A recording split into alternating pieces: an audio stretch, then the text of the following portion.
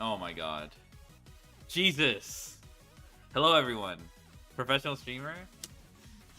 This doesn't happen that often. I think what happened was I left the browser window open for a long time. It crashed my computer, and I guess I didn't realize I had to redo all my audio settings. Hello Tana. Hello Tano-san. Hello please. Hello Sunju. Hello Permafeared. Yeah, we're talking about Evilswarm Ouroboros. Luckily that shit's banned. Anyway, I saw this video. Yu-Gi-Oh's game philosophy needs to change. I've seen it shared a bunch. I finished a bunch of stuff today, so I decided, you know what, I have some free time to stream. It looks like a whole thing, so I might as well dedicate a stream to this. I see the Ouroboros effect. I imagine it's going to talk about like the arms race, you know. They introduce a card, we beat the card. I see Nibiru in the top right. I've seen a popular theory where Nibiru... Okay, the theory that Nibiru introduced to the game, and then like negates were created, or deck philosophy shifted to, you know, combat Nibiru. That's nothing new. The only thing I have to say is, if you draw the conclusion that Nibiru is a toxic card because of that, you probably need someone else to start thinking for you. That's a big leap. I will say, a little suspicious.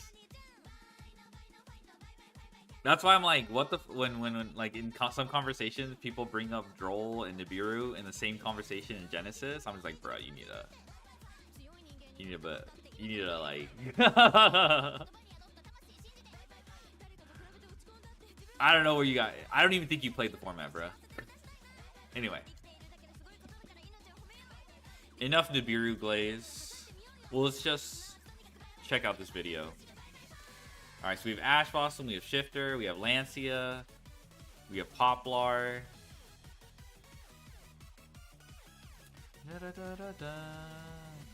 It's weird. Yu-Gi-Oh right now.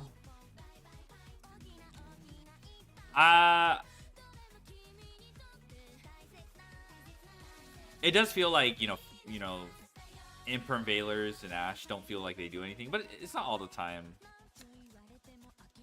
You know, like sometimes pairing doesn't work. I don't know. It's freaking weird.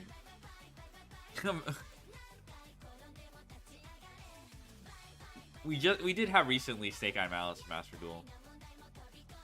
We do have K9. I don't think a philosophy has shifted with K9 as much as people wanted to, because we have Ripper. So I don't know what to expect. Actually, I will mute this.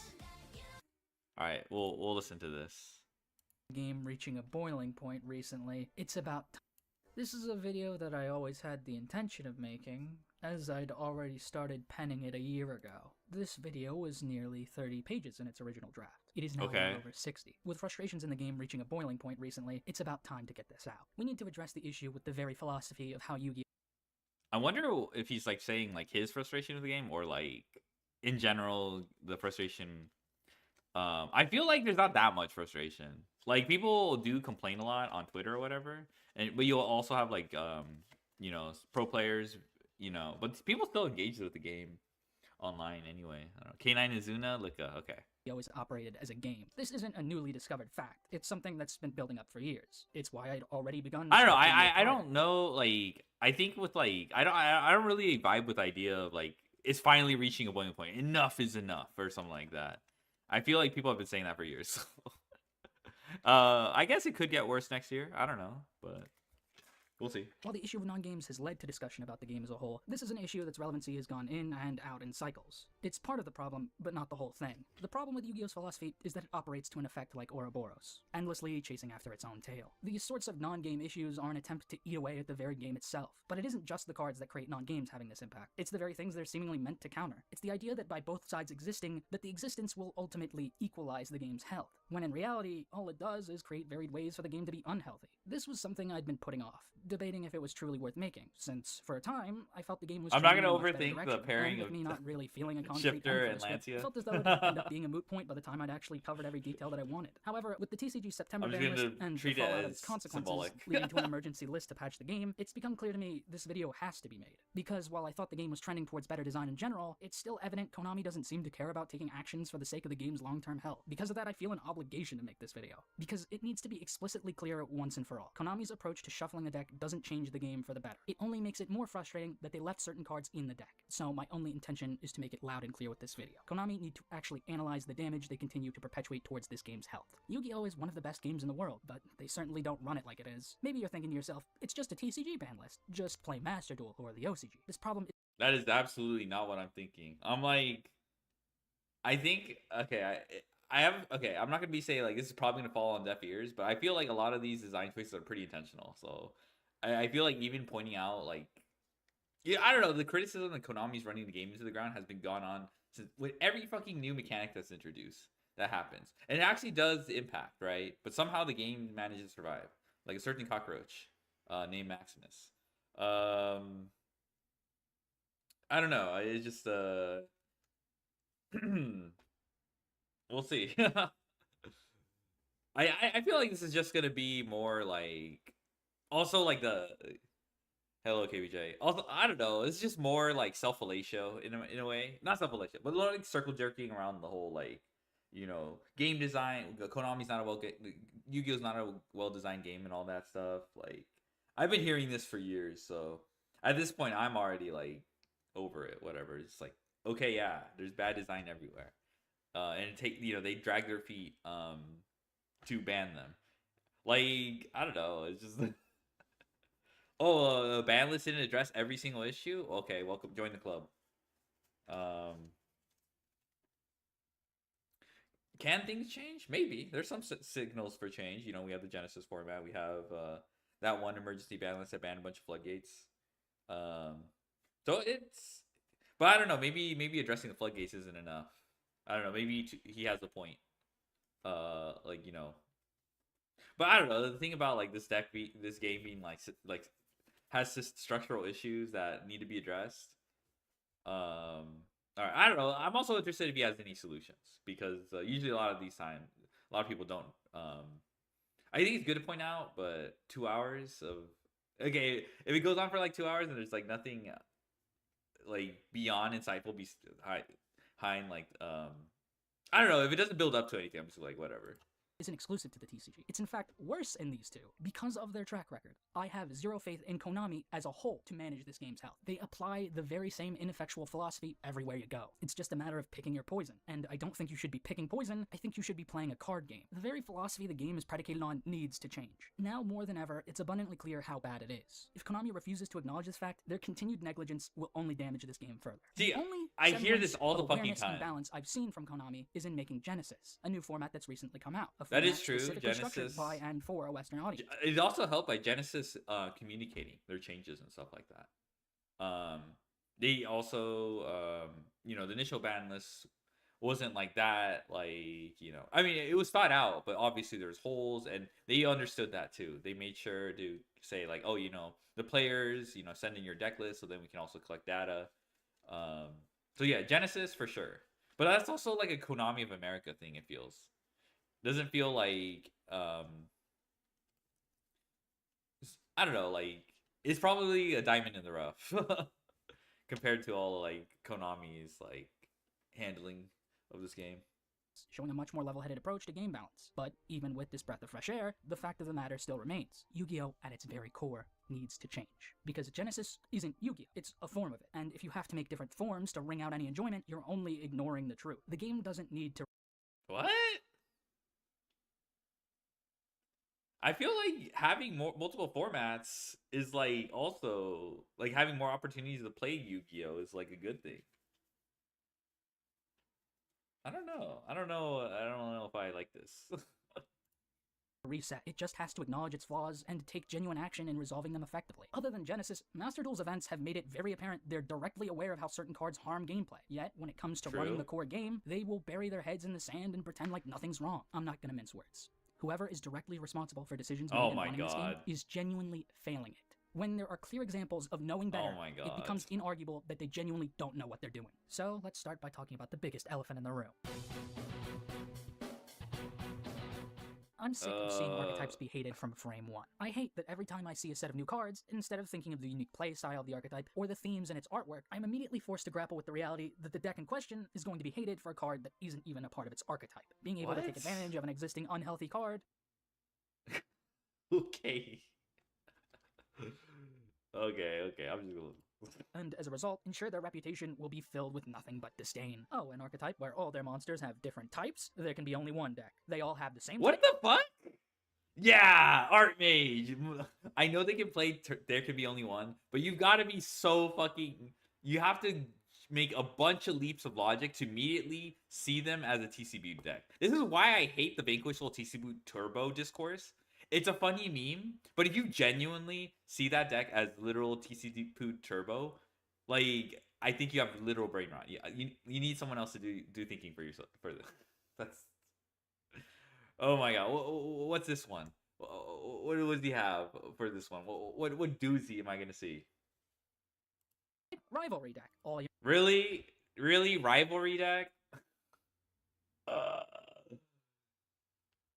they have the I don't know. Okay, the point is I don't know. I don't. Okay, maybe I need to see his point. But like the idea of like seeing these decks as being capable of playing floodgates isn't like is just fucked up. You know, I if this is supposed to be like ban the floodgates argument, you don't need this line of reasoning. This is so performative. I'm sick. Your monsters have different attributes? Gozen deck. All your monster effects don't even matter on field? Skill Drain deck. A deck that doesn't care about its graveyard or actively interacts with the banishment? Shifter deck. And the thing is, I'm pretty sure Konami's well aware of this. Like Shifter isn't even like... This is so oversimplified. We also Tenyi was not Tenyi. Tenpai was also considered like a shifter deck, but there were like gameplay. I don't know. Malice didn't even recently start playing shifter until like the format called for it. But yeah, they do. The fact that auto wins are in the game are pretty gross. I don't know. This is so silly. This is so childish. I can't take this seriously. Get to the point. This fact. Shifter is a card that most people with a pulse despise, rightfully so. It is a card that only most people with a pulse pulse core component of the game in order to provide a massive imbalance in the favor of the. I don't. This is performative fucking language. Holy shit. Oh my god. I don't know what I was expecting. I'm starting to understand that this is starting to get more. How are you enjoying Normal Monster Blacklist Soldier? It looks cool. I heard people use it. Actually has a niche with I think like having a level 8 warrior for rituals is actually normal monster is actually needed. I think it's high ritual or whatever. I definitely for collector's purposes I wanted it. It's cool. It's like a cool relic. But I heard some decks there's some like it's some playability, but it's just like ritual. High ritual art is not even a widely played card. But like it wasn't possible before until this. All right, yeah. I don't know. I think this is starting to become like more like charged. And that actually bothers me. Like when you use charged language to make your point, it's just like why are you trying to make me angry, bruh? This is like like if you have salient points, you don't need to rouse the rabble. You don't need to do that. Your points should stand on its own. However, it's not the only card in the game that's legal and does this. There's the literal opposite issue in a card like Lancia, along with plenty more. The reason this video isn't just about the ban list is because to Konami, this is intentional. This is intended philosophy behind the game. It means they can sell new archetypes with the idea they can use these powerful pre-existing cards to compete. And while some of them have been limited, they haven't been removed entirely, choosing to keep them around in spite of knowing their impact on gameplay. Trying to get the royal, nice. This is just awful for the card design space in general. Sure, Shifter may have very well given Malice an edge as a tiered strategy, but Lancia also hampered that tiered edge. Not as a means of checking it, but rather invalidating it entirely. Is it really necessary to leave these legal if they don't even Not as a means of Shifter may have very well given Malice an edge as a tiered strategy, but Lancia also hampered that tiered edge. Okay. Not as a means of checking it, but rather invalidating it entirely. Is it really necessary to leave these legal if they don't even balance the game? Floodgates only... Part of it is also, it's not even like, Malice is also pretty fucked up too. Like Lancia does not introduce like, good gameplay, because you're basically telling your opponent, fuck you, you can't play cards. Pretty similar to Droll as well. But also, like, you know, Malice is like it's super hard to stop Malice too. They also made sure that Malice can't be interacted with other hand traps. So like it's multifaceted, but whatever. serve to highlight the absolute worst part of Yu-Gi-Oh! Fun for me, not for thee. These are cards that deliberately aim to change the entire axis of the game, intending to functionally disallow your opponent from playing the game entirely, all while you sit there completely unimpeded. The common argument is that they help far weaker decks actually have an edge in competing against meta decks. I get it. It feels good to actually be able to play your deck without a figurative gun pointed to your head at every step, but that comes at the cost of the gun no longer being figurative. However, this sentiment doesn't even matter, because good decks can play them as well. Since YCS Anaheim, floodgates have become a hot topic of debate once again, because they've displayed That's what true. they actually represent for gameplay, non-games, creating scenarios where an actual game isn't played at all. A player simply wins off the back of a singular card that invalidates the opponent's entire strategy. This continues to happen You because know, he probably gets to it, but you know, you could probably say the same for like Fulos, the Charmies. They can also create that like chilling effect of non-games. They come with their own restrictions at least, but I think he'll get to that. But I'll Konami's refusal to acknowledge the fundamental problem behind these cards. Floodgates in eons past weren't typically as bad in the day because the game was much slower. Floodgates used to actually reflect the namesake. They prevented things from getting out of hand. Floodgates, even more often than not, had a drawback the player using them had to contend with as well, so you were most likely making a concession in using them. Now, of course, not all floodgates were remotely fair, even back then, like Kaiser Coliseum. Oh, what fun. The point is that these cards fundamentally go against what the modern game is at a larger level. The passage of time has only made them far less tolerable in gameplay. Back when games would usually last more than 3 turns, there was a realistic chance that you could eventually draw the out and turn the tide of the duel, since your opponent couldn't vaporize you at a moment's notice. But now that duels tend to cap out at 2 to 3 turns, if you can't address them immediately, they translate to an instant game loss. This issue is compacted into being even worse in the context of a best of 3. The reason not to play floodgates is because of variance. You never know for certain if they'll be effective against every deck you see, but if you load your side deck with them instead, you now have auto-win buttons for games 2 and 3, invalidating the entire point of playing a best of 3. The continued legality of these cards invalidate the game on a systematic level. As I've already highlighted, floodgates usually tend to be a brand of shame for archetypes. The fact that they can use them without suffering any consequences means the deck is defined competitively by that card, a card that intends to invalidate gameplay as a whole. Having the identity of the archetype be impacted by these cards genuinely harms their reputation far. Why are we using hyped up Yugi tuber thumbnails for this? Like these became like these are just like first impressions, and like they ended up not being as true. You know, this is like when people reacted to like Tenpai and they're like battle phase deck trash. So I don't know. This is not this deep picture in the background. Far more than it helps them. Less people focus on the genuine design behind the archetype and more so on the power and how it ends up being uncontested as a result of the floodgate that the deck skirts around. It actively sets back the ability to evaluate the strength of cards. This then seems to trickle back into design, since nothing is truly learned from people hating those archetypes rather than hating the genuine and competent design practices. This is sticking mostly to the conventionally applicable floodgates. There are a swath of far less conventional floodgates, but when they manage to rear their ugly heads, the issue remains the same. They create non-games. Paradise Smasher got banned because it only now started working. The reality is that its design was never indicative of healthy gameplay. It's just a matter of object permanence. Getting rid of it only once Konami sees it, because foresight is a foreign concept to Konami. There are plenty of cards that I think for the case of Paradise Smasher, I think it's more of like they banned it too little, too late, right? Like, I guess maybe I'm not like maybe I'm getting ahead of myself, but he's like if they had the foresight to ban it before the archetype was introduced, like K9 or whatever, or Chris Ron, or Vanquish Soul, I guess that might be what they're getting at. Tenpai was top 10 worst Yu-Gi-Oh decisions. 6-7, 6-7, yeah, 6-7, number 6-7, Paradise Smasher. They banned 6-7 forever. You can never say 6-7. have followed this very cycle. It doesn't matter how niche they may be, they ultimately contribute nothing of value to gameplay health. Awarding an auto-win to any deck capable of using them is completely shallow design. Deck lockdown is just mistake, but it can also stop your opponent from summoning from the deck. The reason this card isn't super conventional is because it heavily affected both players. I fucking hate this card too. Master Duel, Centurion players are always on this bullshit. They just did not care. They got away with it too. I'm always going second to these guys. And Auxilia protects that shit too.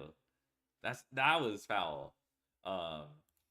These are two extremely potent things to cut off, so doing the same to yourself typically didn't get you far either. Of course, you could just activate it after playing Pure all stun, the bro. cards, entirely invalidating Broad the second Turion? effect. Yeah, This Broad just won't see Turion. as much use as others because it's less applicable. But in the scenarios it was playable, no one, and I mean no one, would tell you it contributed to healthy back and forth gameplay. It doesn't matter how good or bad these floodgates are. The reality is that they actively invalidate gameplay as a whole, and if they aren't actually addressed, we're just going to needlessly go down a line of them every banless cycle waiting for them to all Why die is he off. saying needlessly go down a line? There's no. What's wrong with that process? Eventually, it'll like as long as you're addressing them as they happen, it's not like it's cool to have foresight, right?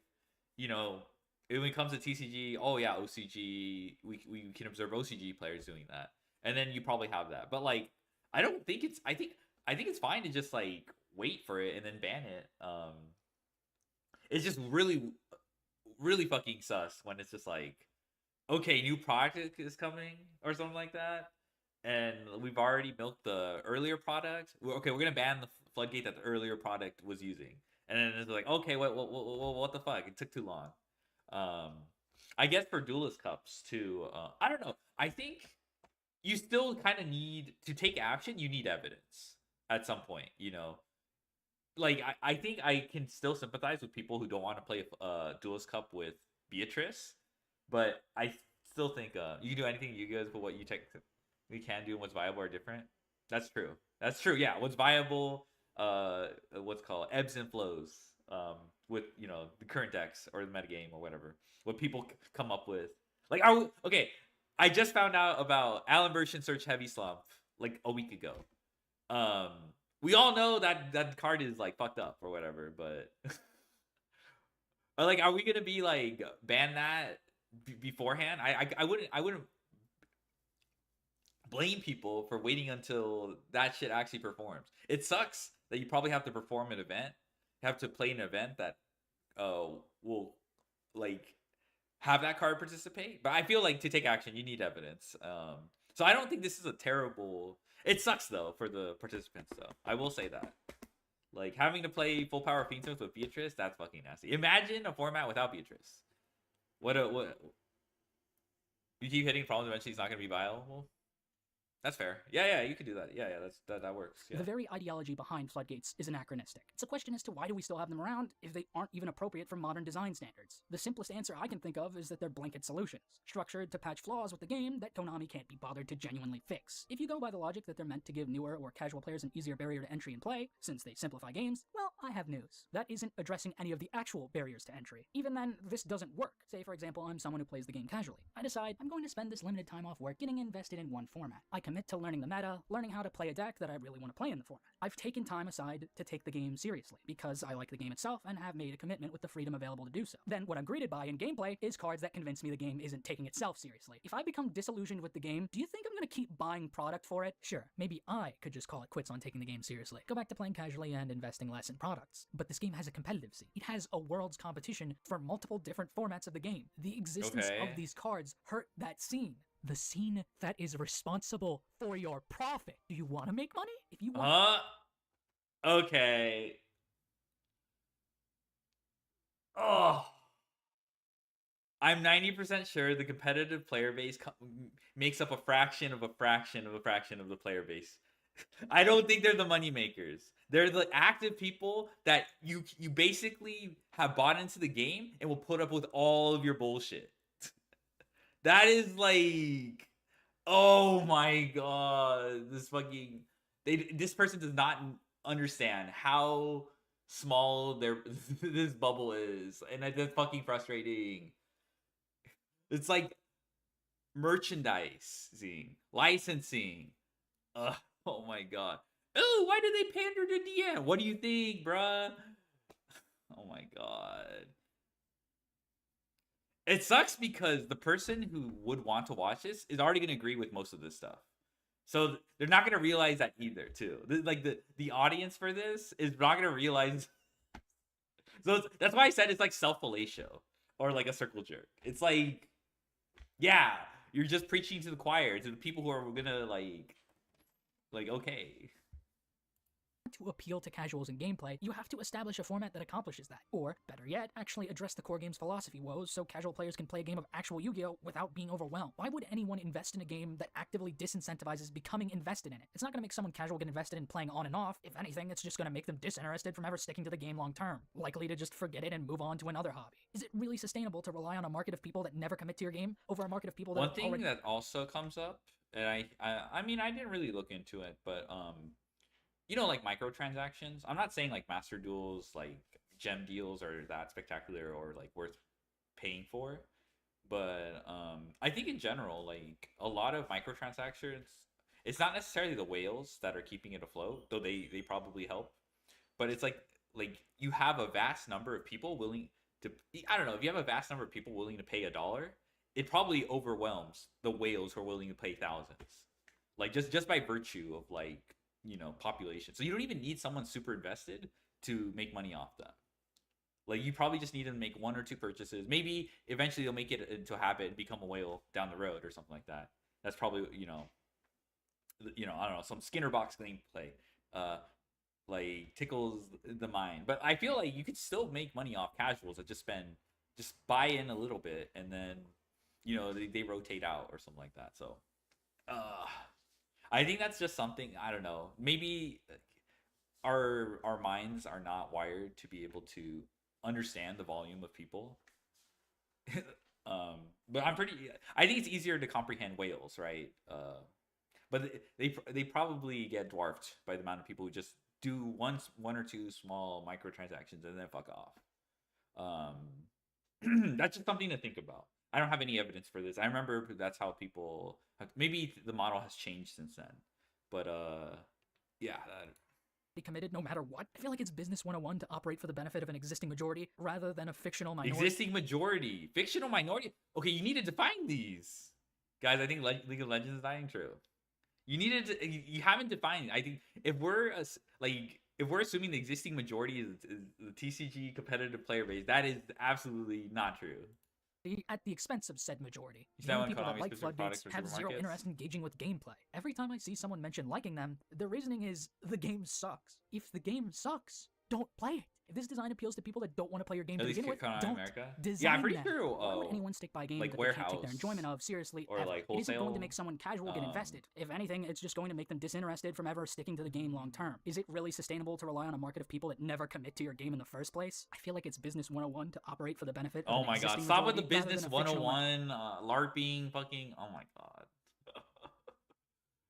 He's still doing the existing majority fictional minority without like defining these. minority at the expense of said majority. Blanket solutions are never particularly good in philosophy, and they most certainly aren't in Yu-Gi-Oh! I think we're Take Nibiru and conflating Maxi, most for active example. They're with, cards that exist as a deterrent to specialing a billion like, times. It's majority. just a shame that specialing a billion times has become a key component of the game now. Nibiru is less of a problem, seeing as it does actually demand a semblance of thought to use correctly. Maxi, on the other hand, doesn't. This card functionally emulates another existing floodgate that's already banned, and as independent cards get stronger and stronger, the amount of drawing Maxi does gets less and less fair, contributing to a lose-lose scenario when it resolves. Maxi turns the use of every single extra deck mechanic in the game into pot of greed for your opponent, and decks aren't designed to end on a single use of a summoning mechanic. Hell, Ryzeal isn't even designed this way, despite Detonator being such there's no fucking way.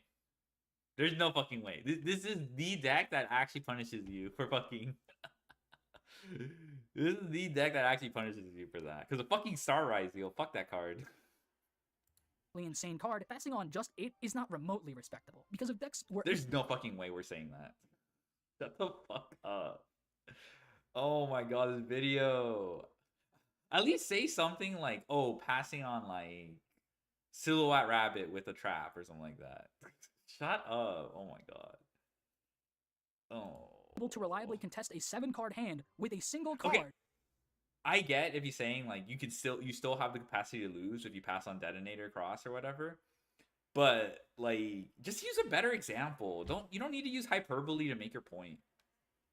Kirby Island was it was not. Stop with that. Just stop. Like, literally yesterday I was just going off about people who were like saying who were calling Ryzeal the underdog in the Shadow of Malice.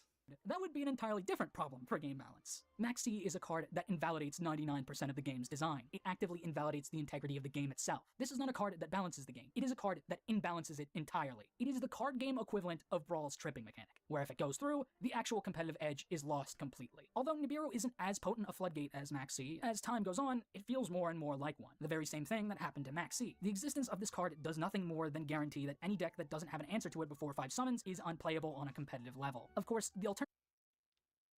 This is like, I get his point. In a way, Nibiru does limit the amount of like actions you can take in a turn. But like Maxi, it's not. Okay. I think a better example is Droll. Nibiru is just like, it is true. If you can't, there are decks that can't beat Nibiru. Despite, I think previously, Red Dragon Archfiend had no way to beat Nibiru, but you can still like play. There's still like the amount of decks that are invalidated by Nibiru is way less than Maxi. Maxi's almost universal. Like, I don't know. I feel like Droll's way better of an example because, you know, you can reasonably say most decks need to search to do like some core gameplay. And then if you get Droll, you probably can't perform any more actions afterwards. There are decks that can self Droll, and they're unaffected, but usually they rise to the top or whatever. I don't know. This Nibiru bullshit, it invites the stupid idea that, like, I don't know. We're not even doing like systematically comparing what decks get invalidated by Maxi and what gets. We're just assuming that like Nibiru, they almost overlap. Hello, Darkwing Duck.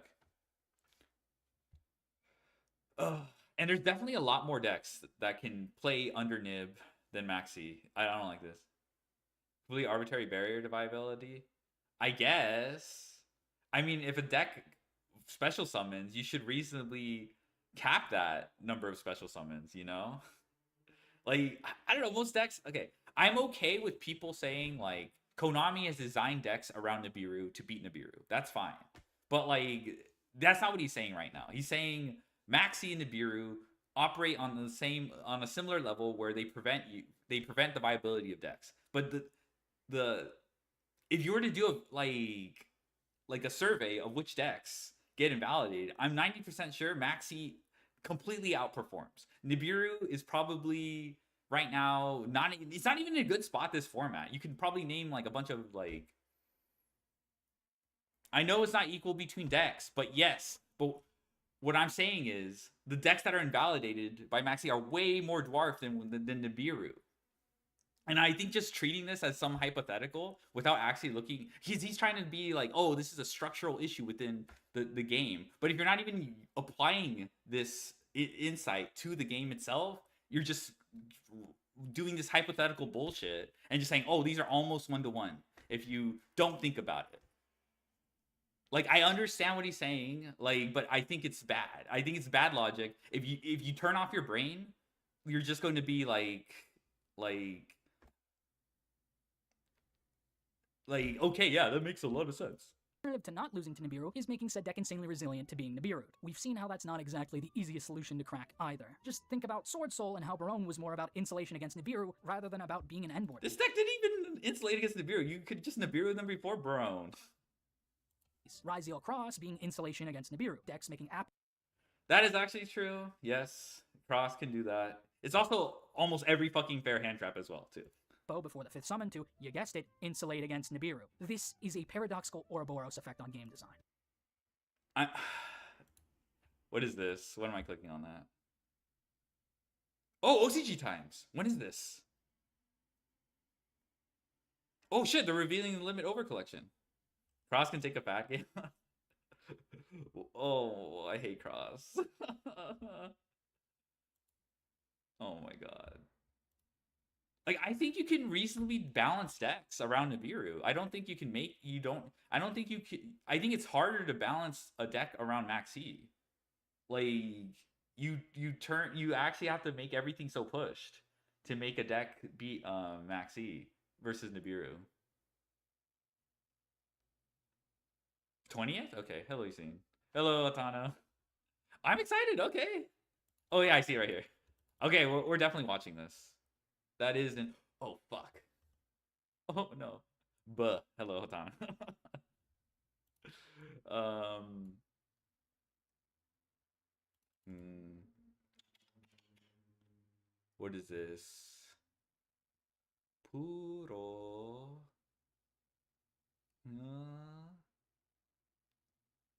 Charmer? Oh fuck. Okay, I'll try again later. Right now, we're only 60 minutes in. I already hate this video. They want this card to exist to keep a type of deck in check that does not exist on a wider scale, with them also allowing cards that invalidate its very purpose to begin with. Instead of balancing the game's health on a broader scale, like it purports to, is keeping a large demographic of decks that aren't even particularly good out of playability, even on a more casual level. It's 2 hours 30, duplicitous yeah. design. More decks are designed to lose to Nibiru than there are decks designed with the capacity to play around it. Decks will do 5 or more summons and achieve precious little in that time. It's a wonder as to why decks I mean, he's just saying this, but there's no. I'm not telling him to say like. I think you could just at least go back like the last few metas. I guess he brings up other less fortunate decks or whatever. I don't know. I'm just taking his word for it, but right now my intuition does not like. I'm not. It doesn't match up with my intuition of like. designed this way. It makes them needlessly convoluted for the person playing it, and it makes it automatically lose to cards like Nibiru or Maxi, regardless of the archetype's actual power level or gameplay style. It is setting archetypes up for failure. Why would you knowingly design cards in such a way that makes them not worth playing? The excessive summoning serves as checkpoints of interaction, and yet the game on a broader scale isn't utilizing those individual checkpoints. It's just blowing them out entirely at the starting line or the end goal. In a series where I make new archetypal support for fun, for Evil Twin, the first thing I literally had to account for is designing an in-archetype way around Nibiru, so the deck can actually play the game, without needing Sprite of course. Evil Twin is an archetype that originally intended to end on a single pop while drawing a card. This unimpressive game plan is completely invalidated by the existence of Nibiru, because they designed the deck to get there at 5 summons. So if the deck were to be playable, support has to address this, and not actually expand on the deck's game plan, because it doesn't matter if it expands if it's still going to pan out the same way in gameplay. They printed Trouble Sunny, which made the duo much better, but the deck still had the same flaw. There's no answer to Nibiru, it's just a 6th summon. This Is it Beansmith? I don't really know Life Twins that well. But I guess you do use your normal summon to like perform that combo. I don't know what the Link ones. I actually haven't figured out what the means anytime Konami wants to design a tiered strategy, they have to warp the design around all these cards so that they can actually sell them. Konami made further support for the twins with a new main deck name and a Link one. There was a short fan. Let me read these really quick. Opponent activates a card or effect in response to your live twin, a card effect or effect. You can discard this card and get the opponent's effect. If you control. Oh, I wonder, can't you just turn player priority, summon your Link 2, summon a guy, and then what's called attempt to summon a guy, and then they nib or some shit? Maybe they could just wait for the guy to get summoned. But I really don't know what live twin does anymore, so I'm pretty lost. Like, okay, if the 1-card combo loses the Nibiru, I don't give a shit. Okay, if you can like extend past that, then surely you should set up something like that. I'm not like Reprodicus. Let's go Reprodicus. Control skill 1. This card is in your graveyard. You can special summon this card. Line is summon Requiem on turn 5, and turn player use the effect to summon Lacrima. Oh, that makes sense. Okay, that makes sense. Yeah. Because then you've been then you pretty much check sequence. Okay. I guess in archetype there's nothing here, but 6/7. Yeah, 6/7. Yeah, you hold in graveyard. You're basically threatening sequence if they do it too early, or only link summon one kill. You can send one little monster. You can apply this card each time you activate this card effect. Draw 1 card when that. All right. Maybe he has more to say, but fanfare for the support, and then the deck faded back into the shadows. Okay, I don't know if it was because of Nibiru. I'm pretty sure people like when competitive players picked up I'm pretty sure the live twin enjoyers still like play the deck and they didn't care too much. But I'm pretty sure the competitive players were like, this is just worse Malice. Why am I playing this over Malice? And then just dropped it. So this is even like Nibiru. This is more like it's in the shadow of a competitive deck, and unfortunately that's what happens. You know, it's like unless you want to make the deck I'm 90% sure that was the reason. because they added more At least for gas TCG. to a car with no tires. Sweet sounds like it addresses the Nibiru problem, but because she only negates a card that's activated in response, and to a live twin card, the subsect of the archetype that's irrelevant past... Actually, people playing... I heard people played into this at the time. Summon 1, it's extremely easy to still rinse the deck. You want a Nibiru. YCS? While it Whoa. does address the deck's weakness to other hand traps, it doesn't address the one that automatically wins against them. But they're well aware... I don't know. I'm just like... very curious. This sounds... it's so defeatist in my opinion. Like... I'm sure they're well intentioned, but like...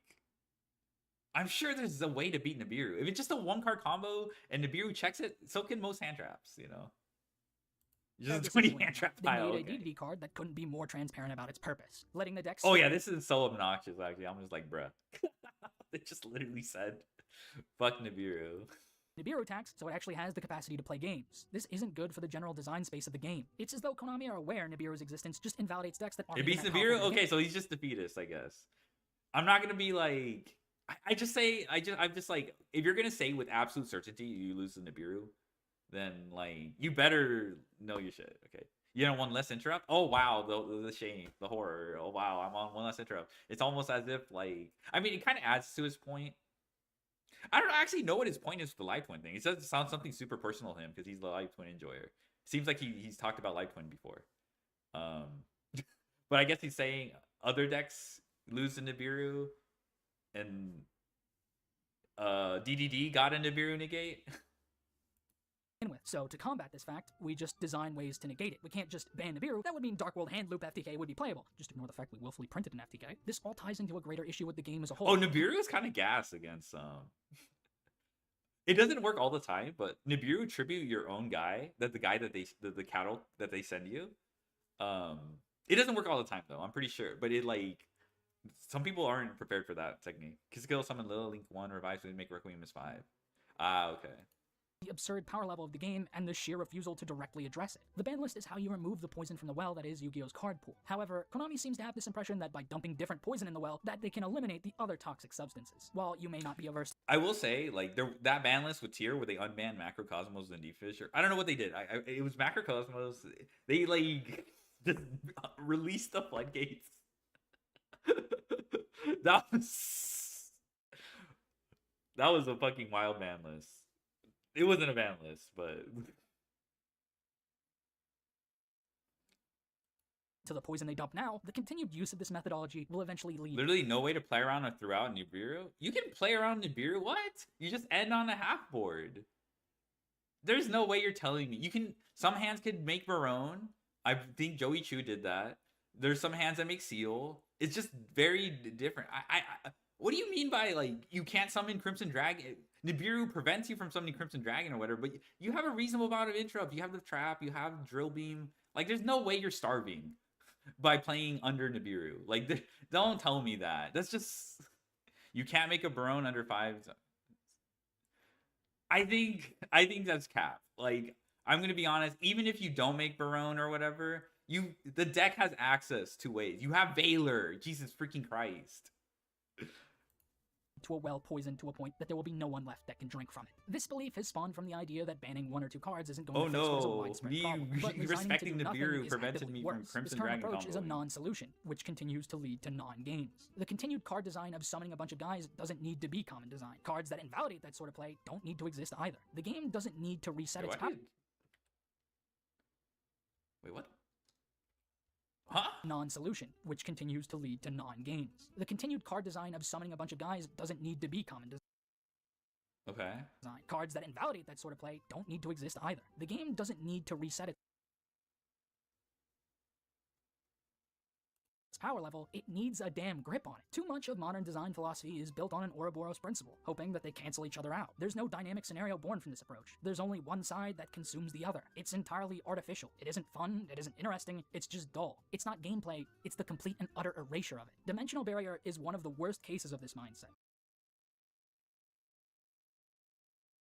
I'm not sure what the earlier point is supposed to say, because that's like, auto win, lose, lose? I think, can we go back to Floodgates?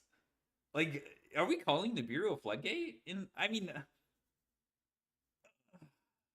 there is gameplay.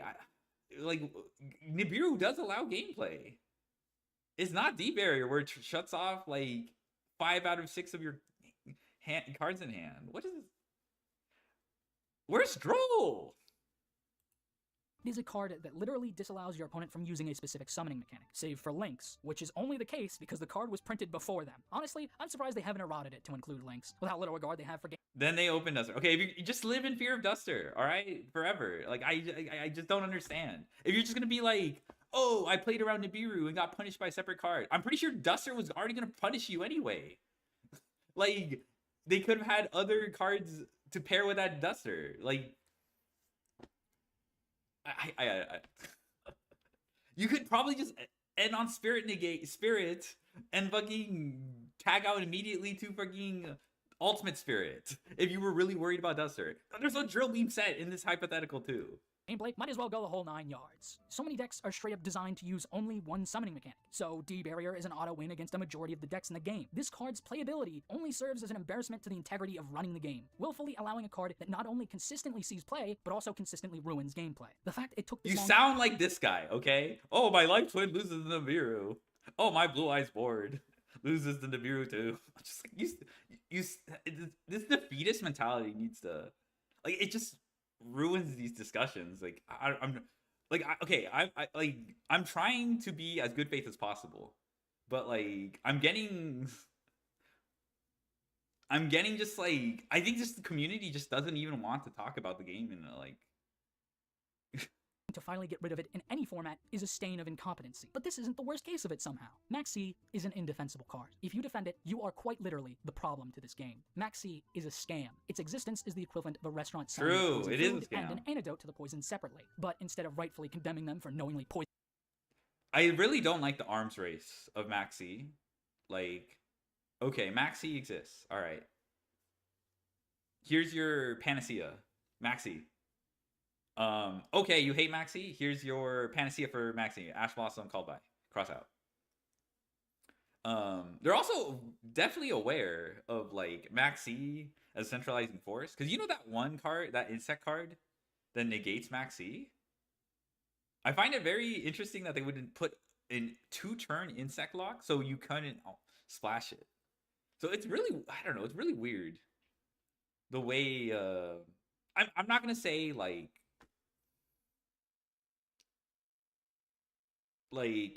Maxi is unlimited. It's like, you know, I'm not trying to like comment on the format or whatever that has different most format. Okay, we have TCG that has Maxi ban. We have Master Duel that has it semi-limited. We have OCG that has it semi-limited. I'm not gonna be like, okay, I prefer one or the other, whatever. When Maxi was legal in TCG, it didn't matter. I was playing TCG. I was just gonna play the format anyway. So I'm not gonna be like, okay. But I don't know. It's really weird. I don't know. I've accepted Maxi, you know, like as the mainstay of this game, so it's not a big deal. But yeah. Anyway, back to my earlier point. I don't really like the arms race. It just, you know, I guess the Ouroboros imagery that he's been hinting at. You know, just the cycle never ends. Your food, you commend them for also selling an antidote. You're a sucker. It only justifies the continual cycle of the god-awful card design that it's meant to deter. The thing you want out of the game, instead of actually forcing them to design cards to be healthy and balanced in the first place. Hypothetical cards should not be a deterrent to poor design. Intrinsic gameplay ramifications should. The moment I became fully cognizant of how terribly designed Maxi is was when I won off of it. It felt satisfying to be able to have the ability to actually contest my opponent, but when it set in that I had to go +4 to even stand a chance, I just got depressed. I actually care about winning playing my deck and outskilling my opponent with it, not winning because of abysmal game balance. I want the deck that I'm playing to be competent enough to compete, rather than rely on random chance to break the game's balance in my favor. Maxi only attempts to flip it in the other's favor. It's awful design. I think people feel that way about hand traps sometimes. Like, oh, I just, you know, hand trap my opponent to death and then one card comboed them. I've seen that before. It's not, I don't have an issue with that.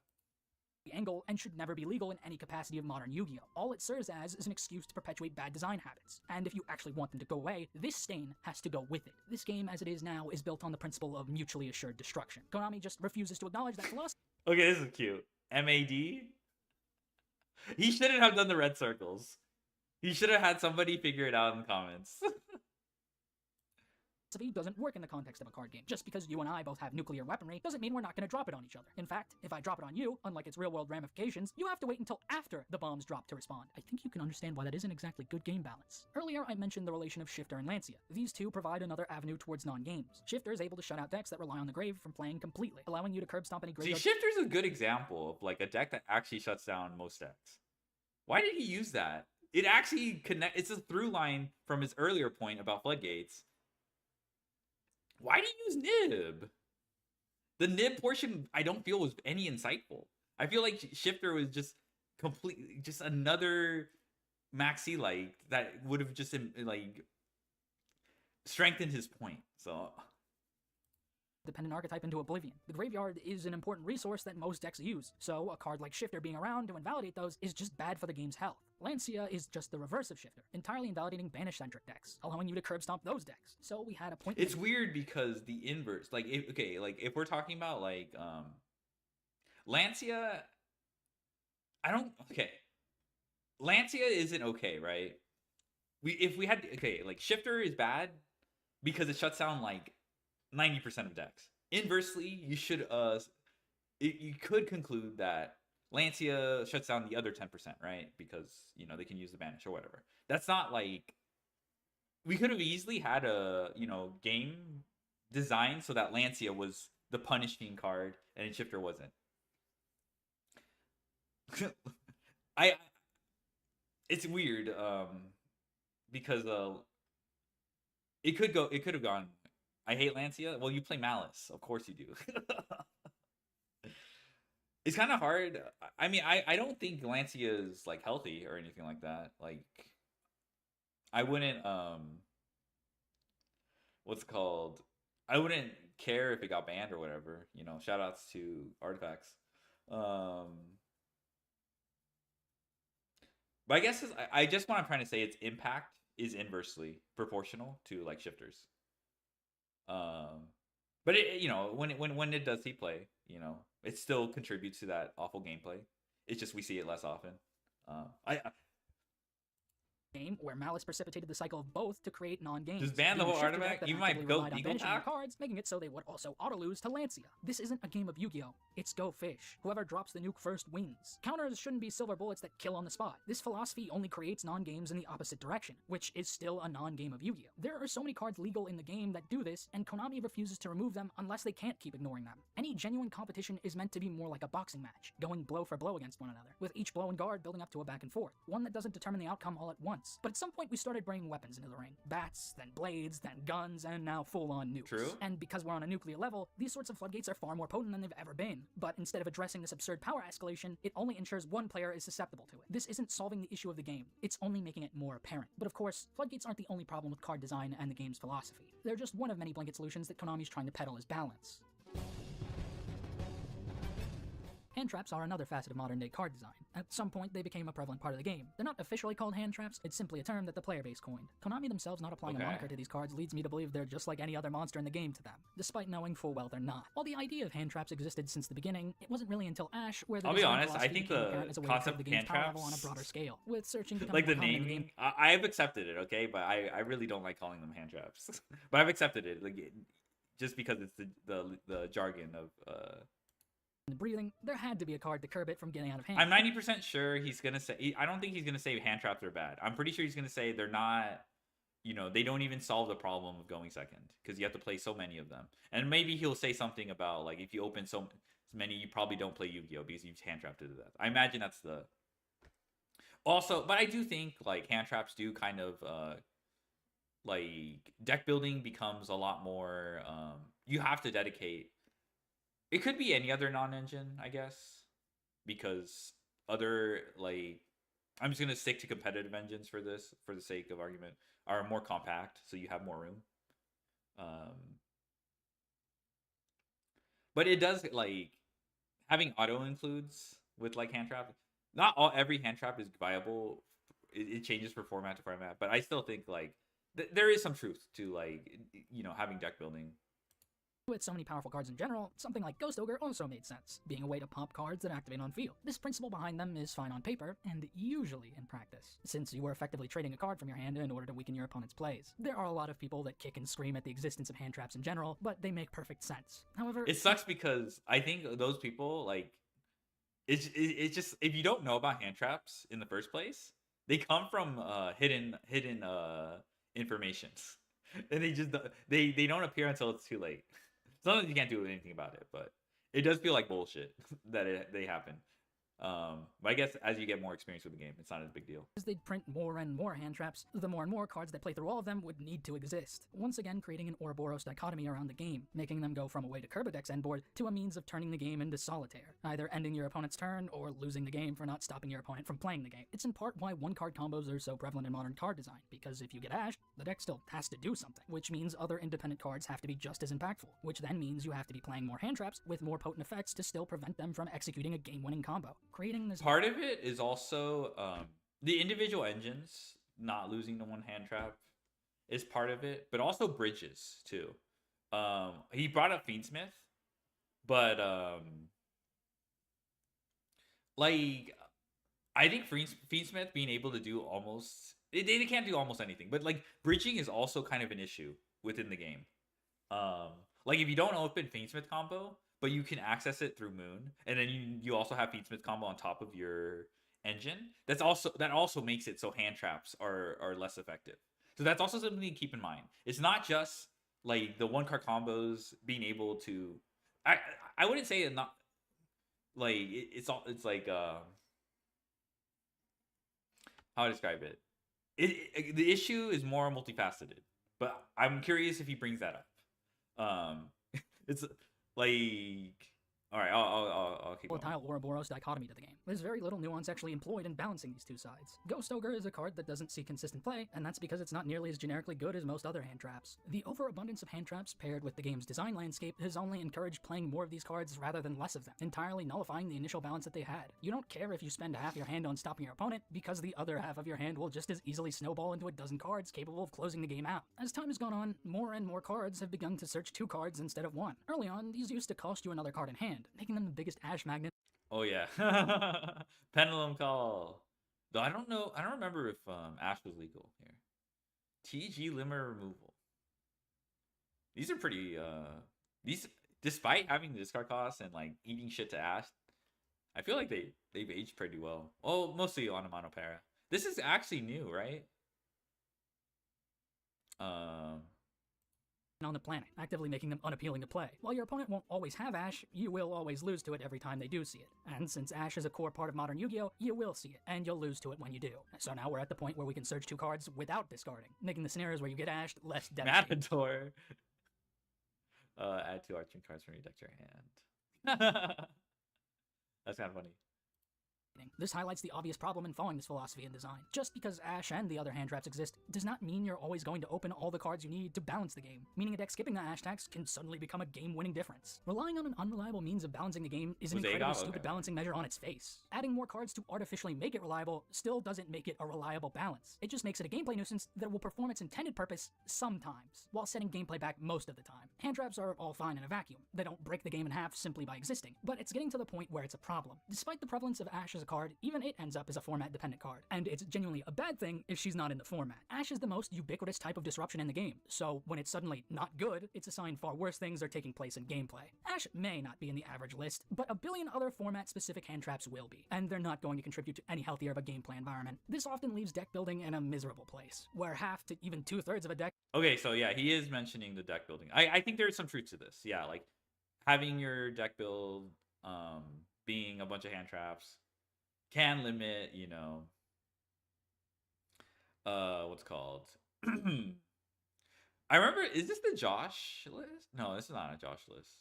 I remember Josh had like this Primite, or was it Primite? I think it was a Fiendsmith control list or something. And it had Kashira actually. And people were like upset that it had like 5 billion hand traps, and it was like, I think they were wrongly concluding that those hand traps are the reason why the game sucks. When it was more like he needed those hand traps to even have a chance to play the game.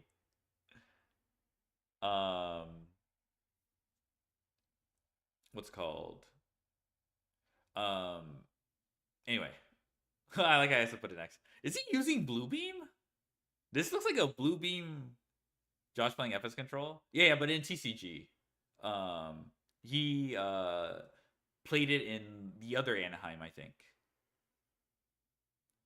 think it was 2023. He brought it, but I don't remember. It's been a while. Are hand traps, and the scraps of it is the actual core of the archetype itself, and maybe another engine. But again, this is also because of like archetypes also being very compact too, and also because you kind of need them because other. I mean, he's probably gonna address that third point about how other cards that multiply demand you to play a bunch of hand traps. Of the game's undertuned balance between consistency and power, and how the reliance on hand traps can devolve the game into solitaire. Okay, that was probably it, yeah. It isn't genuinely skill testing, and it certainly isn't engaging gameplay. If an archetype can't play through them, they're naturally far worse. Not even because of their innate power level or their playstyle, but because they don't have one-card combos to afford them the ability to run so many hand traps. Playing so many hand traps runs you the risk of seeing hands like this, because hand traps aren't... Who cares?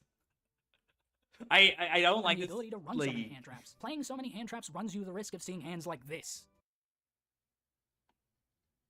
I don't know. Genuinely, I'm always like flabbergasted when people bring this up because like unless you play more engine, you're gonna see these hands eventually. Like you. But you could probably say like, oh, I need to play so many hand traps so I can have a chance going second. But like, okay, this is Suship, bruh. Come on, bruh. Suship doesn't even have like.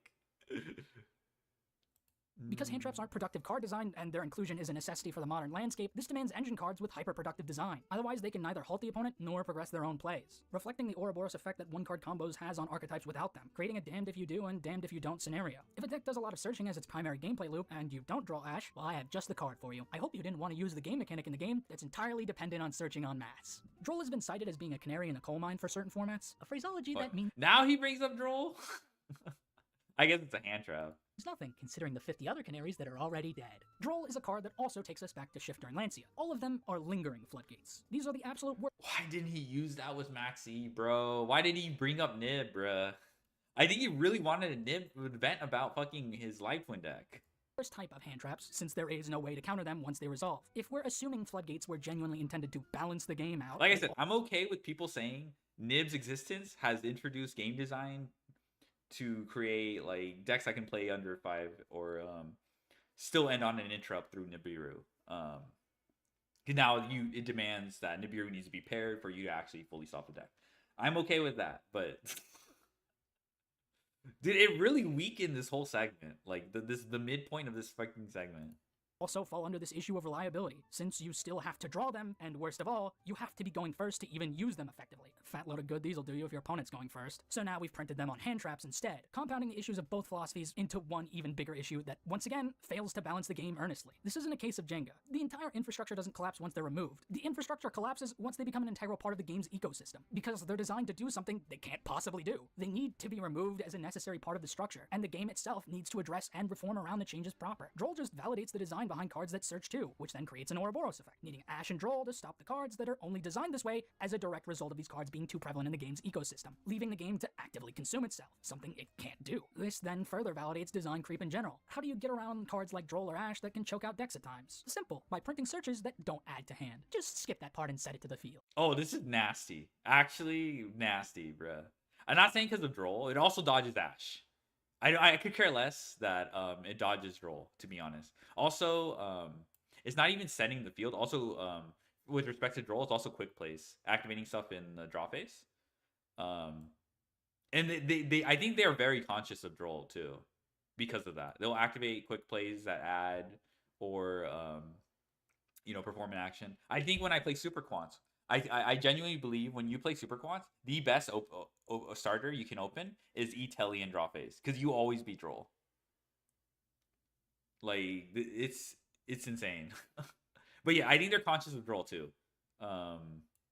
Like they made fucking malice cards optional draws. I think they're pretty conscious of draw. So I think it's pretty fair to say that they are designing around draw, and like, but still keeping draw as a way to check things. But yeah, this is nasty. I hate that it also dodges Ash as well. Um, Cards that set directly to field feel deliberately designed to get around this. While cards like this already existed, it's become increasingly common in modern design, and while applications like Centurion leverage it in a way beyond just dodging Ash and Droll, it feels pretty clear the real goal behind the design is skirting around them. When you consider the most prominent case of this was with the Evilswarm, it seems pretty deliberate, and if this design becomes more common, Ash and Droll become worse. But the continued design of cards depends on them to exist to balance the game, so I'd hope this doesn't replace searching, since there is more nuance to this design than just dodging Ash and Droll, because they decided a card that makes you lose on the spot would justify making these design choices in the first place. The fact that lingering floodgate hand traps are legal is extremely bad. The fact that there are decks designed in such a way that the cards feel like they're at times a necessary evil is also very bad. It, among many silver bullet hand traps, have a tendency to outright ruin formats that would otherwise be considered perfect. You have people that believe a best of one format defeats that problem. It doesn't, because the reality is the ban list itself has to reflect the game's balance. Best of one or best of three. that's an MBT line if I ever heard that. I'm 90% sure I remember MBT saying that at the beginning of Master Duel. And as evidenced by Konami running both, they can't balance for either. These cards exist to deter something that the actual game's balance itself should have been deterring from the start. Their intended use is in a scenario that should have never been allowed to occur in the first place. They create non-games, and these are the cards that never get hit for good. Instead, it is the current top deck that plays them. Another deck will eventually come along and play them. The same gameplay issues will persist, just the deck that plays them will change. The fundamental problem that people hate will never go away, but the very things people actually enjoy will. It's a toxic model that provides nothing of value to anyone. To round out this segment on hand traps, we have to talk about the called by dilemma. Called by is actually a card I like, but because of the role it ends up serving in the game's existing ecosystem, a majority of people hate the card and want it banned, for good reason. It's yet another example of the Ouroboros design philosophy employed by the game. I like Called By because it's a far more potent DD Crow, with the caveat that it isn't a hand trap you can fire whenever, while negating the card it banishes in the process. The card has plenty of versatile use. Quick short for my clout? Okay, this guy literally started glazing Called by the Greg. I think I need a detour. Oh shit! Oh yeah, this is your top 4, right? Ooh, okay. Oh, Brandon Virtuous isn't legal, man. I was gonna net deck. Yeah. Congrats. Oh, motherfucker! I liked it on my alt. I made a third alt accidentally, so now hold on. Let me actually go on my main account. And I'll like the post.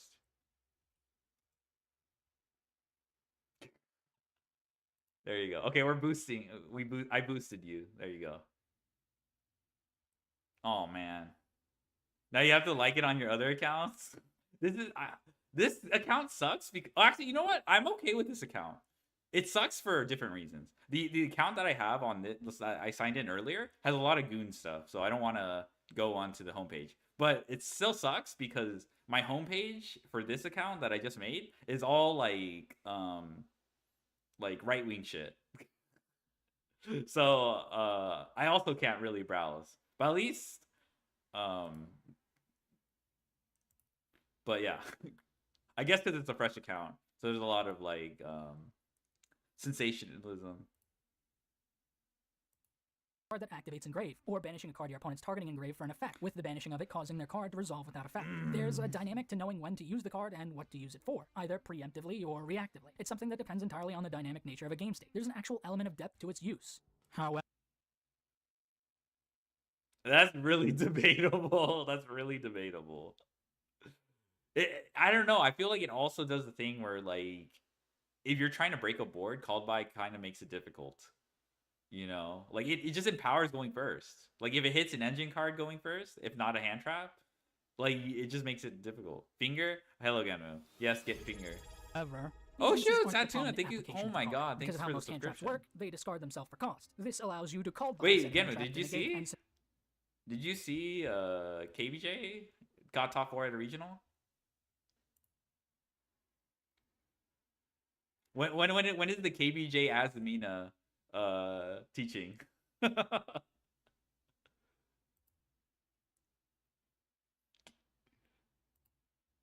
since the game has No, wait, what? Yeah. This is KBJ, yeah. Yeah. This is KBJ. Yeah. Hit up KVJ. Actual. I mean, ask to make a profile for a bigger channel. I'll let you know when it's up. Nice. reliance on these hand traps balancing the game, Called By ends up being a card that just Have you invalidates made a one deck profile before? I feel like you have. I feel like you. I might have stumbled on it or something, but maybe I'm wrong. them in practice. It's less about how the card Need is to get versatile one piece of graveyard disruption and more about how you can play a card that just insulates you against the majority of hand traps. 3v3 The design can of the work, card yeah. becomes shallow because of the ecosystem the game perpetuates, leading Yeah, to but they further are always journeys through cup, okay. non-game hand trap wars that plague the game. It certainly doesn't help that the negate lasts for 2 turns, and it's not a once per turn. Oops. While it affects both players to potentially cut you off from using the hand trap yourself, this balancing restriction actually makes it toxic in its other application, since banishing a key playmaker card for an archetype with Called By is just a death sentence. You know As what? someone Fair that enough. doesn't like Sky Striker, even I think it's diabolical that you can just banish Ray and basically win the game. In the context of Master Duel in the OCG, Called By's existence is a necessary evil. Because Max C exists and invalidates games entirely, you need to be playing a full suite of Called By and Ash. Then, of course, you also don't have to see be her playing in it that. yourself, This and is now you gotta play crazy. Full Loss, which is just 3 more copies of Max C. Since there are 2 different Max Cs and you're playing both, you might as well play Cross Out too. Then don't forget any other staple hand traps like Imperm and format targets like Droll or Nibiru. Congratulations! Now that you've balanced the game, because Konami can't, you can now build a 20-card deck. If I wanted to play a 20-card deck, I'd play Duel Links. Why would you do this to me? Modern Yu-Gi-Oh's only really played when both players manage to survive the nuclear fallout, when all of the cards responsible for the absurd power level and balance of the game are spent, with the game state actually pertaining to the unique design of archetypes in the deck, where decision-making on both sides feels far more defined, leading to an abundance of genuine back-and-forth exchanges, instead of a one-sided flipping of the table on the other. Of course, like mentioned with the existence of hand traps, just because this is the case doesn't mean it's the norm. Very rarely will you see either side survive nuclear winter, let alone both. It's not adequate for the game's balance because it relies on something unreliable to ultimately balance the game. Even if you believe in the farcical notion that a card like Maxi fixes the game, it doesn't, because it isn't present 100% of the time that it's supposed to be, and is present 100% of the time when it's not supposed to be. If I it saw were you raid genuinely Big balance Deck, the game, yeah. it would need to be a Duel Link skill. I got in real tired life, of Pokemon. And at that point, it's clear there's a fundamental problem. Sometimes it And I truly saw feels Big like Deck 90% play of games aren't games of literal Yu-Gi-Oh! game of the year. Agree. That shit was funny as fuck. I was like, what the fuck is bro playing? That game was sick. I don't think I'll ever play it though. Yeah, Big Deck's chill. He's like probably it's cute when he goes into Ray's chat. It'd be like, "Hi Ray." One time, oh, he did call him Nifrost at one point.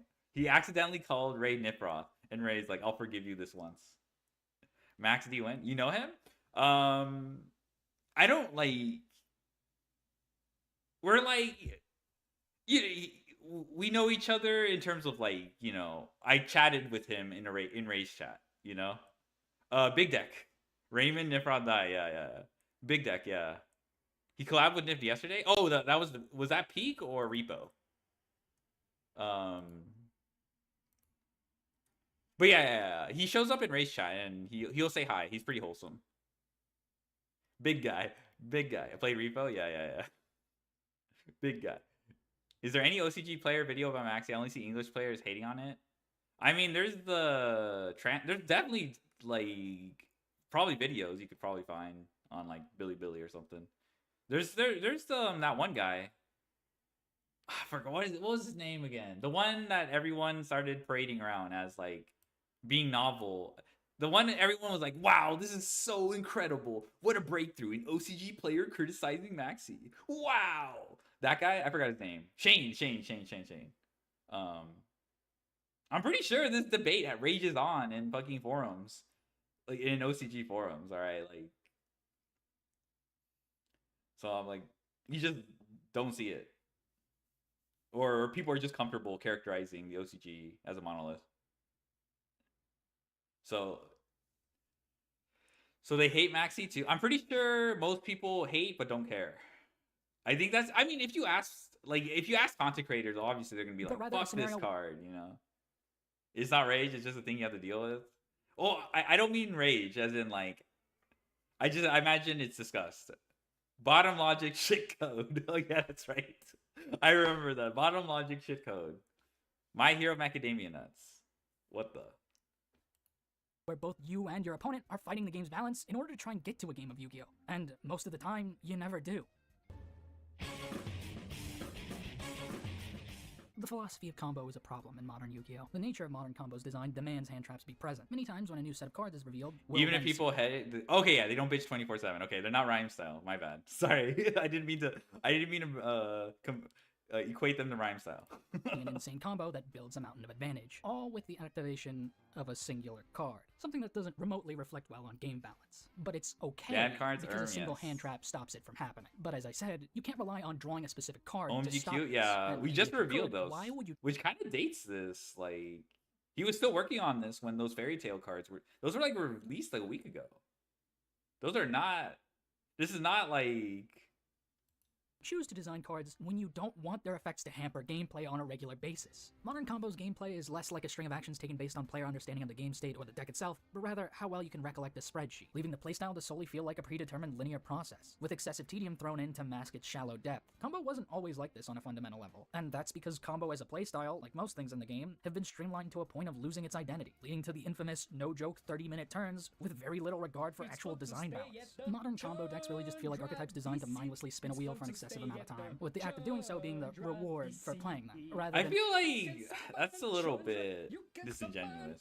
There are like definitely spinning wheel decks that just like I don't want to throw tier under the bus, all right, but milling actually is kind of spinning wheels until something happens, and then you know, but you still have to make some decisions and like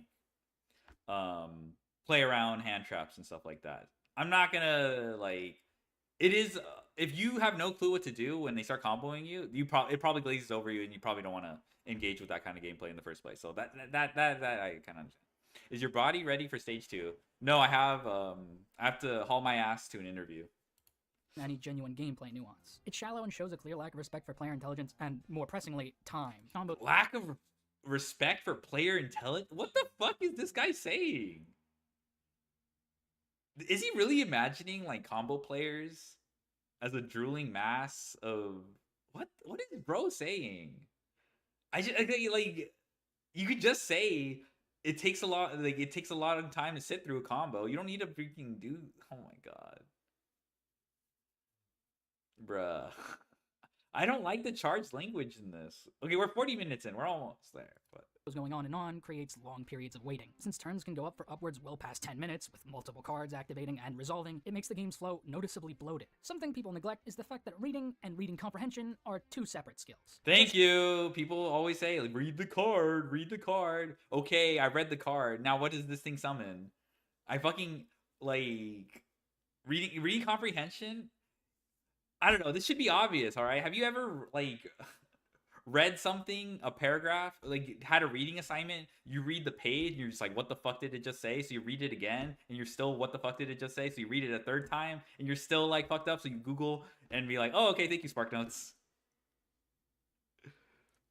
Like, I don't know. It just annoys me. Like, reading does help, okay? It does narrow down the what you have to, but if you're clueless, it can only go so far. Because you can read a card, I'm locking in so I can meet my idol Tasca. Good luck, son. You're not likely to grasp the full depth of each individual card the moment you read them. There's archetypal context which you're likely lacking, and despite seeing multiple cards, it's not always obvious to intuit what cards are intending to do. I can read Poplar in under a minute, but that doesn't mean I'm going to comprehend the full extent of what Poplar does in a single read. Yeah, you have to anticipate that what's it's searching, most of the time it's OSS. But it's you also have to be mindful that this card going into the Spell and Trap Zone also threatens Doom Dragon. It's also a link, what's called. They could also link it off with Linkuriboh. And then now you have to be mindful of Linkuriboh Engrave in case you have a Veiler, because Linkuriboh could, there's a lot more going on than just reading the card, all right? That's just the surface.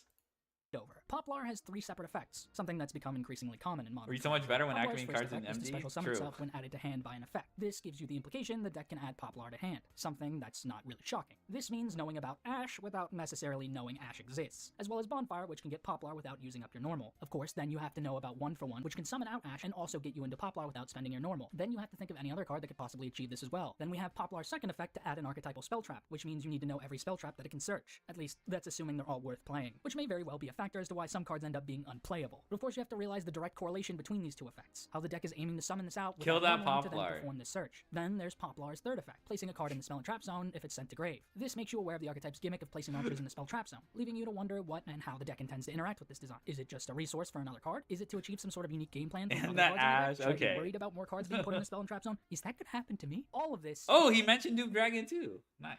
is something you're forced to And wrestle the with by bonfire. a singular card. While other cards can carry a lighter load of the archetype's design, cramming so much of it into one card is just overwhelming on face. And when you consider how it's quite literally scratching the surface of learning a deck, there's a serious problem. But most egregious And of that all is the OSS. formatting. Having a ton of Come play effects crammed onto TCG. one card is much harder to digest when they're all vomited into a single compact paragraph. And unfortunately, formatting cards to be readable is exclusive to certain effects and not the standard design structure. The biggest advantage rogue decks have is that they're relatively unknown due to their lesser general play, with their design a lot of the time relying on your opponent not understanding how they work. But when they're combo decks, this is made into a genuine issue. Since multiple cards are fired off, you need not only read the 3 paragraphs crammed into each card in 4-point font, you need to also understand each and every part of the combo to know the best choke point. Then you need to know each and every endboard piece and how to best deal with them, either before you hit the True. field or after, knowing what every single card does and builds up to. This is all doable for the person playing the deck. They have forever before sitting down to play the combo deck to study and learn these. But once you're pitted against a combo deck, you're put in an unreasonable situation where you also have to grind the game Play to a halt if you want to Armage actually lost do your to that best deck to as play battle against breaks. them. But that's assuming you even Is that the one in Graveyard? For what it's worth, if it's the one in Graveyard, it's fine, you know. It happens. I think it's intentional in the game's design, where you're not... It's also in the Graveyard. 3 paragraph? Yes, 3 paragraph. I don't remember. But the point is, there's bullshit in the grave you have to keep track of, bullshit on the field that you have to keep track of. You could have prevented it by reading, but you also had to make the decision to track it in the first place. So, it's a lot of information. Okay, just for what it's worth, I saw Judeo lost to Archmages, and bless his heart, he was doing pretty decently, reading the cards. But I think he had that game locked up. I'm not sure. But if he had known what the cards did, he probably would have beat their ass or whatever. But yeah, it happens. They'll goob you with some random effect that you didn't track. can, since a lot of combo decks nowadays are designed to just No one play plays non-games 2 with the rank end board, 13. simply rewarding the combo What? Oh, there is 2 rank 13s. player for putting in the time, since they win for their efforts, while subsequently wasting the opponent's time, since they sat through a game they never could have played to begin with. This type of design has only been normalized because when these type of decks are meta, you're forced to learn them ahead of time. Players typically do learn them regardless because that's the natural approach to metas. But the reality is, modern combo design hiding behind that fact is actively bad for the game. It's design that compounds every one of Yu-Gi-Oh's worst design principles into one undesirable package. And to have it passed off as just being a deck you have to learn like every other meta deck ignores the clear lack of Ours regard does not that have it has 3 for design balance paragraphs. in general. As mentioned earlier, Nibiru is meant to circumvent combo decks from getting out of hand. But as What's the a game is 3 now, paragraph every card deck to that you? doesn't set fire just so other was the Ultimate Falcon? Maybe it was Ultimate Falcon. Cat jump scare, yes, cat jump scare. and pass is susceptible to it. Nibiru is like Maxi in the way that the thing it counters has gradually become the norm rather than an egregious outlier. Nibiru needs to go, and so does the design that it's meant to keep in check. There needs to be a better inherent cap. Oh my fucking god. What is with these Nibiru haters, man? Is like maybe eventually we get rolled the game back, but like these, like if you get rid of Shifter, you get rid of Lightning Storm, you get rid of Maxi, you get rid of Droll, you get rid of maybe like then you probably take a look at Nibiru or whatever. Why? And legitimate punishment Hands to grab, decks yes, that hands do grab. do too much summoning. As Nibiru exists in the game currently, it doesn't serve You know to what? deter you Yeah, from summoning that guy things. is. It only encourages Hands grab playing of a negate in Sorcerer less than is 5 summons in the event it even is in play. There's little thought put into designing archetypes to be able Drop to the play 3 around it. You nib. either I lose cut to it nib or from my win list, because your bruh. opponent didn't see it, creating an arbitrary qualification for No being more tiered, 3 rather than nibs. leaving it to tangible factors like general power. Actually, I'll play This the brings one us to the copy. fact of the matter. If Konami clearly doesn't want modern combos design to be a widespread problem, they could just stop Nib designing useless when combo there's decks stuff like in cross. this way. You're designing a deck to lose to a card, so people aren't as frustrated with that I deck hate cross, when you could have bruh. just designed it to not be frustrating in the first place. If a card like Nibiru is to punish degenerate combo, stop designing every deck to be degenerate. If the checkpoints are so inconsequential, don't arbitrarily space them out so entire strategies are invalidated by the existence of Nibiru. It just turns Nibiru into an arbitrary gatekeeper, not a genuine balancing measure. While Ryzeal is a far less egregious type of combo deck, Dude, does Raid Raptor lose to Nibiru? I'm pretty sure you get to rank 7 before Nib. Let me go back. into an arbitrary gatekeeper, not a genuine balancing measure. While Ryzeal is a far less egregious type of combo deck in gameplay. Far less egregious type of combo deck. There's no way we have another Ryzeal defender. This fucking deck is a war crime. I need to rehear that again. Gatekeeper, not a genuine balancing measure. While Ryzeal is a far less egregious type of combo deck in gameplay that actually mitigates some design balance concerns, it's an archetype that just summons a ton of guys with relatively no setbacks, to then search out and summon far more bodies. It's insane value for little investment. Fiendsmith also had this element to it, where being able to get to Requiem without using your normal provided obscene value for no real cost, making it so you can just play a ton of low investment engines, creating another issue. There are decks that fold to probably referring to pure, but that's not even like useful, because ultimately YGO plays engines like Dododo Driver, like sorry Dododo Warrior, like Summon Beam, and they're gonna like probably create some emergent deck that's more powerful than both decks combined. So I don't know. It's like if you just like okay, ideally, if it was pure Ryzeal without Star, without Cross, then you probably have a point. But like that's also not the reality we live in. With an you know, this is frustrating and poor design in the game. you can change if you have extension. Okay, I mean that's not bad then. Like if you have extension, you are like okay. If Nibiru beats a one card combo, who gives a shit? You know, you probably just go extension and then still try. You can still do more stuff. You know, it's not like you build decks to only perform a one card combo and then like it's far too weak. But designing cards in this way doesn't really aim to resolve that issue, because these aren't for the archetypes that struggle with this. Designing cards like these so loosely creates another dangerous issue with combo, as you can now slap these sort of engines into already egregious combo decks. You can't really design cards like these without more focused design around them, because they'll just end up causing issues like Fiendsmith and Mitsurugi have. While Fiendsmith has somewhat rusted away due to a certain factor. Cross came out with Star? No, Cross came out at the beginning. Cross came out, it was the 10th card revealed from Crossover Breakers for Ryzeal. They saved it for the end, I'm pretty sure. Star was after. But in Master Duel, it doesn't matter. They all released together. You do need another burn to link? Okay. Being a ritual archetype, Mitsurugi is caught on as being extremely splashable. This is because Habakiri gives you full Mitsurugi combo without spending your normal. While they banned King of the Feral Imps to curb this, Habakiri is a ritual, and there's a multitude of ways to search a ritual monster. This type of okay, we're not. Okay, Manju, bro, you're using your normal summon for Manju. Okay, I'm not going to be upset at people. Like, okay, the reason why I'm okay with the King of the Feral Imps, man, is because you stop the bridge. But, like, these cards of the Feral Imps to curb this, you stop the bridge from being splashed into other decks. So Ryzeal no longer has the ability to do their Ryzeal combo and on top, you know, do their Mitsurugi combo. So like now, okay, now that your hand traps actually do something, theoretically. Kiri is a ritual, and there's a multitude of ways to search a ritual. This is like very dedicated ritual support. You know, like this isn't like Pure Mitsurugi and TCG is a little bit different than Master Duel, if I understand. They actually cut most of the bricks too. I think in Master Duel is when we play the bigger Mitsurugi package. We actually do have these. Wait, no, I don't think we have Miracle Raven yet. We don't even have Ashland. And I think people don't play Banju because of Impulse, because it's light. Okay, whatever. This type of design devalues these archetypes as genuine strategies and simply turns them into nothing more than engines begging to be abused. There's no one doing Manju engine. This is just dedicated ritual support. It is like out of archetype though, and you can play them in. There was the Triff's Yummy 60 card Pendulum. You know that Ritual Raven card that he was, the Miracle Raven card. Triff actually played that, but it also fell out of favor. You know. I think Mitsurugi Yummy consolidated. You know what else is crazy about that? They have a bridge too, and it's Herald of the Arclight. So I think it's bridges that it's not the all, but it's a huge reason why it's so hard to hand trap decks. It's so it's not gonna Konami can print individually powerful engines and then. Then you say, guess I die or whatever. But yeah, I don't know. It's we also have Zombie Vampire lurking. Zombie Vampire exists as well. as like a bridge. It's not perfect, but it's there. No type mixing in Yu-Gi-Oh. I mean, I'm just saying, like, that's what makes these decks so annoying. Like, Zombie Vampire forces a hand trap a lot of times. You don't want to risk the mill 4. And it, generates another body because of Fiendsmith engine.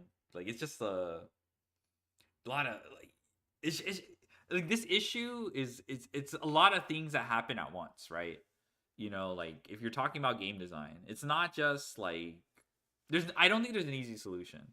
But I think one of the symptoms is, like, like, one of the reasons why you're unable to hand trap decks is because they can just pivot to another engine and set up something.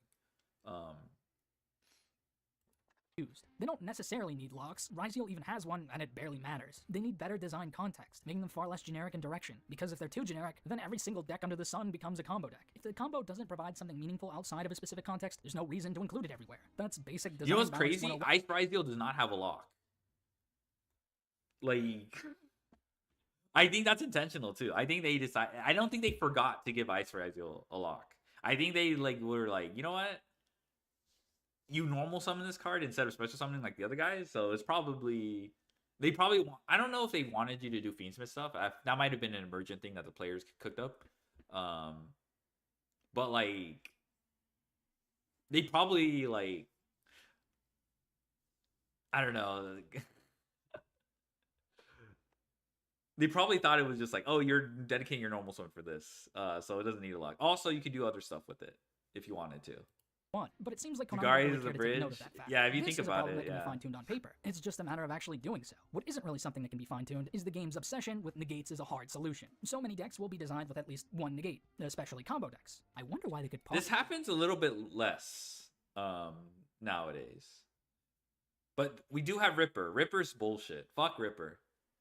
Possibly need that, and those that aren't designed with them are either worse off or designed. Ripper's even worse because it's like, okay, for those who don't know what I'm fucking trying, dual drive should have required at least one Ryzeal. I'm pretty sure that's intentional too. I think they made it less generic so you could splash it. I genuinely don't believe it definitely deserved like required, but I think that was one of the selling points of those cards. So they made dual drive generic, but for sure. Yeah, that also prevents the bridging thing. Let me think. Ripper.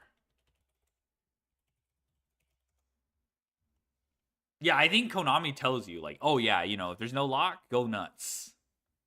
Yeah, this card is fucked. It's not just, okay, so basically I hate this card because of this effect, right? When your opponent activates a monster effect in the hand or graveyard, detach one to exceeds material, negate that effect. All right, anti-Nibiru, whatever. But it also, adds a card to your hand, and you get all this. So it does both. It pushes your engine and it insulates your combo. That's pretty nasty. That's why I think all the K9 Glazers, if the K9 Glazers only think of K9 as Izuna plus Lupus, fine. I'm not going to argue against Izuna plus Lupus. They're kind of cool. But Ripper is fucking disgusting. But I'm not going to say, like, oh, if you ban Ripper, K9 is fine or whatever. I'm just saying, like, this is actually gross. What's called? I'm a K9 Glazer. I know you. Do you like? You told me about your. I know how you reacted to Izuna. Oh my god. Oh, if Ripper was one effect. Yeah, actually, yeah. If Ripper was one effect per turn, you actually have to make a decision between comboing with pushing or insulating your combo. At least one of their archetype. I think at this point, probably.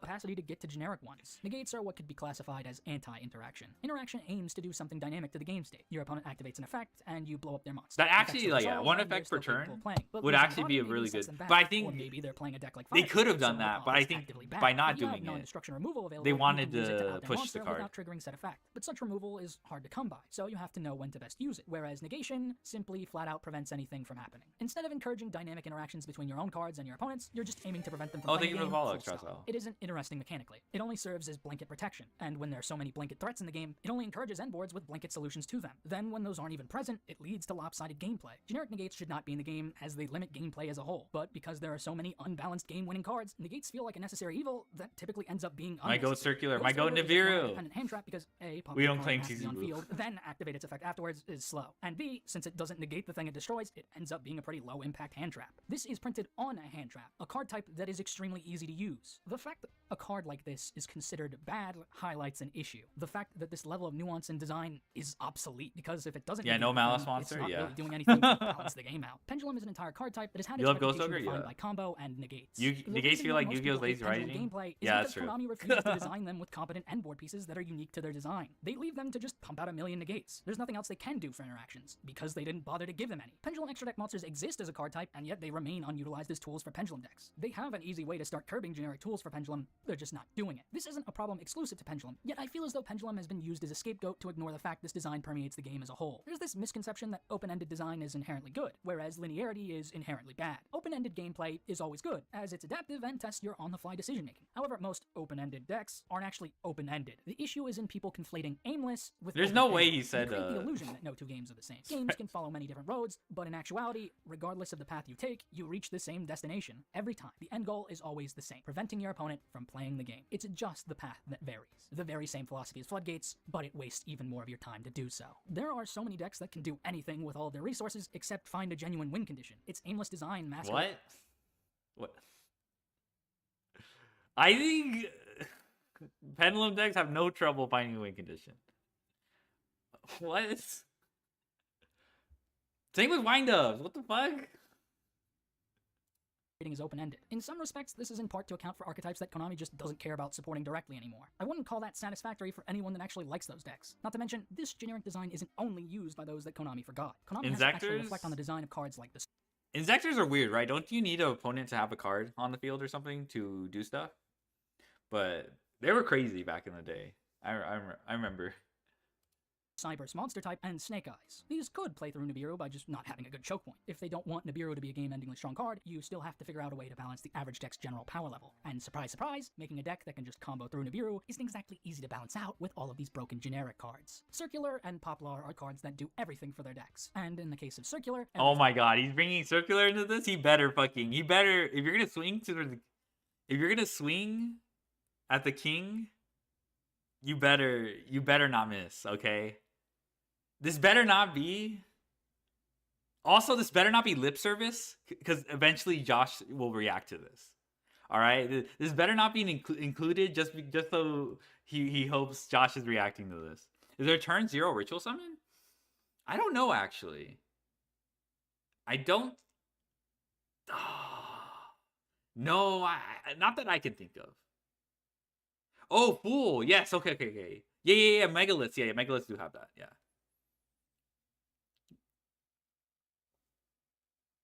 Okay, yeah. I don't know the exact combination, but yes, there's a guy who like discards itself to perform a ritual summon as a quick effect or something like that.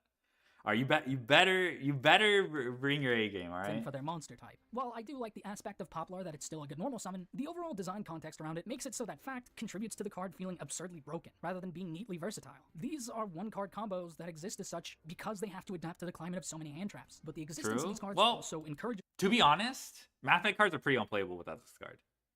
Like, they're like a bunch of 2-card combos without this card. So I think it's not just hand traps. It is still feeding into the idea, but I think to like, what's it called? Like just to, like, how to describe it? Like in the modern age, there's usually a 1-card combo associated with a deck, and they finally gave it to this deck. But the playing through hand traps is just a fucked up plus that they gave Circular. deck building to include more hand traps to stop them. Circular is a single card that snowballs in a massive card advantage by itself. It's the only card in the game to invalidate Small World's harsh cost. It and Poplar have become the poster children of 1-card combos, and we still see more offenders being printed. I despise this. What is the combo? It's a single card doing all the work. There are other cards involved physically, but it's very evident in gameplay that only one of them is responsible for all of them being put into play. It's not a combo between cards so much as it's a dissertation that's been divided into multiple pieces. 3-card combo against Gold Guardian on board? Let's go. By forcing out any chance Let's fucking go. of them doing something. That works. Yeah, that works. They're deprived of any dynamism. There's nothing dynamic for the cards to do other than follow the specific combo. It's rooted in the idea of making them good in the context of the one-card combo, rather than being good in actual gameplay. One-card combos becoming more common in the game then demands you play more hand traps in order for you to be able to play the game, since if you don't stop all of them, you won't get to play the game due to the atrocious balance behind them. But if you draw too many hand traps, you still don't get to play the game, because they're not productive cards. This then further demands you have a one-card combo present in your deck, so you can play the game. It is the epitome of an Ouroboros effect on the game's design. Ash that wish and finger that maiden. Everything, even itself. This nature and design was especially bad with Circular, as the card was banned. You know why it was banned? Alright. Just keep in mind, the context of when this card was banned was tier limit format. Alright? Let's just put that out there, okay? He's gonna explain to us why it was banned, alright? But this was during tier limit format.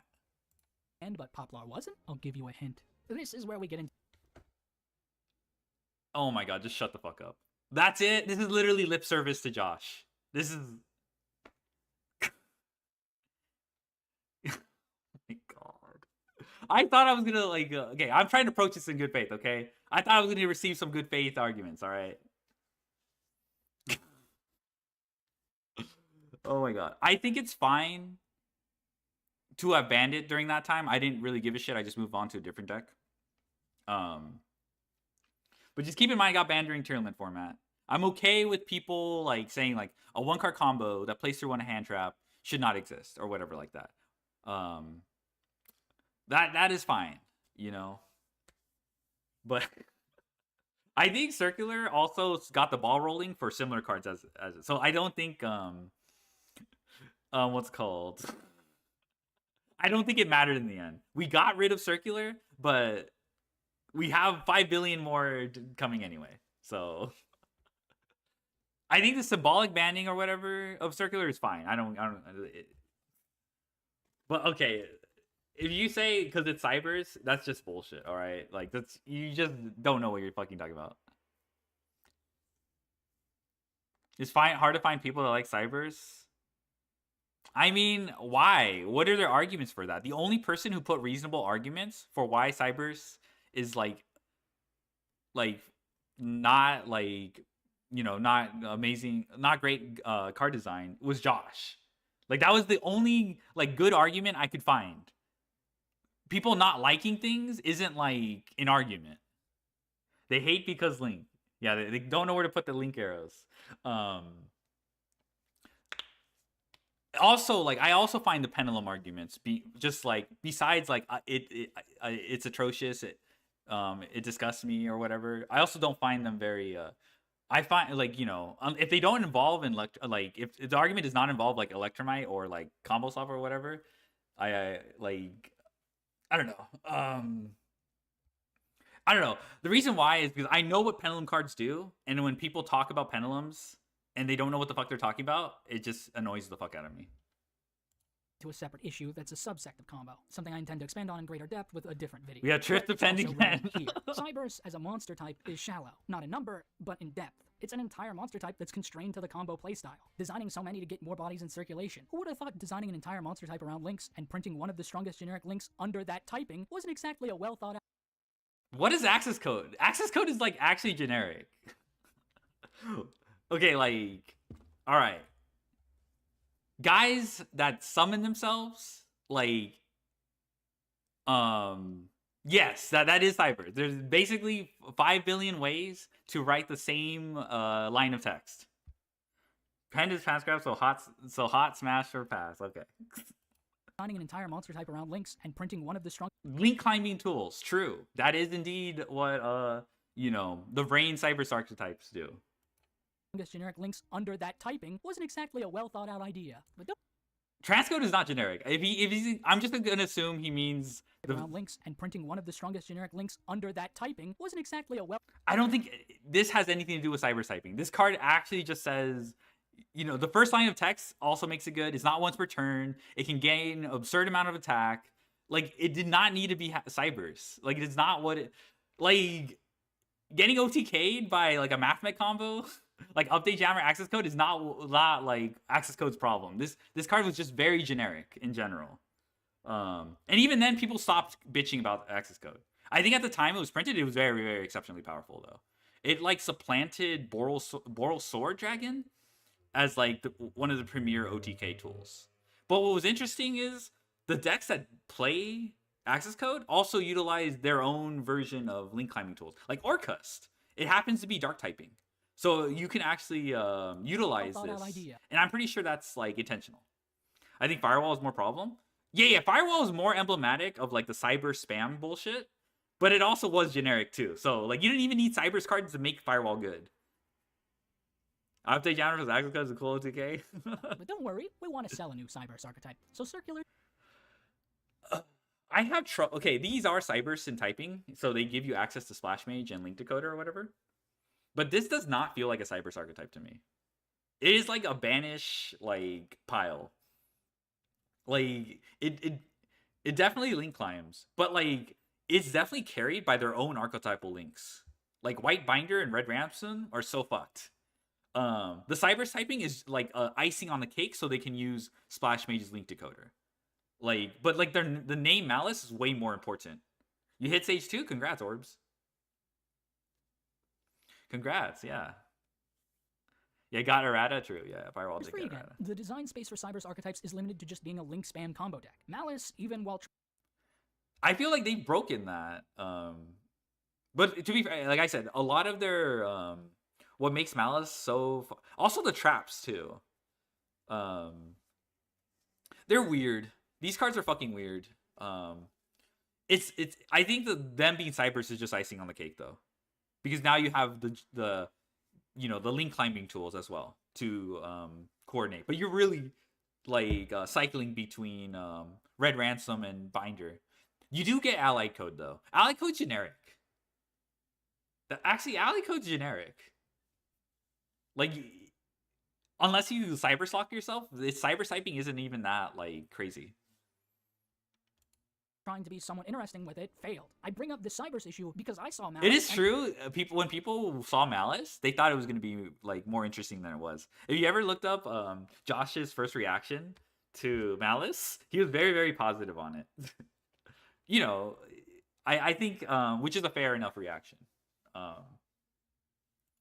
Was excited for its theming. Then, when they revealed it was a banishment-oriented Cyberse deck, I could tell it was going to be hated by everyone under the sun, because both those elements are despicable traits in the game's design ecosystem. Malice's cool design principles with their traps and banishment recursion are completely overshadowed by all the awful design bureaucracy that Konami refuses to address. We can never see a Cyberse archetype and think, wow.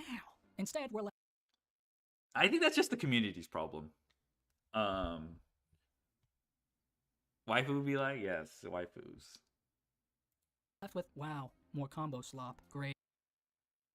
The only archetypes that have managed to break from Cyberse's slop mold are Salamander. Oh my god, Salamangreat and fucking Marincess. Salamangreat before structure deck Salamangreat, yes, that's actually true. But they utilize the new support that Salamangreat received literally is combo slop. Like people, I don't know why people like see this as an exception. You can probably build Salamangreat to be grind oriented, but they definitely like what's a stupid little Achichi guy? Oh my god. And Marincess, and that's because they... Okay, these are the two. I know you'll watch the Joshua Schmidt video because these are the two Cyberse archetypes that Joshua Schmidt singles out as being cool, but they also fall under the link spam, link climb before the structure, before the new support. Once control, always control in people's eyes. I think Konami wants you to link spam with these shitters, unfortunately. Surprisingly, Marincess didn't have, before the new Marincess support, they didn't have, oh yeah, also, Salamangreat as well, they didn't have those extenders. It was conditional like Gazelle. But now or like Mir. There was one guy, I forgot what they printed. Was it Weasel? They printed that. Marincess is, I don't know, have you seen Marincess gameplay? People are like excusing Marincess because it kind of sucks.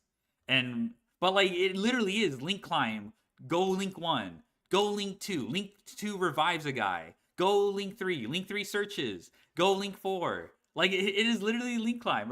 Like, I guess people excuse it because it's like Sound Migrate Fire, true.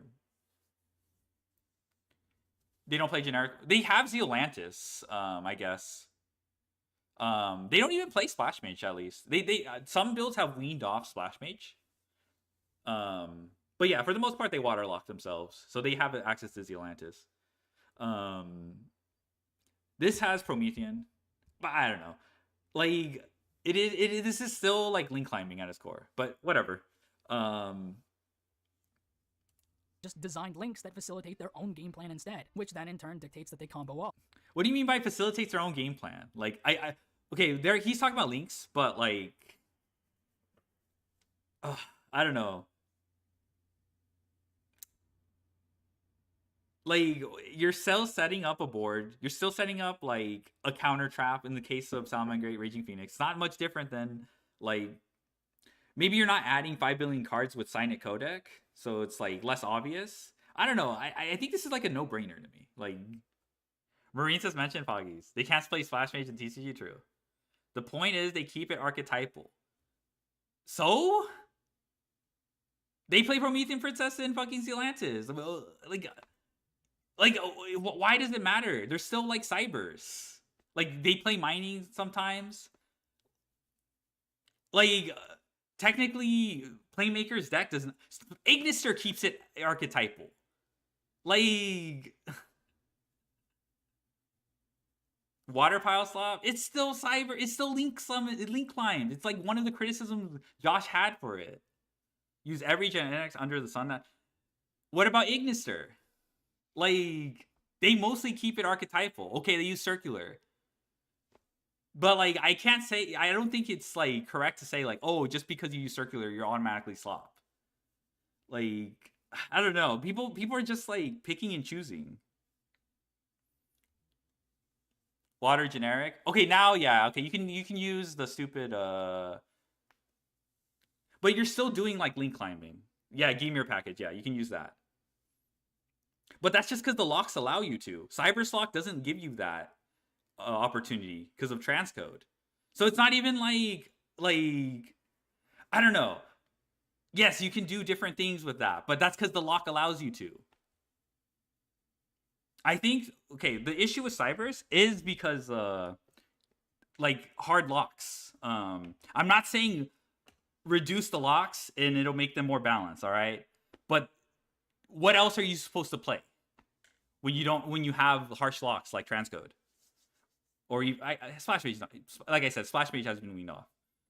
I don't know. It's just I think that they still like, these are Brain's archetype, and they have similar design philosophies. I think people are just like picking and choosing. Even if they're more courteous in design, it shows how shallow the entire monster type is. The fact remains, they have to make every Cybers archetype link-oriented. Otherwise, it won't follow whatever game plan they intended for the archetype. Like the other previous two aren't? Bruh. Originally, since you'll just use all the generic link climbing slop. One-card combos and links cannot coexist without thorough restrictions. You either lock them out of generic links, or don't design them in the first place. The fact Malice link locks is the most embarrassing line of text ever printed on a card. Oh no! Oh yeah, this is crazy. I don't think people realize how Link Monster, this lock meant nothing. It's actually part of why I think like why Malice transcends like a Cybers deck. Like, I don't consider this a Cybers deck, because it actually does. It's the most generic and accessible. Sounds like you've never heard the Valence. Marine says links are already an underbalanced mechanic. Cooked up by the Marine says Discord. Okay. Guys, without serious restriction, ensures that any and all power. Malice is not a Cybers deck. Yeah, I don't think so. Identity and the game of fun. Ubel's close to being a deck I love. I love the Reflect Damage is a fully realized game plan. I love that Ubel. Yes, they built Cybers as kind of omni archetype. People don't like that. Every time a Cybers comes out, they'll use all the previous enormous amount of generic Cybers toolbox options. You know what's crazy? They're really just filling out design spaces. Cybers Wicked was not good until they printed one of the best targets for it. Like, in the past, you could search Baru Agnister or Diameter. But like, you know, they use your normal summon. I don't know how you get Baru out of rotation. You probably just summon it off the field spell. But they literally printed the most custom Cyberse Wicked. Most custom Cyberse Wicked card. And I think it's intentional. They did it on purpose with backup ad Ignister. So I think like what people don't realize is like I don't know how to explain it, but like there's a lot they could do to Cyberse, but they're just gonna make it more powerful or something like that. When do Link to Cyber Devotee become? They lock you to Link 2s, bruh. Like until they like you don't get me wrong, brother. 2 bodies turning into 3 is actually pretty powerful. But like they probably need some way to what's called you know what they might cook up? They might cook up like because Link Devotee is a mandatory activation for the lock. They might cook up a card that activates in response to a Cyberse effect and then negates it or something, so you're not locked anymore. So they can still and Link ones, yeah, you know what I mean.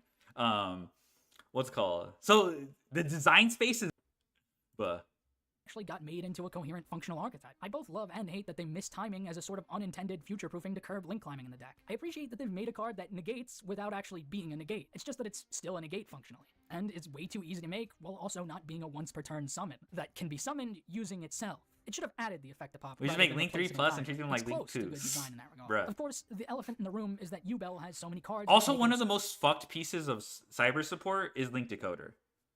Now that you bring it up, Link Decoder, like a lot of Link 5 monsters are balanced by the 3+ monster effect.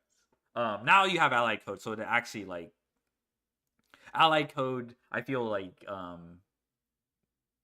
3+ effect monsters is way more trivial than 3+ Cybers. But Link Decoder makes it so you only need 2 bodies. So like it's not like okay. I'm okay if people say Cybers is boring because they're all extenders or whatever, right? But like structurally, like there's like more like insidious stuff behind the scenes, like Link Decoder, that make it like, you know, all like the I never see people identify stuff like that, you know, when they talk about Cybers. All right, like can we get a transition for Link Decoder into water? But yeah. Like literally, Link Decoder just summons itself back for free, and now it you don't even have to like think about the 3+ Cybers restriction. Now it's any 2 monsters. The card is also kind of boring.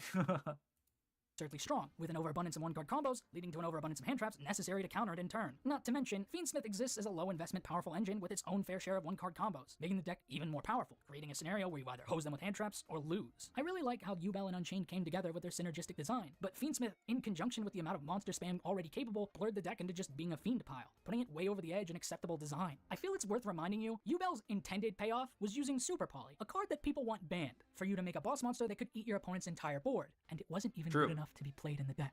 Instead, there's a generic rank 10. So, okay. I actually like don't give a shit about Varudras because all the stuff that came out with Yubel, like if you charmy them or like if you charmy them, I never saw this guy. This guy never came to the field. I think like. I mean, that's just kind of like a min-max thing you see with competitive decks, though. So, like, people shaving off the fat, trimming the fat, you know, taking off, like, that's not surprising. I don't, like, he's hyping up Super Poly to fuse the opponent's field, but, like, the way to get there was kind of clunky. And I think it ignores, no, I don't think it ignores, you have to play Mature Chronicle to set that up. I think the 1-card combo with Samsara Lotus or whatever does set up the 5 counters you need for Super Poly. But like, I don't know. That's just how Yu-Gi-Oh works, you know. If you can find other ways to win, you can still play it the way it was intended to. But like, if like you see this a lot with other archetypes, you know. What's a good example?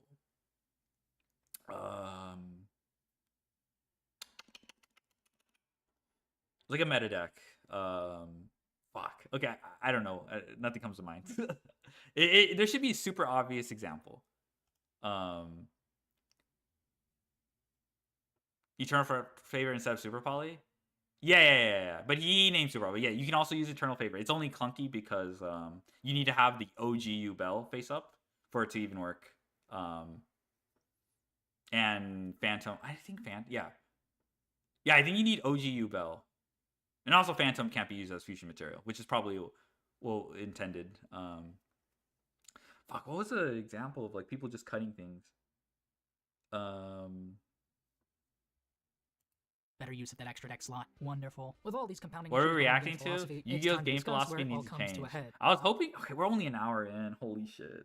I already had a lot of issues with this video, but like, oh my god, Phantom for Phantom would have been insane. Yeah. Also gives the opponent a chance to respond. Yeah, that's also true. Where the negative impact is felt most clearly.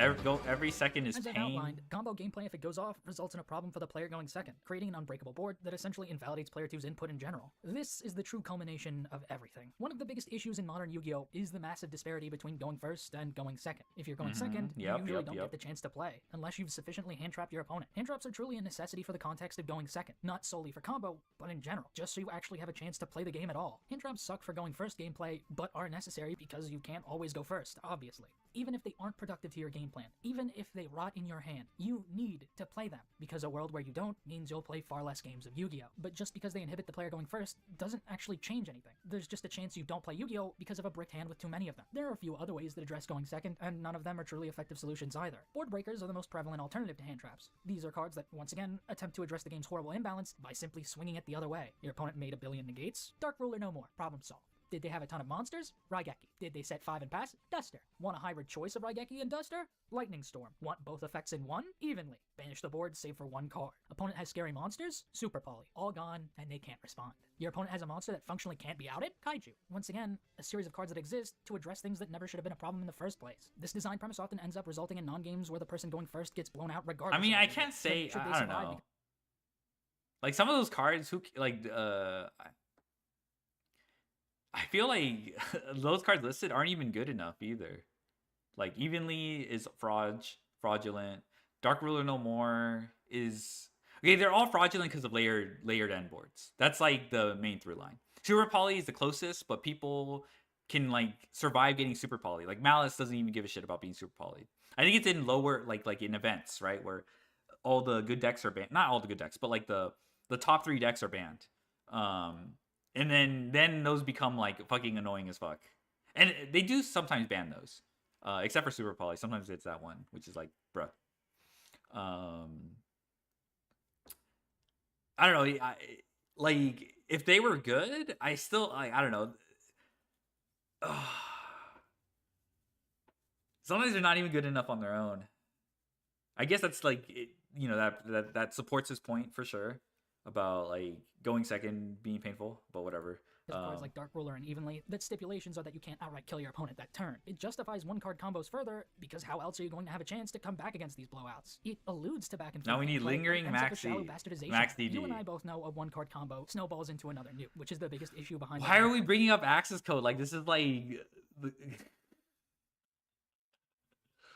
Where's my boy Terrors? They're not intended to perform a combo in the true sense. They're just meant to win the game should they resolve unimpeded. Because of how difficult it is to break modern boards, these sorts of auto-wins serve as a means of preventing that issue coming to a head in gameplay. Of course, it doesn't shift the game to a healthier state so much as it shifts the result of the die roll. There's no winning with this type of design. It doesn't improve going second, it just invalidates going first. For the game's designed to support— What the fuck?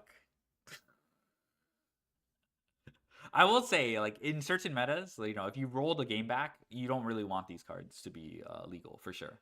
That is true. But, like, I don't know, I see these cards as so ass right now. At least in Master Duel. I guess if I were to say Duster, one of the reasons why I didn't play Duster was because Runic was popular, and Hugin was just a really good way of just, blanking your Duster. So I was like, you know what? Fuck it. I'm gonna play Red Reboot, and it doesn't solve the issue, right? Red Reboot is actually very good because you beat the floodgates. But okay, why am I don't know. I just think these For cards these suck. sorts of Okay. cards being fine, the average archetype would have to have layered interactions, but Konami refuses to design the average archetype in a way that accounts for that. Like with Nibiru, they write a blueprint for healthier design, then proceed to never follow it. Of course, these cards being posed as a solution to game balance holds the same exact problem that the reliance on hand traps does. Just like hand traps, they also rely on you drawing Peter them under the Pans. specific scenario where True. you need them. But unlike hand traps, they're Peter even Pans more grab. useless in scenarios where you don't need them. Relying on chance to balance the game doesn't work on a fundamental level, and relying on these cards to resolve another issue isn't helping. Pendulum highlights just how ineffective both philosophies are as an absolute rule. Because of the nature of Pendulum, you want pendulums en masse. Otherwise, the deck doesn't do anything, assuming it was designed to even do something in the first. That's not entirely true though. But if they're, you know, like one of the, you know, the most effective ways to play a pendulum deck, you can still use design pendulums to be continuous spells that do something. They don't have to necessarily pendulum summon, though. There are a lot of tutors if you do want to. They did design a lot of tutors for pendulum summons or cards that on activation, on destruction, they float into another card. So different way of tutoring.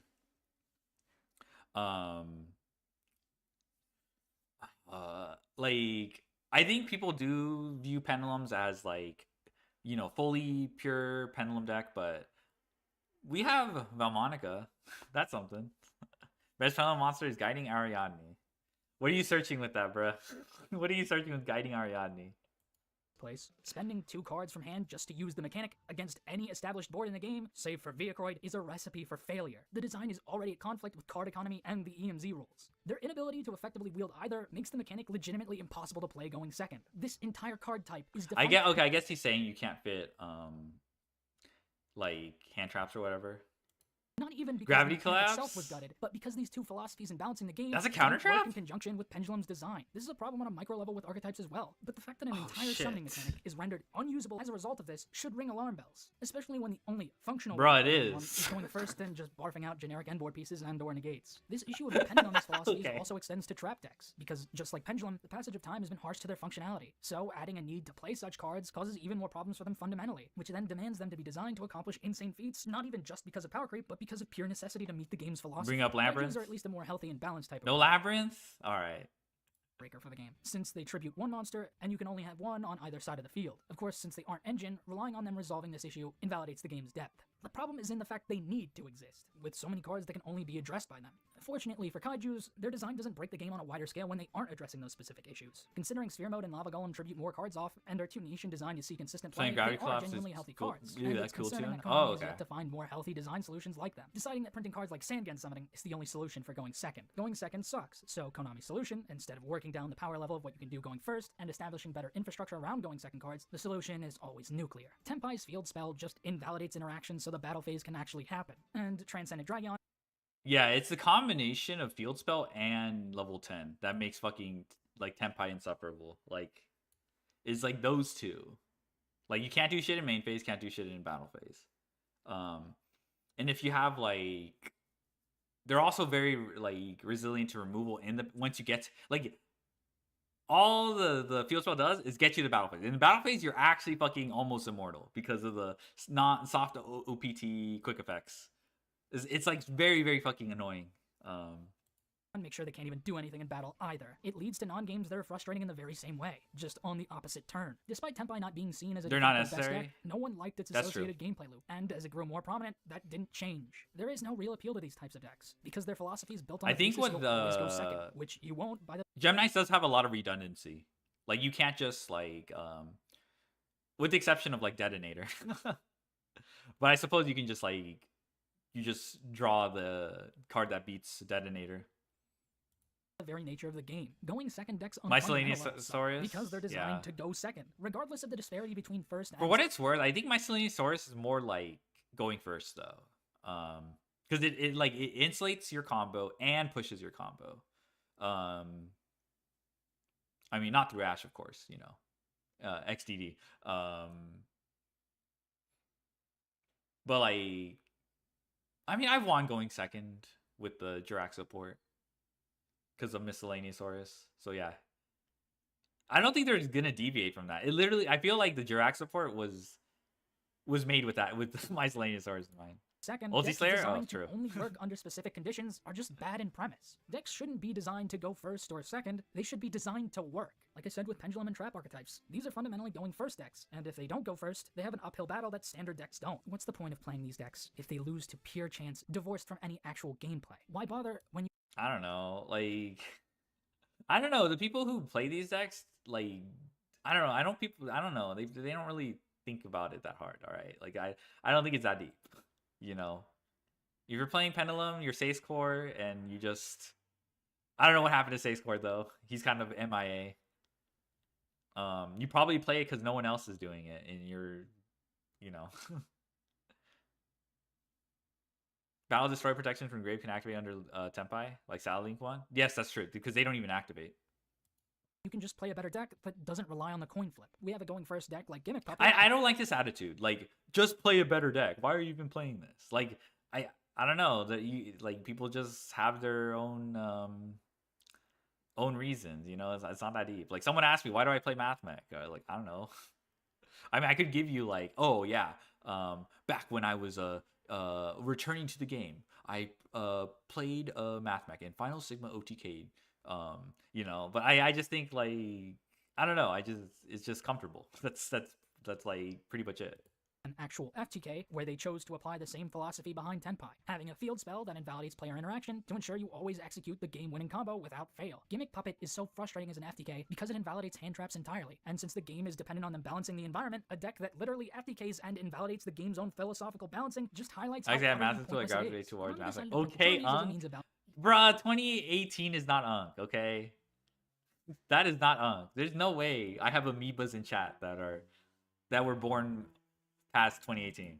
Balancing out going second. The delusional excuse that people gave for Maxi as a positive was that it fixes going second. It doesn't, because the person going first can also use it, after already exemplifying every other issue with game balance, only serving to further magnify every single issue with the game. So they printed the Charmies that functionally do the same thing, but are only usable going second. The problem is, everything I said like 10 about years Maxi being ago. bad philosophically still applies to them. You're relying on drawing a specific card to fix the game's balance. You're hoping it hoses your opponent out of playing the game entirely. The only difference is now you're hoping you never draw it going first. Design that loads your hand with cards just change. This is so difficult because I feel like people want cards that do stuff going second, but they'll just like be upset that it doesn't do anything going first. So it's just, there's kind of no winning. But like, maybe it's just like, oh, don't print cards like these. You know, if you're trying to emulate gameplay like Maxi, then don't even bother trying to balance it. Maybe that's the answer. But like, I don't know, like Fualos is kind of less offensive to me. And also, like, it feels like it doesn't even do enough versus the top decks. It does do enough to save off, like, you know, weaker decks, because it's what are you gonna end on? SP Pass? Like, I don't know. Seals Pass might grant you. But I don't know. I think I think people just want a card that has no drawbacks. I feel like when I engage with the community, or like I see, like, whenever there's a new card that's revealed that has like some balancing factors attached to it, not all the time, but like there are, like, you know, there's outcry to get rid of that. Oh my god, why are you Millennium Ankh? Oh my god, why? What's with the dinosaurs? Oh my god. Yeah, dinosaur meteor. Ha ha ha. You so clever. Just the balance of the game entirely. Despite printing a shuffling clause, I've never seen it resolve once, let alone matter. When did I've only seen this happen against my opponent when I played Super Quants, because you just end on Magnus. That's the only guy you end on. So if they have like what's called, like 7 cards in hand or 8 hands. I think it's 8 cards in hand that they have to shuffle back. Maxi, yes, Maxi. Oh, but don't worry, you're gonna need those draws because of another wretched design philosophy. Hand ripping. It's a design principle that's becoming far too common of an occurrence, creating even more issues going second. This design snuck into Mermail, and it keeps sneaking its way into more and more decks. Snuck into Mermail. I don't know why, the reason why water is associated with, like, water is definitely hand rip coded. I feel like it's because of this card.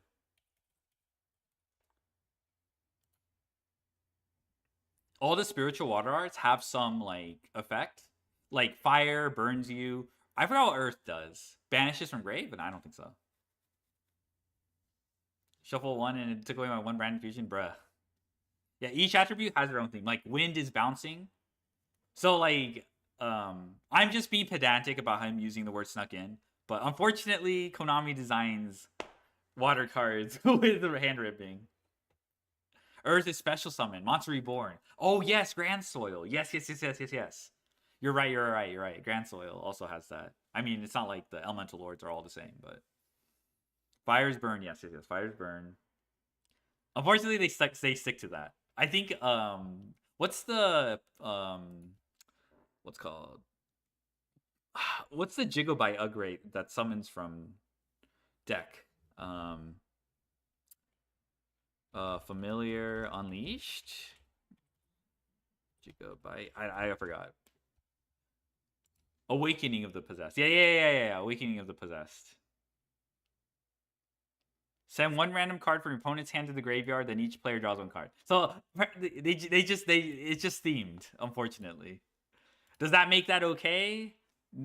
Probably not, but like it's. While these may be older cards simply reaching a boiling point, they don't seem to be a dying breed. I don't even Some know are if Dark banned, has and its many are not. own Worst of like all, spiritual art with Dark featured. I think they have spiritual art Greed, which I forgot what it does, but like I think it like draws 2 cards, but your opponent can like negate it. It's that spiritual art Greed is fucking weird. I don't even know if it even fits. more cards like them are still being printed. Finally, okay, Werewolf. Okay, let's make fun of Ripper. Okay, Elven Notes Dyna. Oh, you can do that. Lovely Labyrinth, Hecahand. To be honest, I don't think this is like a trend though. These are like pretty relevant examples though. But I don't know if it's like. But yeah, I guess Werewolf is fucked. This card is messed up, right? Like I feel like you can't play board breakers against K9. K9 is a newer archetype that I'd actually consider pretty well designed and balanced, but for some reason, someone at Konami refuses to design cards that are healthy for the game's environment, and insists that toxic effects like these Noroi? Are we gonna like rag on Noroi? Fuck Noroi. be a common occurrence. Not only printing an What did he say about these? Okay, I'll just go back. be a dying breed. Some are banned, and many are not. Worst of all, more cards like them are still being printed. K9 is a newer archetype that I'd actually consider pretty well designed and balanced, but for some reason, someone at Konami refuses to design cards that are healthy for the game's environment, and insists that toxic effects like these have to be a common occurrence. Not only printing it on Werewolf, but also leaving this abomination around when it's being used in the same deck. This design doesn't have to exist. K9 is already competent. Toxicity doesn't equal good. Yeah, hand Stun rips. is proof of that. All these serve to do is I didn't make know that getting Elven second Note even did. more frustrating. When you need every resource you can muster, There's a cool tune actually that does hand rip. Actually, is it just extra deck rip? I contest forgot. the boards of modern Yu-Gi-Oh! Actively designing cards to lessen those resources is fundamentally bad for the game. I genuinely wouldn't put it past Konami if this is why the Charmies exist, because while they are also designed to only really be used going second... Really? This is a weird correlation. Like hand rips exist, so you print more Charmy? They give you more resources to contest and Did potentially he address break the Unicorn? board. No, he did But not this just tells me talk Konami about thinks extra hand deck ripping rips is fine, yet. because surely you'll just open a Charmy and draw enough cards that it won't matter. It is once again designing balance around a hypothetical scenario and not the actual game itself. So the real question after reflecting on all Top these deck issues rip, is, okay. how do we build a better foundation for the game's overall health? What do we supplant these harmful philosophies with to truly Math not improve the getting game's ED quality? ripped by Unicorn is so bad. I mean, I've not faced a player who knows what to rip from the extra deck. They're all that is the skill check that Cashier players have not caught up with. It does feel as though Konami have made a genuine effort to dial things back a bit, though I'm not sure if it was intended at this point. The Molcharmies are clearly fractional powers. My favorite was during tier format when people ripped my Kick Kalos. I'm like, okay, I'll Zeus you, and then they got fucked. That was my favorite Unicorn skill check. Granted, the OCG still has Max C legal, but with them and the new Dominus traps, it seems as though Konami's trying to distill Okay, the potency balance, of the game's okay. current hand traps into something more balanced, potentially intending to fade the older ones out of the game once all the replacements are in place, with Fualos being the true replacement for Max C, since summoning from the decks is common to the point of being unavoidable. The only difference is that there are fewer draws involved. The Shuffle Clause attempts to address the issue with Max C drawing a million cards. This neglects the fact you can spend cards from your hand, namely hand traps, the thing that's already a concern with Max C, leaving there to be no repercussions most of the time anyways. Distilling Max C still doesn't address the core issue behind it, considering what Max C intends to do is toxic regardless of how it's diluted. Drawing a ton of cards because your opponent plays the game doesn't actually address the game's balance meaningfully, because it's entirely dependent on uncontrollable random factors. It just needs to die off, period. Meowls is a card that is awful. Yeah, Impulse is kind of summon from like banishing more grave powerful excessively, but against decks that than do, the other it's just an Dominus auto-win cards. card. Making them specific so only sets it them up is as like niche kind of auto-wins, like punishing Bolos. specific archetypes for existing. So it has a good exists chance. because someone at Konami was furious that they couldn't auto-win against Flu with Max C. These cards don't seek to actually balance the game. They just want to balance Max C, requiring you to play different versions versions of it in the side to auto-win against the strategies they oppress. The reality is, you can't balance Max C, because it was never designed with genuine balance in mind. Why have I talked about Max C so much when it's banned in the TCG? Because the assholes designing this game are making Jesus fucking Christ, stop with this charged language. Okay. Maybe the person he's preaching to the choir to will be like, rah, let's go, we hate. We're, I don't know, it just really fucking annoys me. It's very grating. It like does not add to your point. It's just trying to like rouse the rabble and like I don't know. It's idea definitely rage baiting. With them designing the Charmies, it's apparent the message isn't clear enough. This design is fundamentally unhealthy. From the OCG and Master Duel, it's very clear that Max C doesn't even do its job. The Charmies don't make it any healthier, it just makes it conditionally obnoxious. Off script, I recall from the most recent YCS, Fualos was dropped, and the crowd cheered, and it was responded to with an Ash Blossom, which caused the crowd to roar even louder. The minigame hasn't gone away, it's only changed in name. Erase this thing for good, and design will be forced to improve on a broader scale. If Konami wants decks to special summon less, well, I have good news about who's responsible for printing the cards. It tries to rage bait Max. Cards require you not use 3 attributes, then proceeded to make them all unusable in Vanquish Soul. I will be seeing you in hell. Just like with the Charmies, I feel these also fall flat in their execution. They're just less egregious since there are deck building and gameplay ramifications in using them. You can get away using them in a deck with the attributes they cut off, either by not using them as a hand trap, or just shaping play around losing said cards from the game. Purge is the most steep ask of the two. Cutting off Fire means losing out on Ash, though you can spend an Ash beforehand, and of course, losing out on Darks. I think it's that's kind of fake. Like losing out on Ash, that's pretty fake. It's definitely if your core engine gets affected by this, like. Losing out on the most powerful attribute. Did he put his stance on Nibiru? Ew, dude, he did fucking talk about Nibiru. It's like one of the worst parts of this video. It actually has soured my impression of this guy's like. To recap, he brings up auto wins. He brings up floodgates and shifter or something. Then he moves on to talk about Maxi and Nibiru and saying like Maxi and Nibiru. Maxi invalidates decks, which is obvious. I think that. But Nibiru does the same exact thing because there's a lot of decks that get invalidated by Nibiru. The examples he used actually play under Nibiru just fine. Or like they don't auto lose or whatever. And then later on, he actually talks about Shifter and Droll, which he could have just talked about earlier and said, I don't know why he brought up Nibiru. Like it was really bad. I don't think it strengthened his point at all. I think like equivalents are Shifter, Droll that he could have used alongside Maxi in this comparison. Not good. It was like if he was just saying like Nibiru's presence encourages Konami to design cards like in archetype negate or something like that, or generic negates, what have you. What's called that makes sense, but like I just don't think it's a very good. I don't know. It just sounded like he wanted to vent about his like experience with Nibiru or something. But yeah, whatever. Like I'm not saying Nibiru's like the epitome of balance, but like I don't know why people have a chip on like equate Nibiru to Droll like in Genesis, like or Maxi. It just doesn't it just does not strengthen your point. There's already better examples like Shifter like shuts down like 90% of decks. Like that was like a slam dunk, but nah. I don't know. It just sounded like a personal thing. So I was very confused. They introduce an element of risk and reward in deck building around the attribute limitations. Realistically, you can only play them effectively in a deck that doesn't use the attributes that they nullify. This gives an opportunity for underdog archetypes to gain access to powerful staples. Staples that are... I think assuming that these are meant for underdog archetypes are is really, really misguided. They're probably going to design newer archetypes. They want these cards to see play, of course. So they're they have more incentive to design newer archetypes where these work. Because these have their advantages, right? Like they don't trigger talents. If you have a critical mass, obviously not all of these can be played together.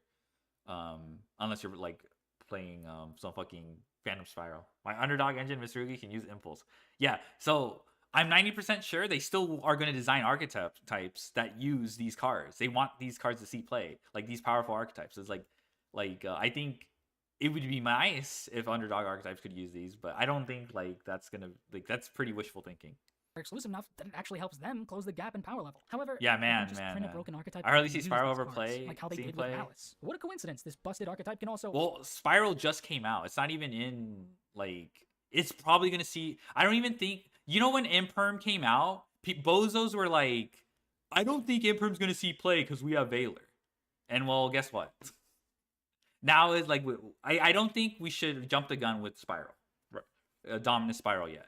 All right, like it just came out. We'll probably have to wait. I think for sure they're gonna design archetypes around it. Freely use the most busted Dominus card. This ultimately creates the same issue that Nibiru does, but in reverse, where a deck that can't play the card is arbitrarily worse off. A deck's ability to play the card also means to truly balance that deck, they have to balance it around the fact that they can play these cards. The reality still is, those underdog archetypes that want these should be boosted directly, because a generic boost is still generic. While the Charmies and Maxi should just be cut losses, I think the Dominus cards just need further design evaluation. Hand traps that are actual traps and gain benefits if used normally are a great design principle. There's more to restrictions than other things. I think you're just being absolutist. I think the restriction, yes. So they will design an archetype, or it'll like what stopped preventing them from designing an archetype that can work around the restrictions? Like this is like, bruh.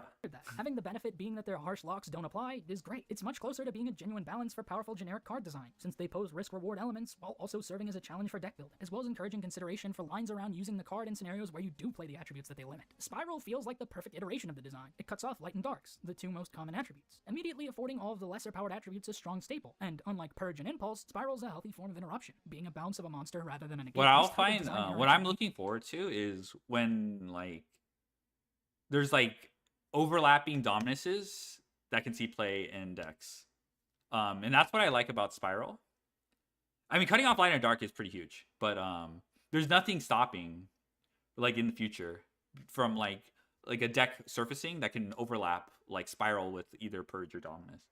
Or, Impulse. Needs to be more common in the game, unlike Floodgates. If Konami wants Floodgates to exist, they have to reflect on the modern game's design. A modern take off the top of my head would be something similar to Nibiru, but instead of wiping a board after 5 summons, it shuts off all monsters summoned afterwards, making it so their existing board has to do something while leaving room for their plays to still do something, focusing more on genuinely reining in the power in the game rather than erasing it on the spot completely, capping the power level instead of draining it entirely. But I also don't have to come up with an example for what a balanced Floodgate would look like, because Konami already made one. M-Pen is a card that actually applies nuance behind its design. It is skill drain, but only for special summon monsters in attack position. There's no need to draw an out to it, because it just forces the opponent to play differently in order to play around it. Most Floodgates don't offer that ability in the slightest. An easy example is with There Can Be Only One. The way to play around it is just manifesting a monster with a different type. Sure, would be a shame if a lot of archetypes were only one typing. Their design just invalidates archetypes that can't conform to their imposed rules. They only seek to invalidate diverse design behind archetypes. They don't attempt to dynamically engage with them, which is what ends up leading to so many non-games. M-Pen, on the other hand, is designed with specific wording so but Link it also doesn't exists. hinder the normal summon, which is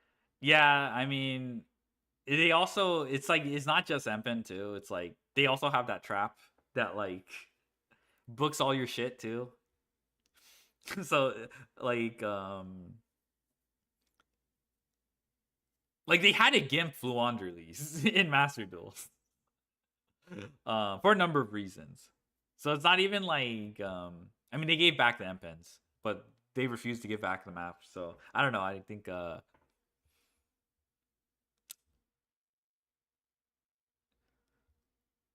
it's also Wing Beast, but I don't want to like is often the most crucial summon for decks. Go on a giving tangent. the opponent the ability to do everything they need to, but simply forcing them to special summon in defense to resolve their effects. M-Pen doesn't suddenly place pressure on the opponent to have a card that can answer and out it, but rather your opponent has to approach like the game TC differently Boo. and make concessions about how they play to progress their game plan. The need to summon in defense actively prolongs the game by potentially preventing the opponent from OTKing, which is much healthier than attempting to end the game on the spot entirely. The problem is, this is one of the only floodgates with nuanced design, and it's in a deck that's capable of playing multiple floodgates with zero nuanced design. Of course, this design isn't entirely sound for universal balance. There's always the reality that a floodgate is going to invalidate some strategy in the game. After all, M-Pen does invalidate link strategies, since they can't be summoned in defense. That's why I don't think they're worth pursuing as a universal way of balancing the game in the first place. I can understand why Konami might think it a necessity, but if they're working under that idea, they're not working very hard on it, and that's the biggest issue with their continued existence in the game. I don't know why, but it feels like a lot of tribute summon archetypes do have that like design.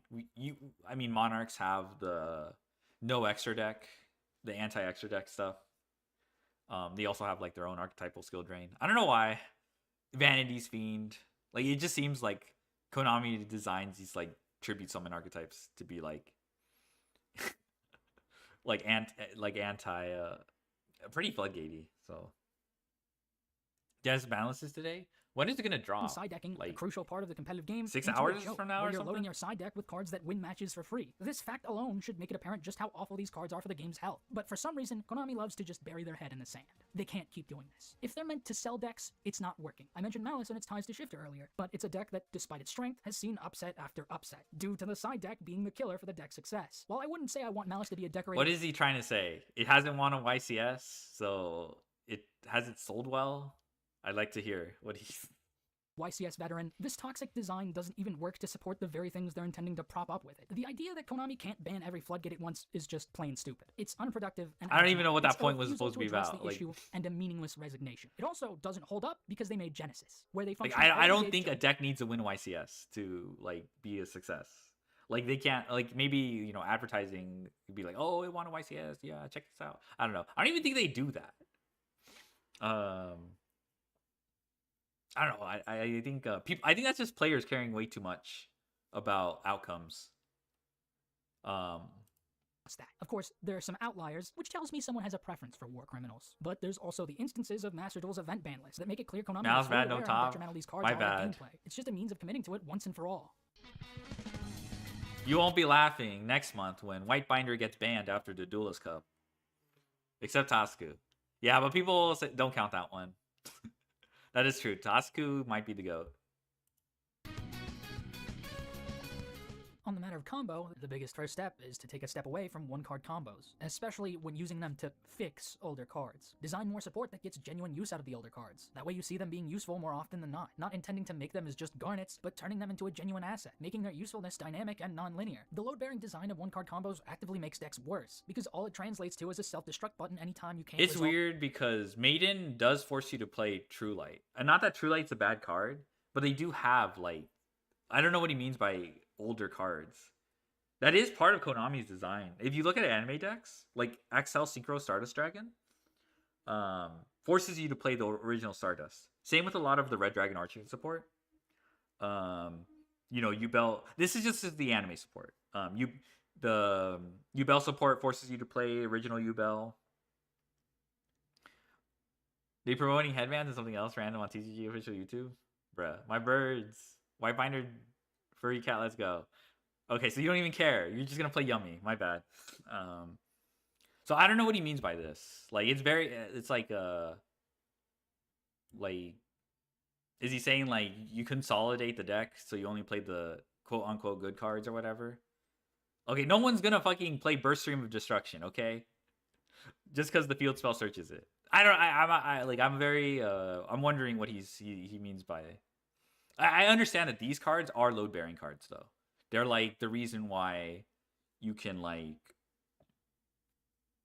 do everything with one card, right? So that I understand, but I'm just curious what he means by old cards. The combo. Since your deck's functionality can be boiled down to a singular card, it becomes far easier to shut it off entirely. Konami has to actually put a limit on how many effects are crammed into a single card, because they're treating every card like they have the text real estate of pendulums. Simplicity is king. Have an effect on field, and an effect in hand, or grade, or some other variation. Bring back my Square Sri Enix Rivalry Chandra. Kit is perhaps one of the best cards ever printed, not by means of raw power, but by achieving so much with so little. It's a card tasked with supporting 2 different archetypes, 3 technically if you count Albaz, which is more of a series of cards, and yet it manages to do so perfectly without any bloat. She's a free extender if you're playing either of the archetypes. I remember someone complaining about this card because it locks you or something. Does it even lock you?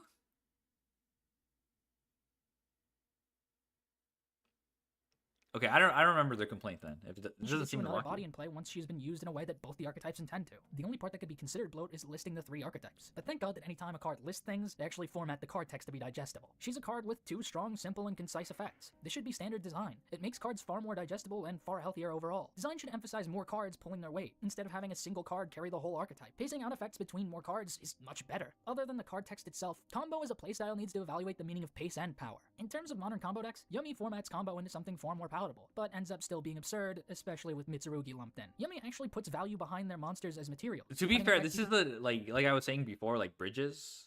Like Arclight makes it possible. Like you I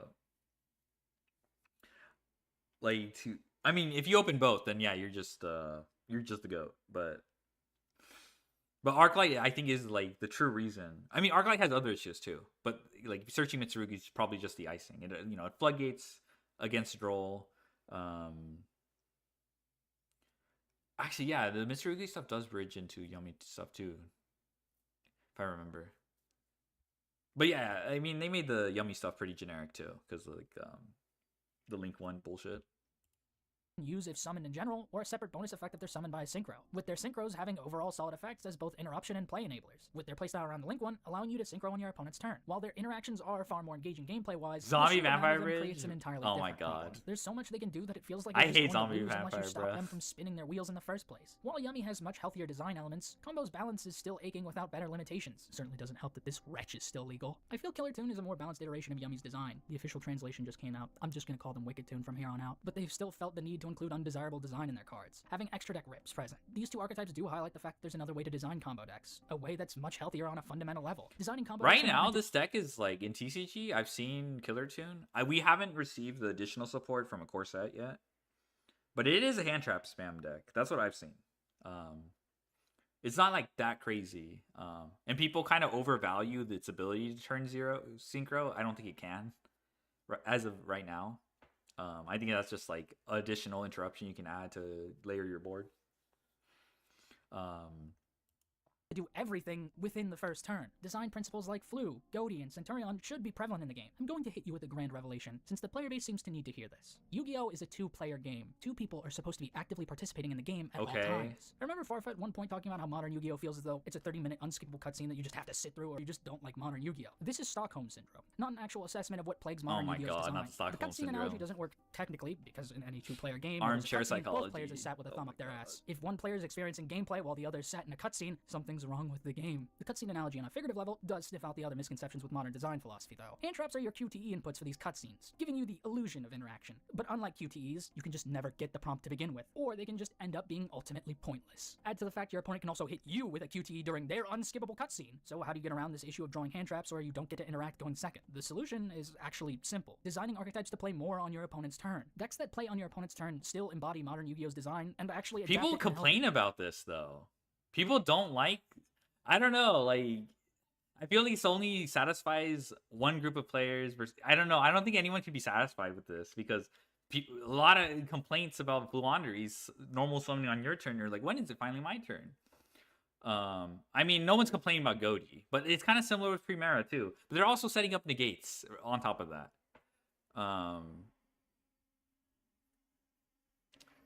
So I don't know. People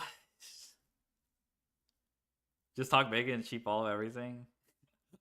I don't even know what Farfa, like the Farfa point. I don't know why you brought that up. I think he just brought that up. It's like, oh, I'm a Farfa fan. Sleeper agent activate. Give me back my maps. Oh my god. We can do Mystic Mine. I don't hate Mystic Mine as much. What's called? I actually don't hate that much. But whatever. Mystic Mine. It's probably a good thing it's banned. I'm not gonna fight for its return. Way. By having you pass turn over to your opponent now has agency in the game. They can interact with you without needing to draw specific hand traps in order to do so, and you can still build a board in the process. Your opponent has to, in real time, figure out your plan and adequate choke points as it's playing out. You are engaged. I feel like playing on your opponent's turn is still kind of hard to interact with, though. Like by mana, you know, we have Holly Sue being able to summon from deck, steal, and then pop. That's pretty strong. It like gives you a chance to go second or whatever. But I'm not saying, like, I don't know. I don't think you still have to balance these. It's not like, although the things I talked about, like Fimena and Holly Sue, behave way differently than Map. Map is like Map and Goaty and Centurion. They literally just have to go first and set that interaction up. But I find that kind of hard to interact with. And I think it's by design too. Like, whatever. Where adaptive decision making is at the forefront. Centurion's native design has you making a single synchro monster, so you can then set up the ability to do it again on your opponent's turn. Goaty follows a similar principle, having you synchro once to then establish synchros as a means of interruption during your opponent's turn, giving these decks a genuine. I guess that's what he's saying. Like, Goaty doesn't set up additional interruptions to achieve this, but Centurion actually, like, now it's combo slop, brothers.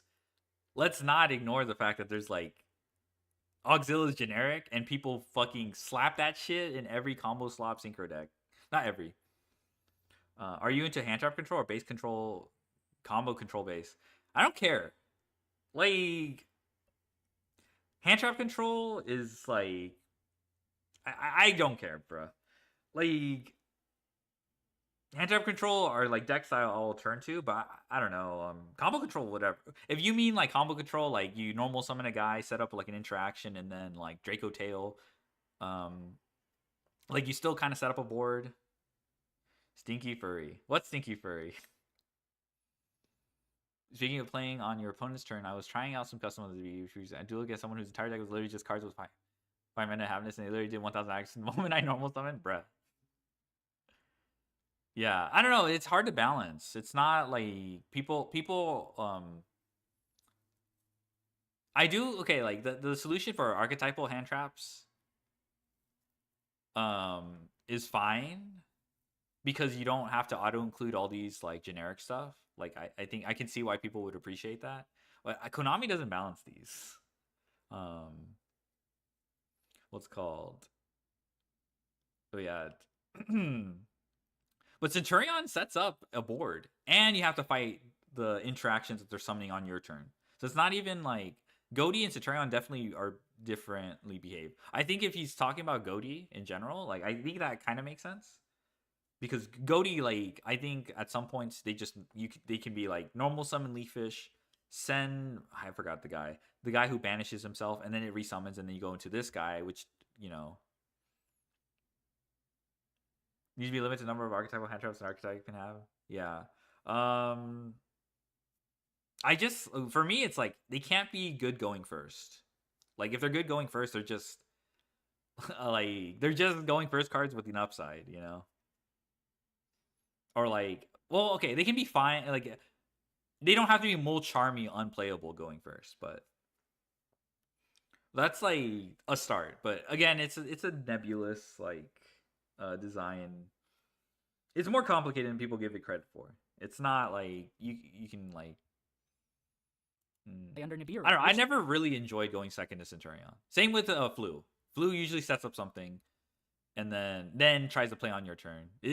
Goaty's maybe there's other people who have played Goaty, but I feel like Goaty doesn't actually has to go first to set up something on your opponent's turn.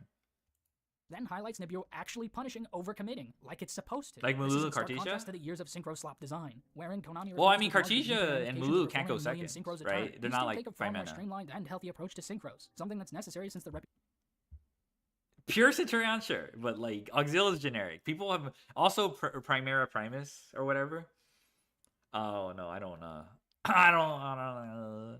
Pure Centurion, bruh. Even Pure Centurion did floodgate bullshit, but I'm not gonna bring that up because reputation of synchros has actively been damaged by the other approach to synchro design. While Yummy and Wicked 2 may be a mixed bag in execution, it isn't because of this philosophy. I mean, part of it is Crimson Dragon for Centurion, bruh.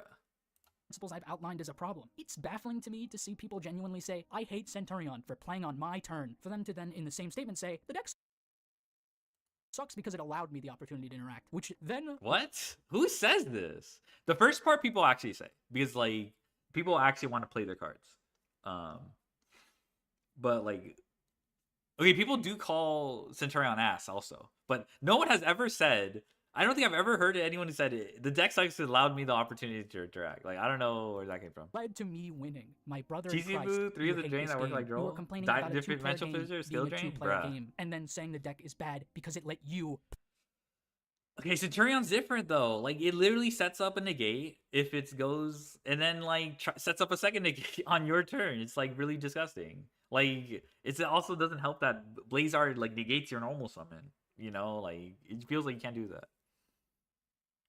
Deck lockdown, yeah. Okay, and if it's pure, it's like deck lockdown. Like,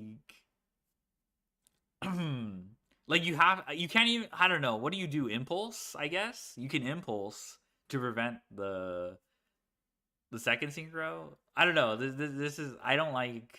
I feel like there's a disconnect. I don't know what games he's playing with Centurion.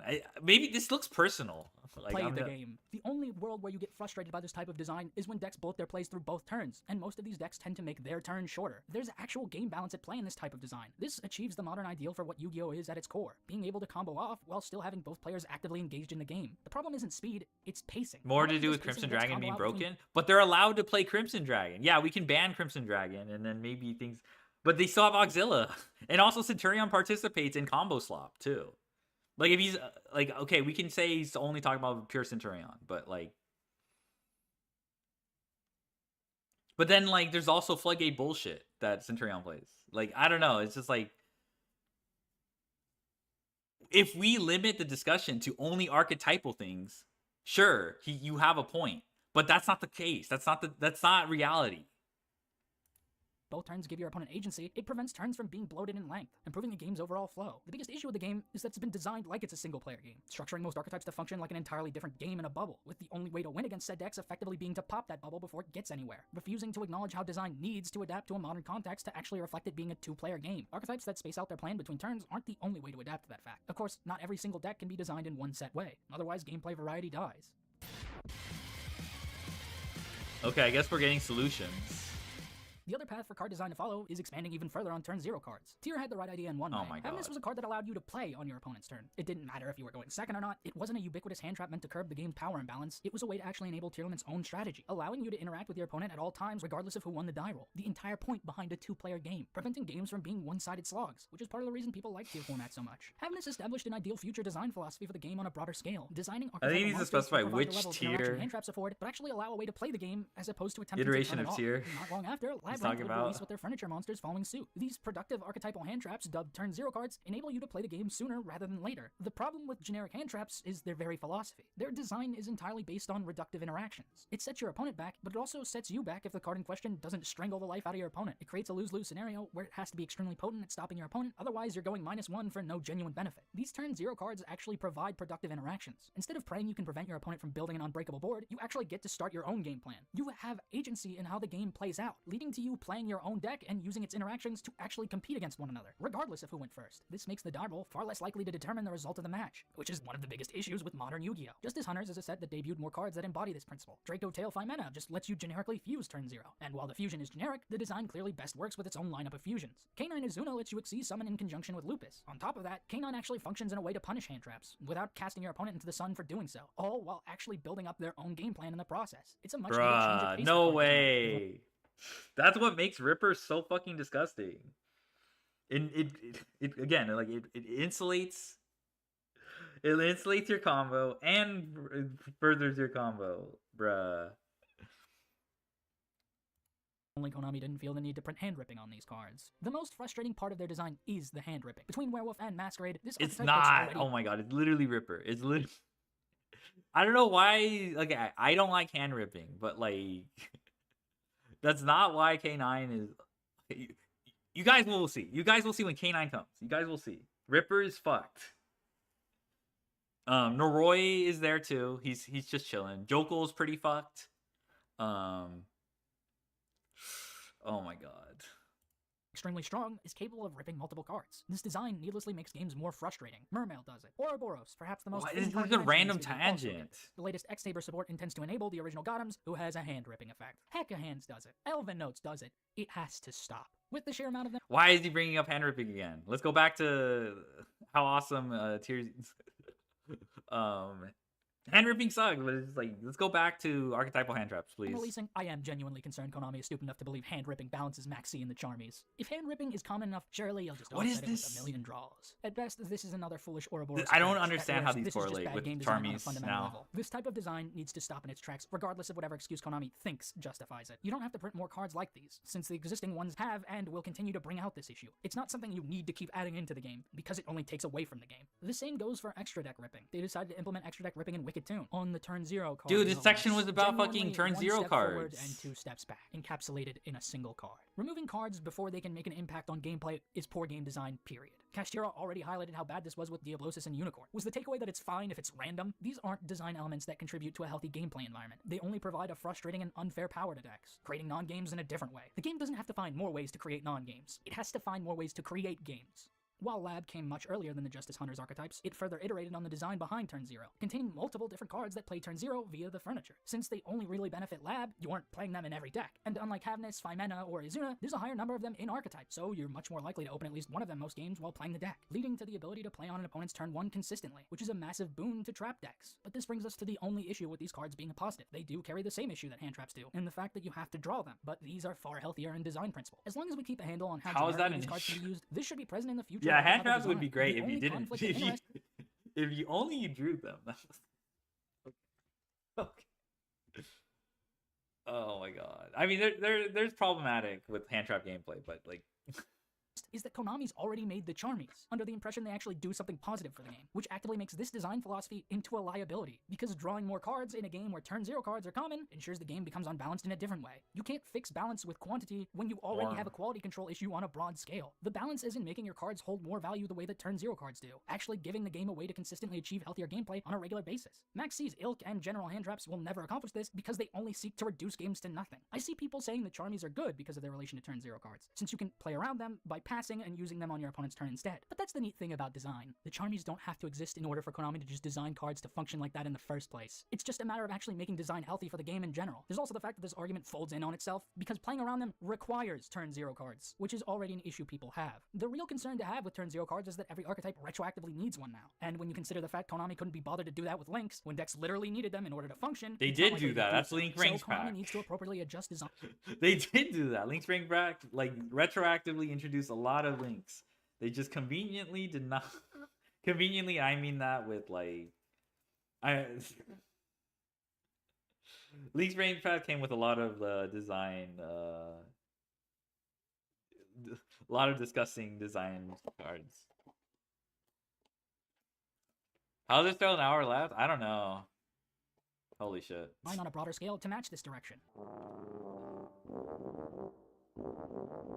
Another concern to address is actually banning cards that are abused constantly. This directly relates to Yu-Gi-Oh! Game philosophy needs to change. Taking action against non-game design as a whole. While Lab is capable of unsavory things, that's entirely due to the fact that there are just auto-win trap cards that shouldn't be legal to begin with, not the intrinsic design of Lab. These cards are never resolving in a game that could be considered healthy. It doesn't matter if it's in Lab or not. The consistency to do so isn't the problem. The fact you can do it in the first place is. These decks are what I'd consider well thought out and healthy design premises for modern Yu-Gi-Oh! The issue is, there are simply still elements overlooked in design, deliberately or not. Like D-Barrier or every virus card just proving, hey, maybe these cards should never be good, as they'll only ever contribute to non-games when they're played. You'd think that Labyrinth would have highlighted that fact, but no, it was the deck itself, not the cards that people were complaining about ruining games. Tier was so comically busted while milling both players, it forced you to play a graveyard strategy, and since it was also the best deck, a Tier 0 format was inevitable. They banned the Ishizu millers, and this issue went away, although it really went away because they also chose to gut the entire archetype itself in the same breath. Centurion's ability to consistently synchro on the opponent's turn finally forced Konami to ban Calamity, a card that was already a nuisance to gameplay anytime it was summoned. Flu's ability to search a Wing Beast forced Konami to ban the Wind Barrier statue. Once again, a card that already caused problems, but only got addressed when Konami could no longer ignore it. Object permanence isn't Konami's strong suit, but considering they just hit more of them, I'm sure we'll get to the rest eventually. I want people to realize and understand the fundamentals aren't the problem with these archetypes. It's the practice and willful negligence Konami employs to push them over the edge. It's important now more than ever to make sure that we stop letting this type of design shape the game, because all it does is make the game look abysmal. Paradise Smasher was banned, and this is obviously good, but Konami has shown a willingness to bring back these toxic cards later. They brought back Protoss, a card that facilitates the same unhealthy gameplay, but because a tiered strategy wasn't capable of using it anymore, it was fine to come back. Wouldn't you know it, a tiered strategy is able to use it again, and it's suddenly a problem again. Who could have foreseen that?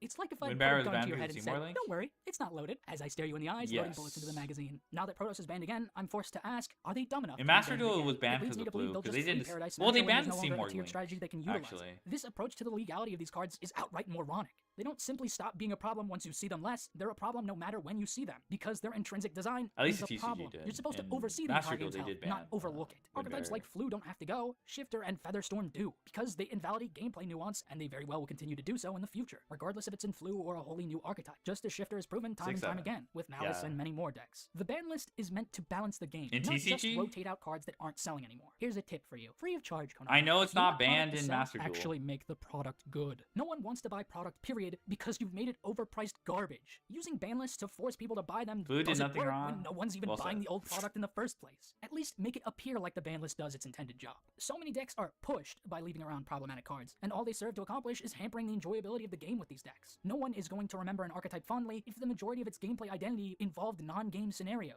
No one's going to want legacy support because you've created nothing but a legacy of contempt for them. That's of course What? assuming they have What is okay, bro? Just wrote that for the fucking line.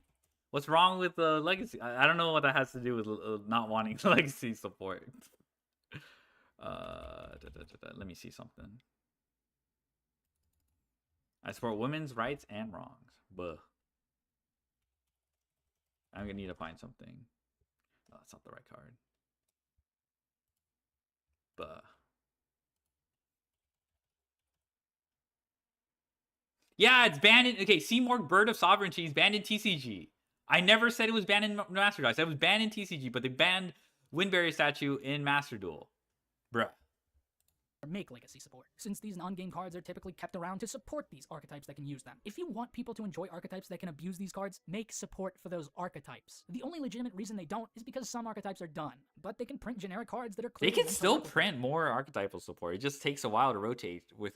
They print plenty of talk about cast form. Did it load? Oh fuck. Let me do the alerts. Ormba. Ormba. Here is the cast form. Oh my goodness. Oh my goodness. Guio and Luce are clearly burning Abyss cards without actually being them. It's far more enjoyable to see this type of support, not only because it actually aims to help the deck itself, but because it can be used in other archetypes as well. Yeah, these are so cool. And they've been doing this with every TCG exclusive slot. Alright, respectfully. Abusable cards. It forces design to be more interesting and defined. It all depends on their quality and balance, emphasizing gameplay identity as its strong suit, which is the biggest selling point of archetypal design. And like people didn't realize that. I think I told Please about that. I'm surprised. One of my chatters basically was like, "Wait, what the fuck?" My friend who doesn't even play Yu-Gi-Oh pointed this out. Well, I mean, he found the Reddit thread. But like they've been consistently supporting like the TCG exclusive archetypes with those like free agents, and they're really cool. They're really cool. I love Cupsy. You can have Cupsy. Ormba. You love 5 mana? You can have 5 mana. Snake Eyes has elements of design that I actually appreciate. Design elements that very obviously didn't have proper restraint or goals in mind. Ash, Poplar, Flamberge, and Oak are immense card value. Card value that insulates you from board breaking. It's phenomenal how fast you can just go from being Raigeki to like a +4. It's satisfying in that regard of modern Yu-Gi-Oh! But of course, this was all easily exploitable with the cavalcade of generic negates being easy to barf out with them, while still having heaps of advantage and interaction in reserve. There's also the Pendulum Hate Crime printed on Flamberge, but that's a different matter. I couldn't tell you that I look forward to or even want legacy support for Snake Eyes because of their legacy, but their poor reputation is mostly to do with the unhealthy cards Konami willfully left in the game's ecosystem to push them. This isn't exclusive to Snake Eyes, this applies to multiple decks in the game. There are a lot of archetypes people genuinely don't want to see again, because they're associated with frustrating cards. The TCG has dealt with such cards, but it's evident that this is only one step forward, as Konami continually takes 2 steps back. Problematic card design still remains rampant. The only difference is, it's not tied to an archetype that's dominating the metagame for over a year, showing they only take action if they're forced to. To me, Goblin Bikers are a much more well-designed version of Snake Eyes. With how many bodies you can just summon together and build up advantage with, it gives that same kick. Clatter Sploder summoning on your opponent's turn, reviving Merciless or Gone Wild to then summon out another Goblin. But of course, they weren't completely absurd in design, so they didn't end up performing on a level equal to Snake Eyes. Goblin Bikers are an archetype design. Okay, so they're cool. Goblin Bikers are cool. I guess if you like, you know, comparison is often the theft of joy. So if you're gonna compare yourself to Snake Eye, you're probably gonna fall short in a lot of aspects. So, I mean, Goblin Bikers for me when I played it, it was like having to stick in Xyz. Like you could do everything as long as there was Xyz material to like detach. Without any locks, but they aren't broken as a result, because their intrinsic design actively encourages you to play them as an Xyz deck, with the flexibility to use them to do more. There are so many games I play with Goblin where I feel I can actually play through intense boards, without needing some absurd blowouts to do so. It actually feels like I, as a player, had to think out my use of resources. To be honest, if I faced decks that exploded my shit before I could stick in Xyz, maybe with new support it's way easier, but I feel like I exploded going into boards if they like had like an SP or some shit. Oh, Appaloosa was also legal too. That was really difficult. To break the board and mount my own offense. The only real problem is that they're dependent on Xyz being on field to accomplish that consistently, Yes. which isn't very easy to maintain going second. The archetype's so well designed that if it just had a little more innate extension, it'd be a wonderful deck to play on any occasion. In contrast, Snake Eyes doesn't really have this going for it, despite being a deck of Why are we almost comparing this to exclusively Snake level Eyes? ones, Can we just there talk was- about how Snake Eyes is just like a design mistake? Can we just not bring up bugging Goblin Bikers? Like, why does it matter?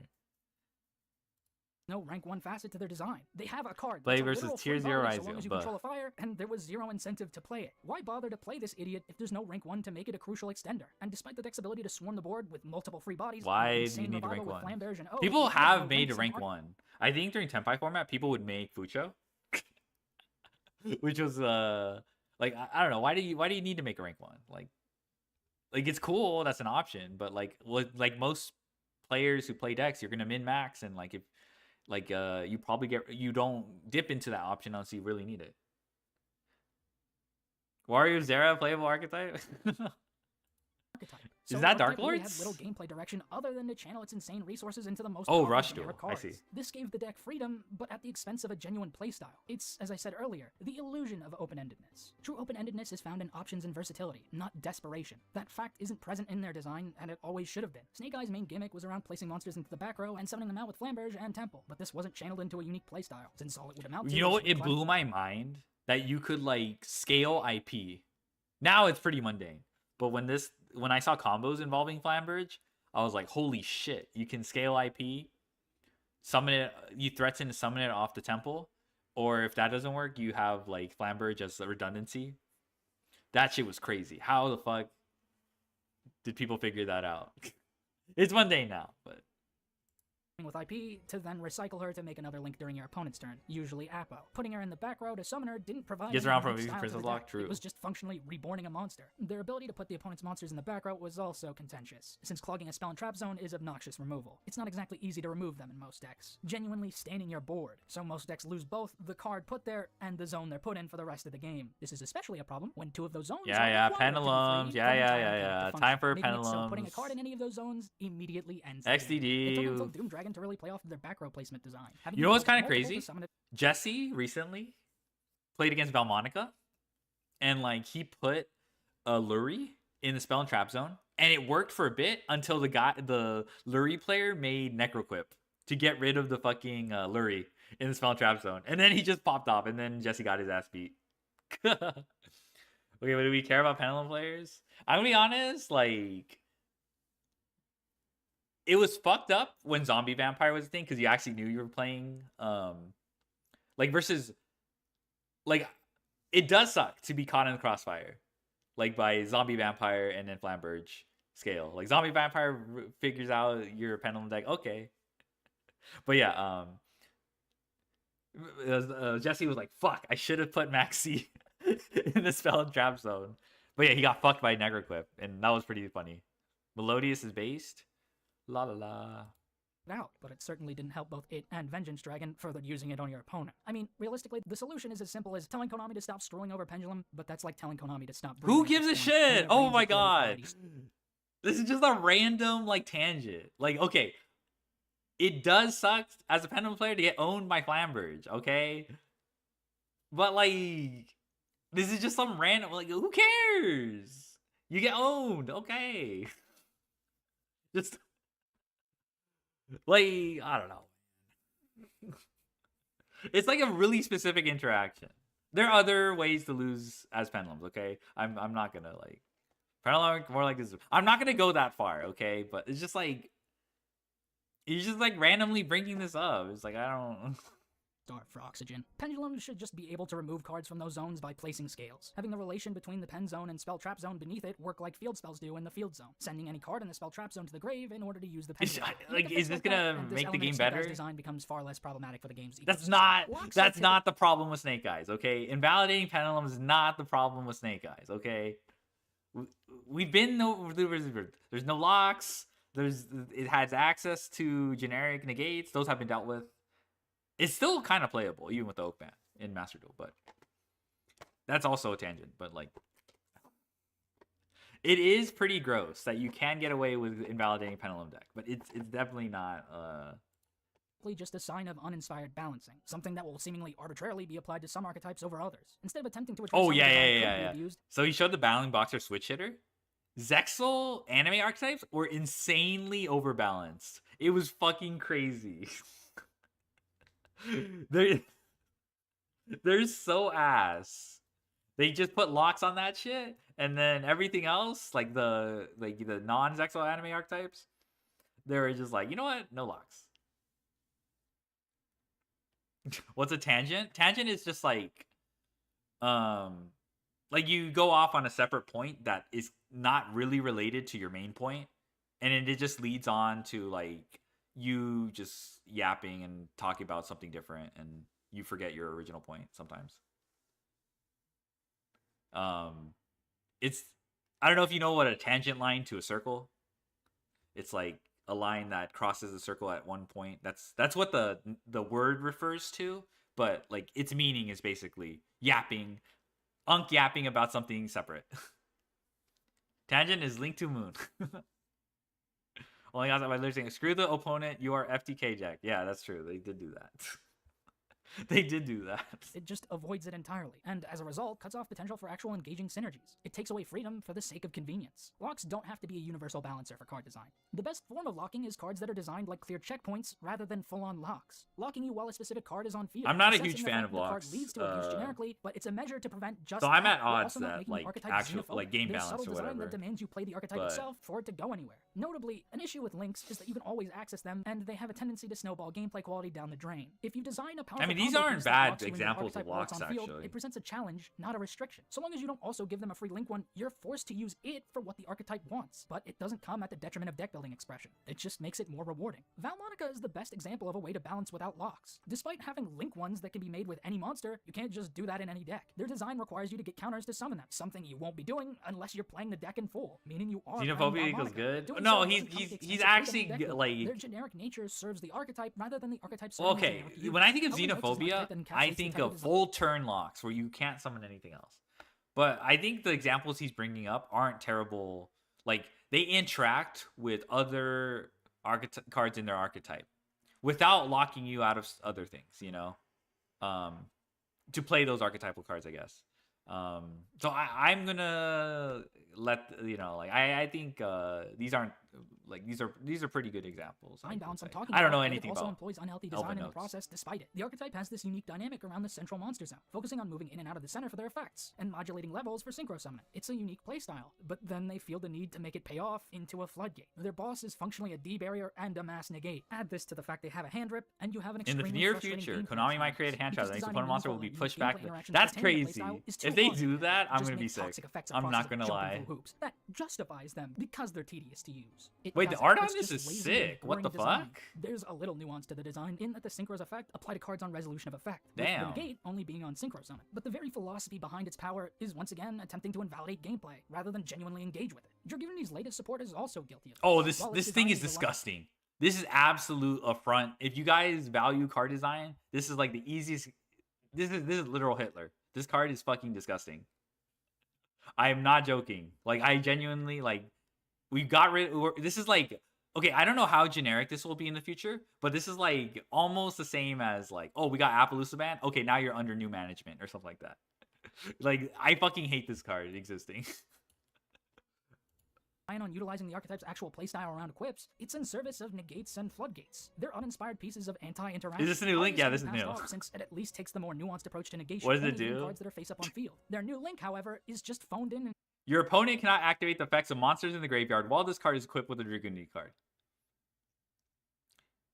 If this card is link summoned or your opponent special summons a monster, you can special summon one level 5 or higher Dragoonie monster from your extra deck or graveyard.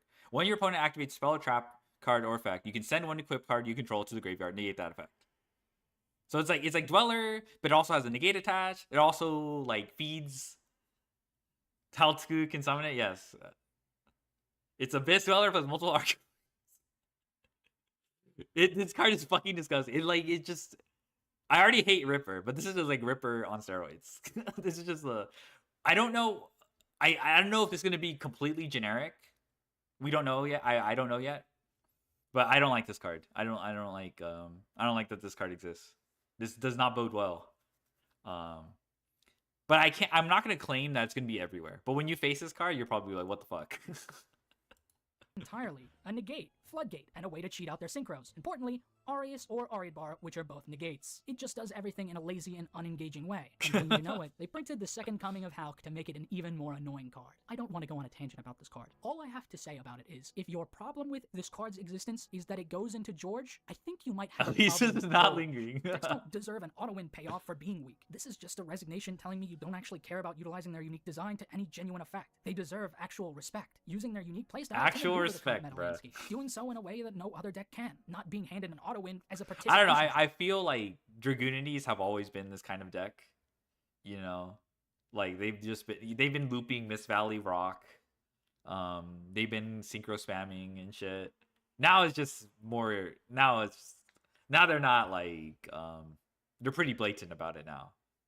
Trophy. Their win conditions in the Louise? most shallow sense. It isn't designing The them to win Beaver so much Warrior as it's archetype, designing them to true. kill the opponent, only attempting to drain the life from your opponent's deck and win by default. Every deck in the game is innately meant to have a win condition. If Yeah, your win actually, when condition are is we getting your Beaver opponent Warrior? doesn't play the game, We already even have Beaver Celtic can do Guardian. that. If your opponent has a stroke, there's no unique design attached to the archetype where you feel you've distinctly won with that archetype. All that tells you won with them are the names printed on the cards, not the effects. And Yu-Gi-Oh! Isn't a name game. When it comes to well-balanced design structure, there really isn't a better example than Vanquish Soul. It's the best designed deck in the context of a game's modern landscape. The way the deck is designed, you're deliberately holding cards in hand for your effects. This gives This you is a actually a reason pretty cool aspect of its gameplay, but I feel like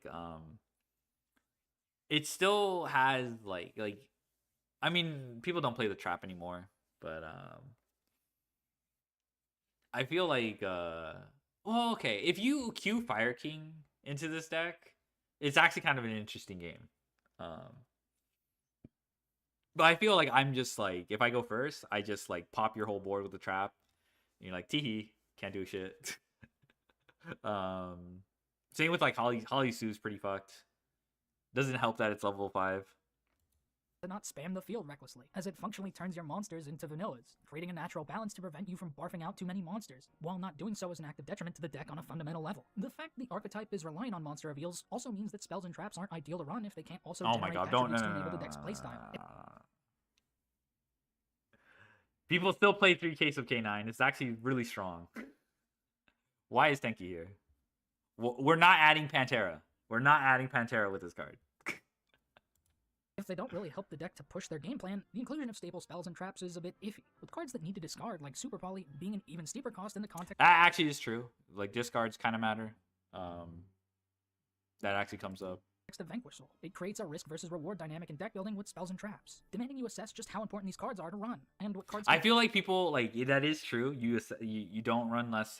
But I think, like, the way the deck is designed, people also run into pitfalls, like, you still play Charmies despite not being like the correct attribute. Right now, Vanquish Soul and TCG is more of a K9 deck.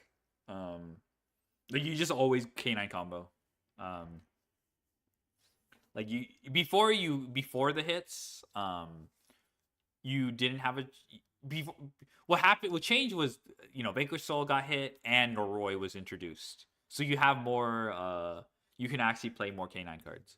But before that, I would say, yeah, it was kind of more interesting. I don't know.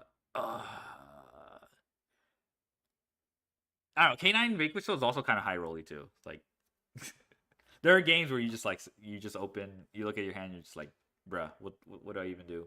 Like you just don't do anything. better serve the archetype's playstyle. Of course, you can also find hand traps with the proper attributes to fill in the interactive niches of spell traps. Okay, people overvalue these. Okay, like I'm not playing fucking Skullmeister because it's dark if it doesn't do enough. So Bell is actually kind of goated right now, in Master Duel. So all right, forgive me for talking so harshly. And we know what's interesting in Genesis, Ash Blossom was 15 points, and I think it was probably the worst decision I made, including Ash Blossom in my deck, just because I want it. I don't think Ash Blossom did very much. Which is like, I think I should have played Charmies. I think that was like one mistake I did going in. But that's Genesis. But yeah, I'm just saying like also the Genesis hits made the deck building in Vanquish Soul pretty interesting anyway. Ash is bad. Well, I mean, you play it anyway in Master Duel because it actually does. It's like a fire. and like there's no point cost associated with it. And it, yeah, like I think having fires, but like in Genesis, this being 15 points actually mattered. I could play like I can't play because your other Vanquish Soul cards were pointed as well, so it's like there was not much room. So With the more niche hand traps, having a place as useful there's reveals no way. you can also side deck, and generally good cards being Where's trapped are cheap, Phantasme? with Where's the Bestials being Phantasme? a strong consideration since Magnamut replaces an attribute, either by grabbing another Bestial or by grabbing Caesar, because Caesar is This is not cute, but it's again like it's just a random synergy. It's not like if Magnamut's bad, don't fucking play that card. All right, just I'm not playing Magnamut just because I can add an Earth monster. Okay. a dragon. This relation to hand traps isn't to make the deck out as being super powerful for it though. Their effects revealing for cost gives your opponent info, making it so your opponent can play around that knowledge. Vanquish Soul loses out on many other powerful hand traps that don't provide an attribute. You don't. Fulos? Yeah, okay, so you just said Fulos. This is not true. You still play Fulos and Meows. Like, I don't know. Like, I run into this design, like, people talking about Vanquish Soul, like, avoiding, like, certain things because...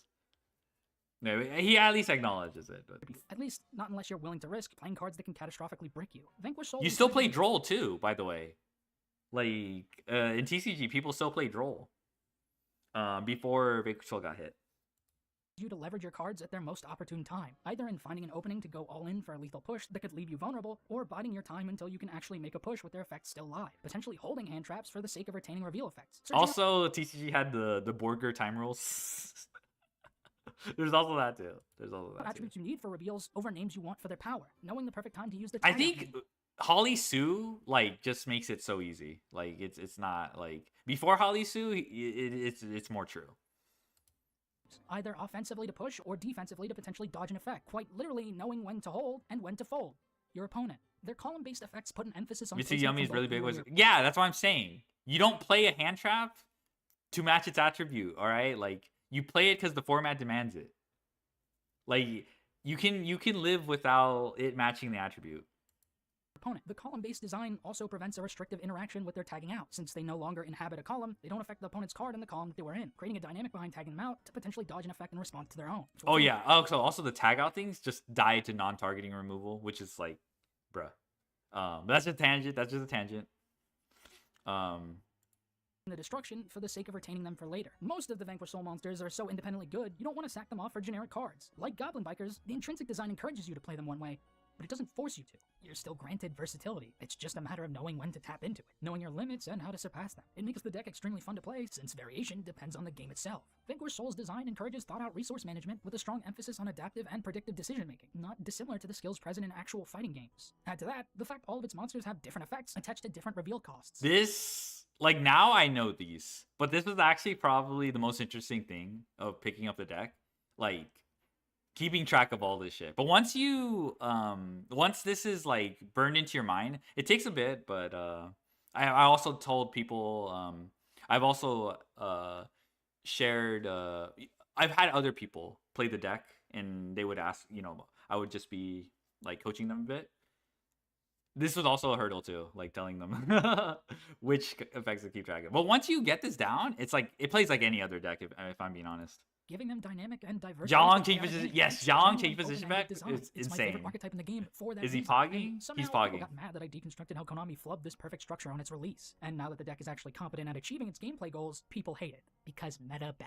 Since Konami doesn't care about genuine healthy design, they hit the archetype itself and one of the cards that contributed to non-games against it. It didn't matter. They printed K9 cards. It's doing well in the TCG.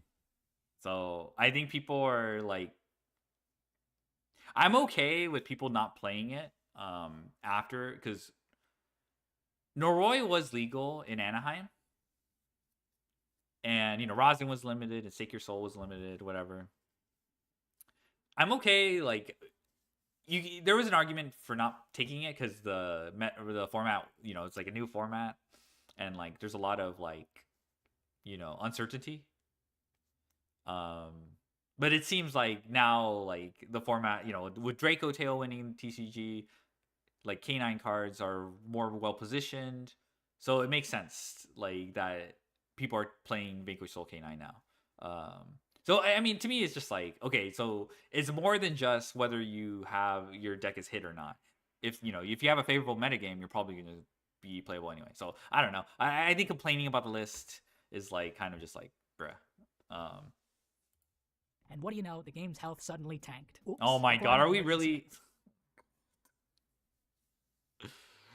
People kept saying this on Twitter. Yes, like, oh, hit why they hit Vanquish Soul so the people could play. The argument was basically like, with Vanquish Soul out of the format, all the floodgates are now valuable because the deck that they're bad against isn't playable, or whatever, which is fair. But they hit those, so like, I don't know. We're gonna complain that this happened and they didn't? We're gonna complain if they didn't address it. The fact that they addressed it is something. And now that they're like, now people are still playing Vanquish Soul K9, so it just didn't matter. I know about, but that's the thing. It's not about the ban list. People overrate the ban list when it comes to balancing. It's usually metagames that like rotate out decks. Like, so okay, like, I don't know. I find this complaint about this ban list, like, yes, to your point, people play floodgates, but now they're addressing them. And I guess maybe it's too little too late, but like, this is way faster than other instances. So I don't know. I'm kind of mixed. I'm still kind of like skeptical that they're going to repeat this behavior, but it is very, very, this is very novel. I feel like you should like commend this. Obviously, it's not going to get rid of everything, every single problem, right? Because there's a few other barrier statues, right? So they didn't get every problem. There's water barrier statue, which does see play, but I mean, they got rid of these in particular because they don't want to hit Gallon Granite and what's the card called? Fuck, Banshee. Update list not long after. Choosing to hit the cards that contributed to games, and not all the cards that actively contributed to non-games, was certainly a well-thought-out decision. This has happened in past formats, it's happened again, and it will continue to happen in the future if Konami doesn't finally acknowledge the game's overall health. The emergency list only hit cards that were an immediate problem, with the egregious omission being the choice to leave the other barrier statues legal. I mean, I think it's pretty obvious why they hit the Earth and Pyro, like the fucking Rock and Pyro ones, right? They're not going to ban, which I think itself is probably, I think you could probably criticize that, right? Like, you're gonna keep. I mean, I don't know. There's weird ways to approach this, right? There's people on one side who say, "Oh, don't ban the searchers." Gallon Granite, Banshee, ban the broken targets, and they picked one. All right. Eventually, these will probably get addressed, but I think it's fine. Like, if they, like, I don't know. This one seems pretty egregious because of Mermail, but admitting that these cards only enable design they don't want present in the game, they will just leave them in so they can become a problem later. There really was no way to foresee this happening. Vanquish Soul realistically only needed the field spell for consistency, since Mad Love wasn't a starter for the deck despite searching a spell trap, but Sue took the deck to even greater heights, giving the deck a true turn 0 card. Sue is an insanely powerful card that allows you to play Vanquish Soul turn 0. It's the Haveness effect, but for a deck that wasn't made tier 0. But instead of people taking away how great it is to have this design present for an archetype, it's not fair Vanquish Soul gets a turn 0 card and fucking Dark Scorpion doesn't. So it's gotta go because it's not fair. When the reality they didn't even hit Holly Sue. Like, if they actually wanted to hit Vanquish Soul K9, they'd hit K9 cards and fucking Holly Sue. But they didn't. So that's why I think, like, these hits, they matter, but they don't, like, restrict Vanquish Soul K9's gameplay as much as people wanted. As much as people thought.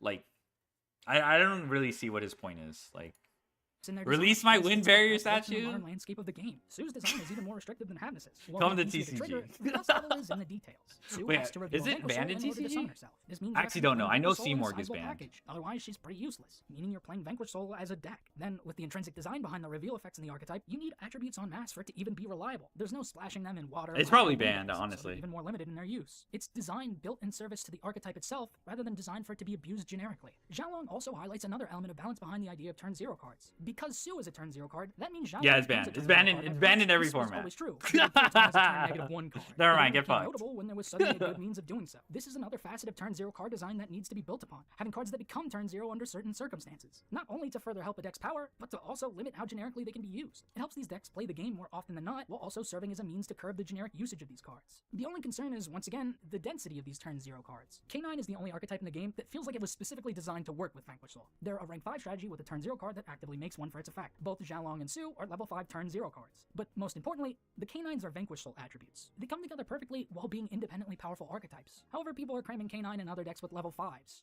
as well as decks that don't even have 5s. Of course, those decks weren't as successful as the Vanquish Soul build, but it's hard to definitively say that's because If you look at the lists that the YCS where Vanquish Soul K9 won, it wasn't a. I don't think it's a coincidence that there were decks like K9 Draco Tail, that played K9. I don't think that was a coincidence. I think K9 cards were just very, very favorable. I might continue to do so, be that way, but most of the top cut has like there's a good portion of top cut that just plays K9. Was it Pittsburgh? Fuck, I forgot what. No, it wasn't Pittsburgh. It wasn't Pittsburgh.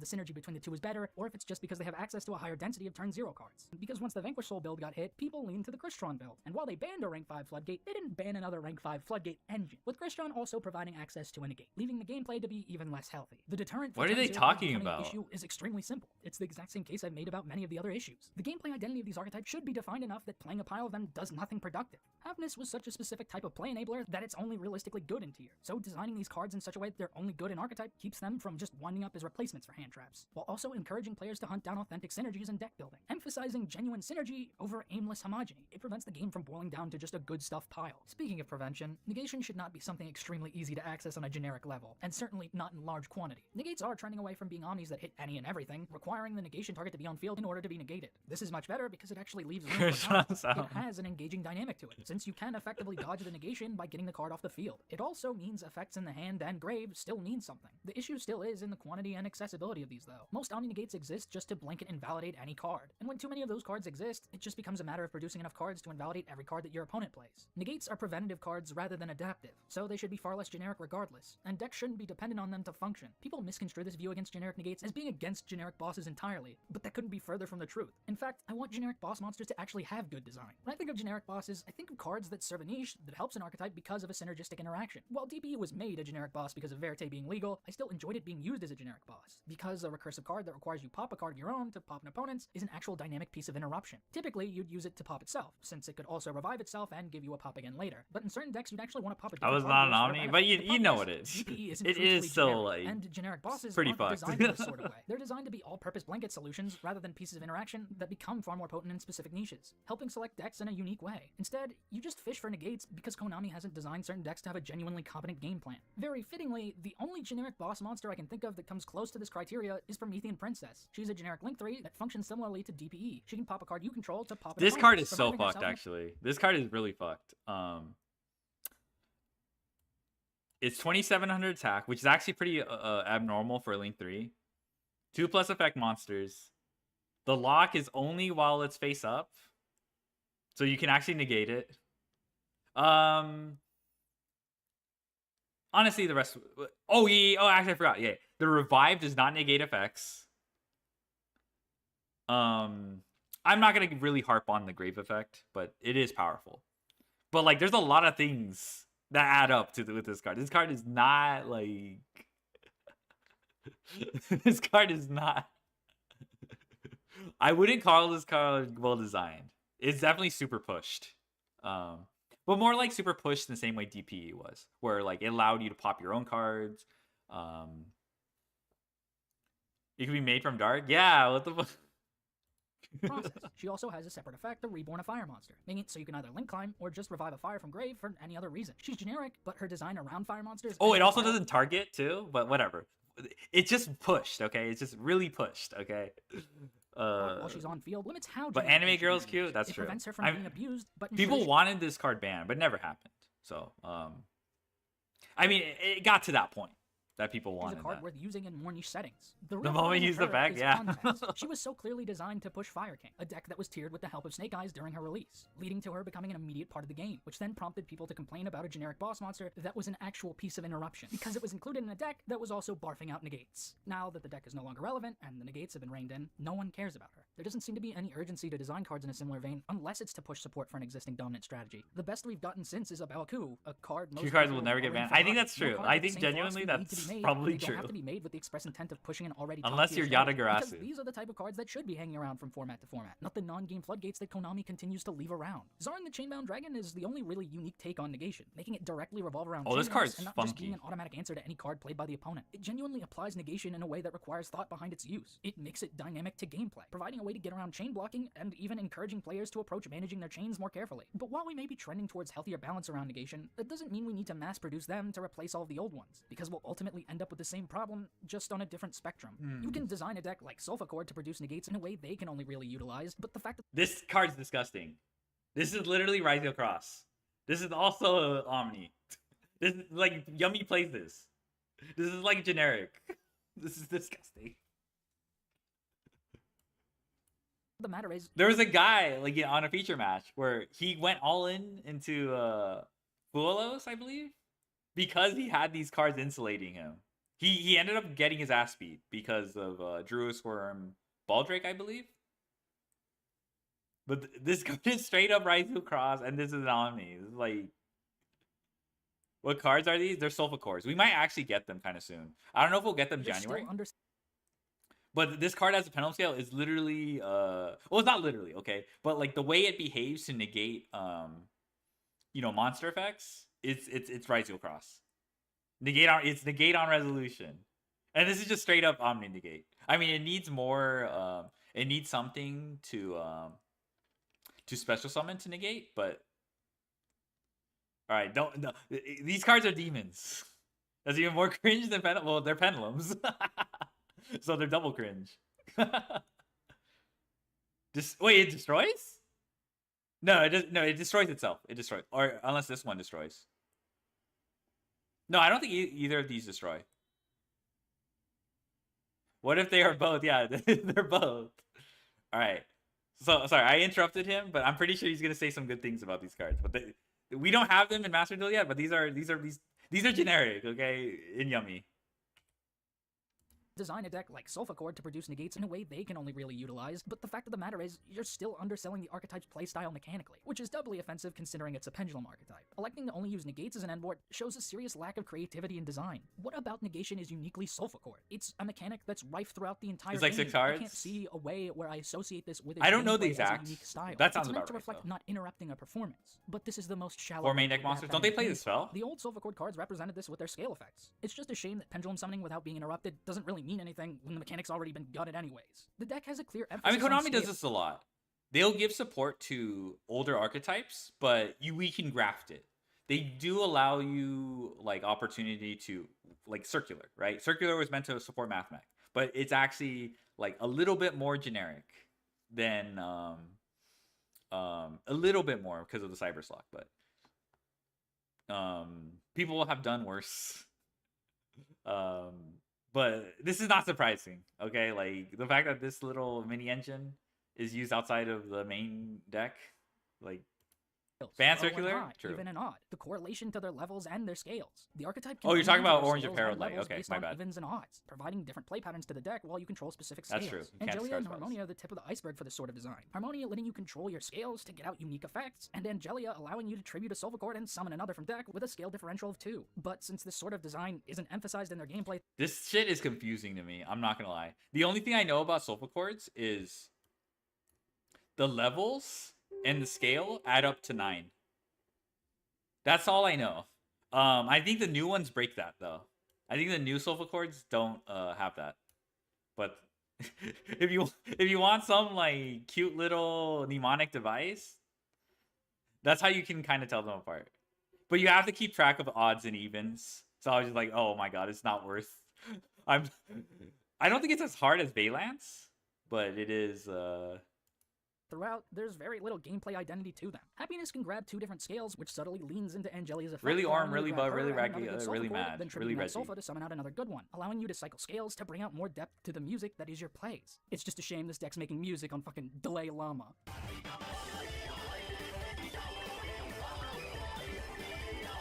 What the fuck?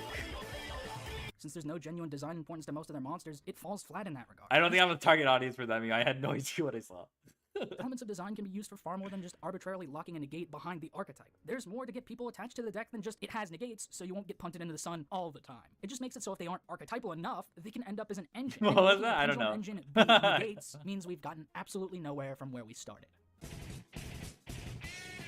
Are we almost done? Okay, 20 more minutes. We're almost done. Which leads us into talking about engines in general. Fiendsmith is an engine that was shoved in just about every deck for the longest time. Adventure, which came before it, also had a similar stint of splashability, but faded away much quicker. I'd like to see engines of this general power level be made more niche in design, or at the very least, given better design restrictions that require a little more investment to actually use the I feel generic. like the adventure engine, as cringe as a Omni Negate is, it does come with like a decent amount of restrictions. Plus the bricks. Ooh. A good start would be evaluating the ramifications of making them accessible with a Link one. As Fiendsmith exists currently, it feels less like a unique engine that helps decks, and more like a fragile crutch if you aren't already a meta-level strategy. Any 2 monsters can go into the I don't like.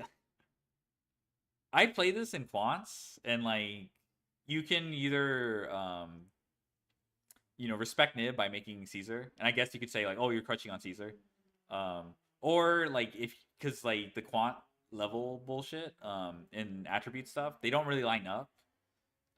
So if you have 2 bodies, sometimes you'll get hand trapped to death and you'll have 2 bodies and you can make Moon. So it is kind of way crutching, but I feel like it's kind of a negative thing to like, I don't know, it doesn't really have much to do with like I guess the cringe part is you're able to bridge into Fiendsmith using like basically 2 guys. entire engine, and if you draw Engraver or Tract, you get the full engine without needing to commit a normal summon. This made it far too generic, which is a problem when it also generates a mountain of advantage. In contrast, Adventure had a restriction of forfeiting a normal summon effect to use the engine. More of that True. present on engines, and its homogeneity can be reined in and made less problematic. There's also a separate concern behind the very philosophy of engines. Archetypes all have an engine by design. It's how they even function, just like any well-oiled machine. But sometimes, archetypes are designed solely as an engine, like Fiendsmith. You can't really play Fiendsmith pure, because it's only 2 main deck names. And unlike Sky Striker, there isn't really a game plan that leads to a genuine win condition with only the 2 Yeah, names the in ED archetype. space There's actually no does gimmick design matter. to the main deck because there's no design in the main deck. The real balance behind What it. I find interesting is like the hybrids with I think Fiendsmith Horizio is the one I played a lot. Shout out to Bronus. And he cut down on most of the fucking like Ryziel engine. Like he cut down Sword to 1, which I think I agree with, like, but like it's not like you can play Fiendsmith for like completely free. It is kind of like, because sometimes like some weaker decks just don't have enough room for good cards anyway, so you can have like Fiendsmith to patch that. FS Fear is a good deck. Your win conditions hand traps. I mean, you have to cut utility cards so much. Yeah. For what it's worth, Ryziel was kind of fine with that. Because Detonator and Cross were pretty good. It's like, before committing to like any like, I don't know how to describe it, but you could play through hand traps pretty reasonably well, and you just had X as like a breaker.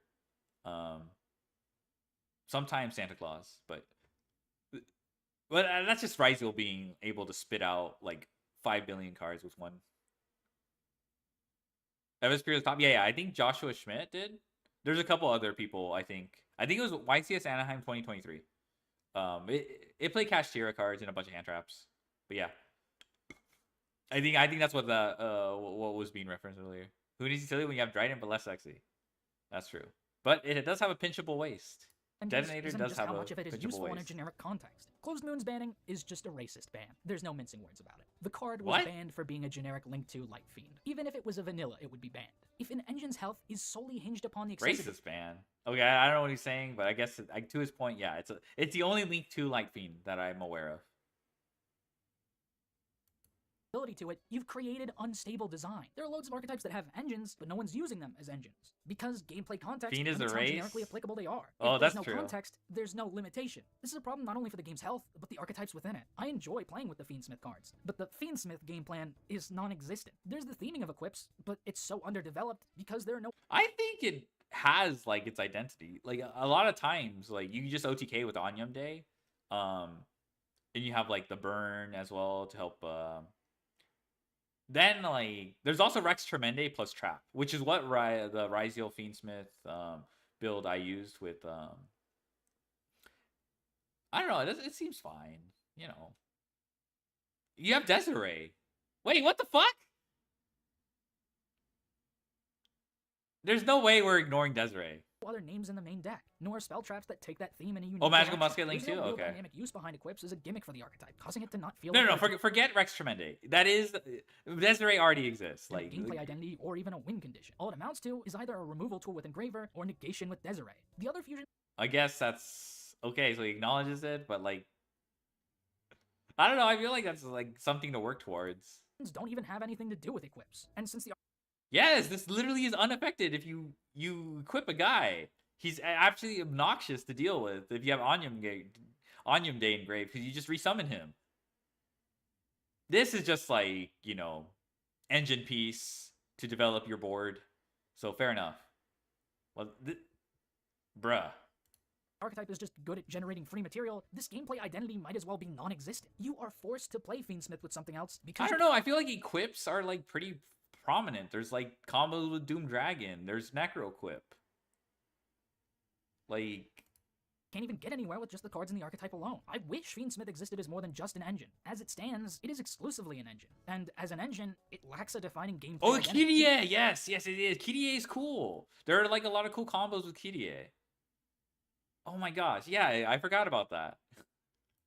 You open Engraver or Tract, you just have access to insane resources, all without using your normal summon. This makes it good in just about any deck. And with the ability to weave into it with any two monsters, you have a problem. Because hitting it as an engine means hitting the archetype entirely. Something not only due to the archetype being microscopic. No, I think, okay, because people will say, don't hit Moon, right?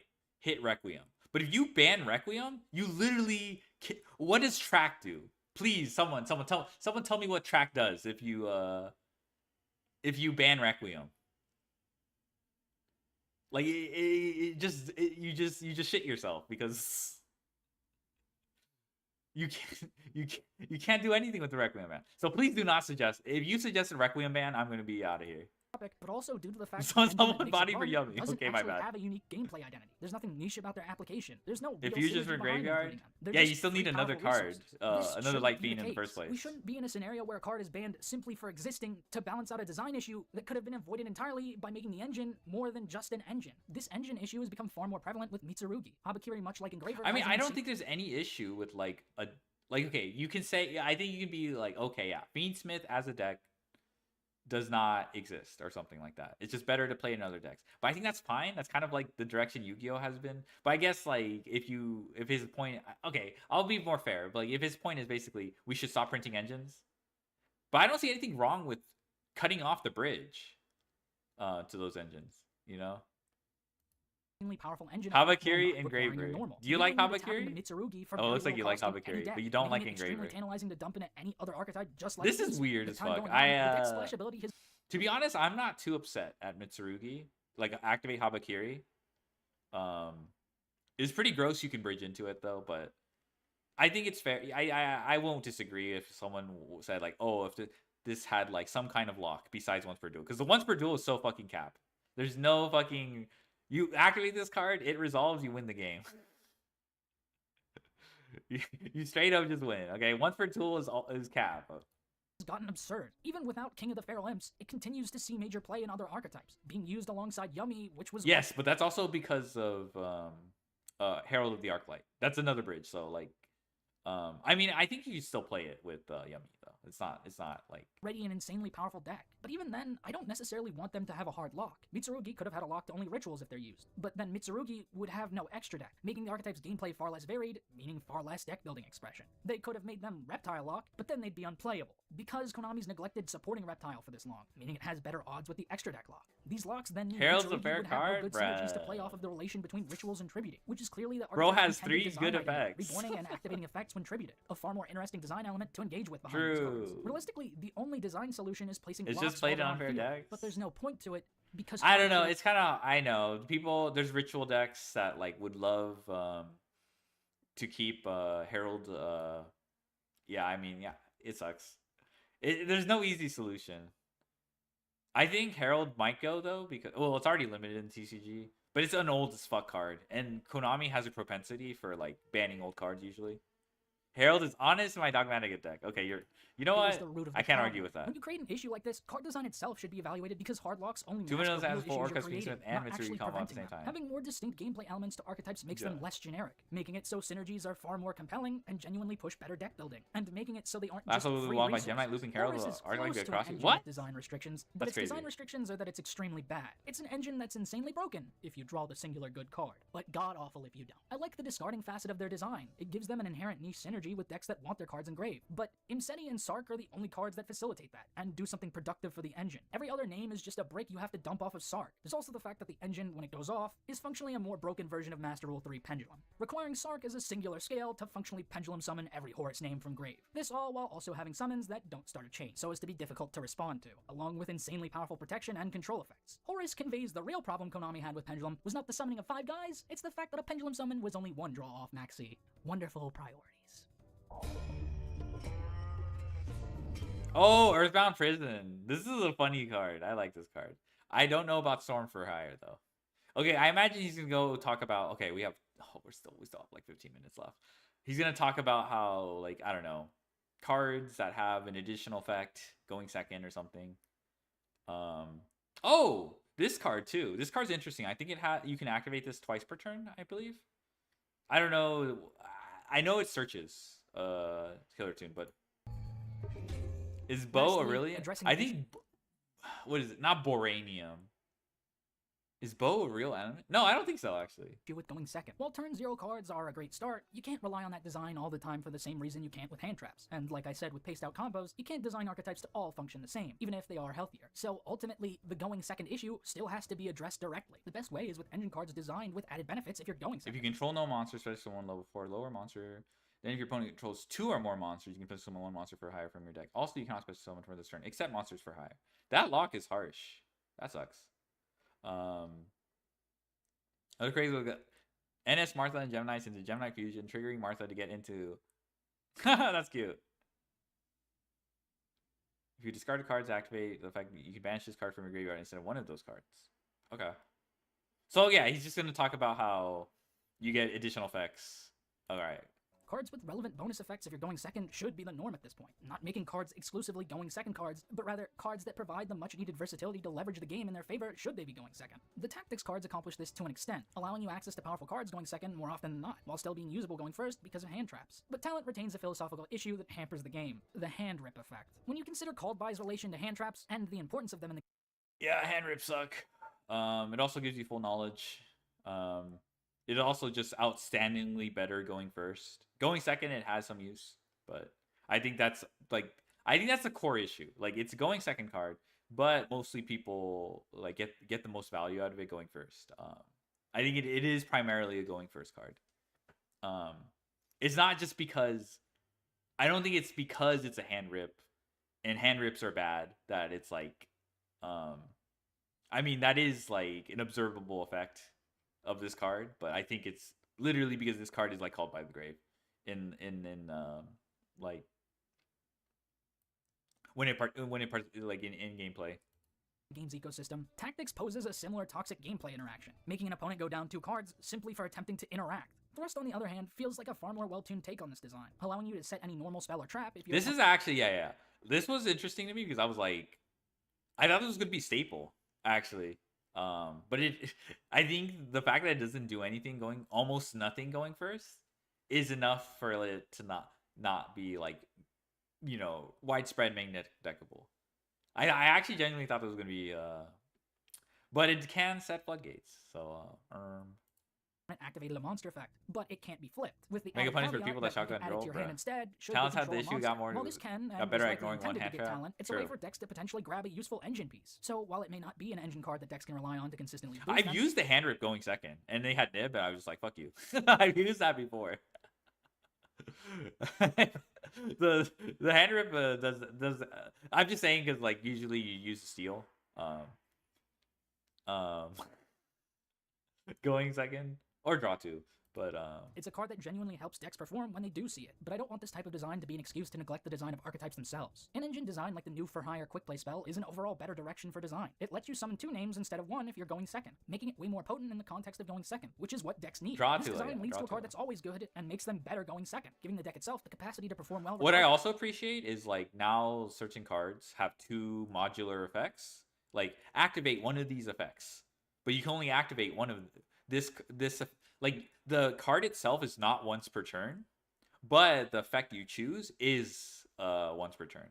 But you have multiple effects you can choose from. So you know you draw multiples, and it's not like you like it's a small thing, but it like it helps. It helps. Of the dice roll, as well as depending on a specific draw. The main reason why I dislike the philosophy behind typical board breakers is that they're clearly designed for one specific scenario and tend to invalidate gameplay when they do resolve, all while having the same issues as hand traps in that you have to just draw them to solve game balance, leaving the cards in question entirely useless out of that specific context, a context that is born of unhealthy game balance. Making archetypes with contingencies for going second is a much healthier philosophy overall. Conditions for additional effects is the best step forward for going second design, making archetypes competent no matter the coin flip. That's what it means to have the game actually feel balanced, something you'd assume was common sense. There are a multitude of conditions that specify going second without outright saying it. If your opponent controls more monsters than you, if your opponent has less cards in the extra deck than you, a card. Oh, this card is funny. This card is so funny. This is one of the few cyber shrink force.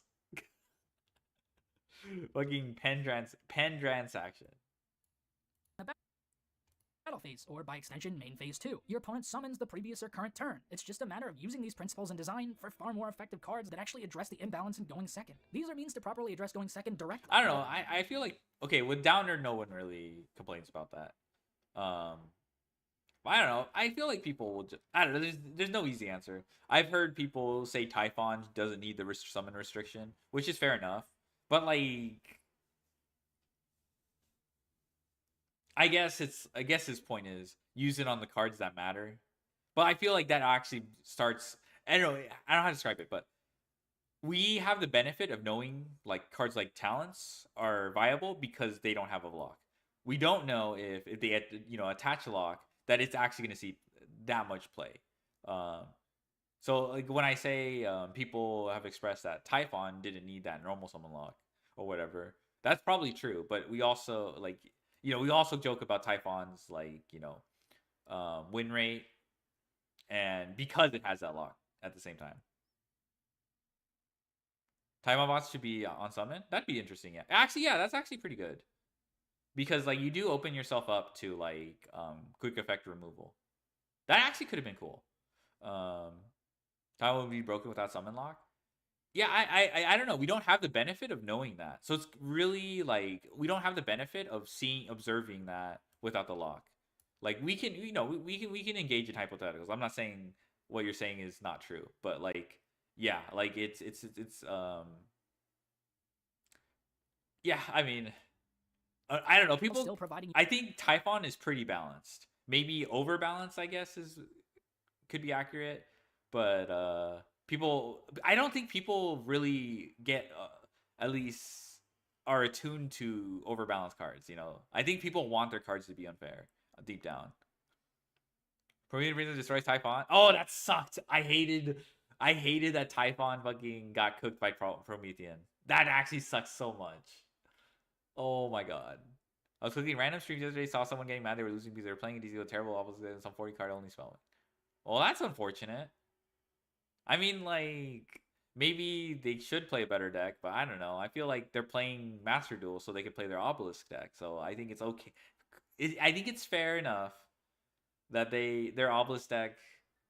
I don't know. I think that they should be able to express their frustration that they're not performing as well as they you know, we're hoping for. Even though Duelist Cup is unforgiving, all right, but I think I'm more on that guy's side than I don't know. If you tell the guy to switch deck, I don't think they're gonna like that advice. All right.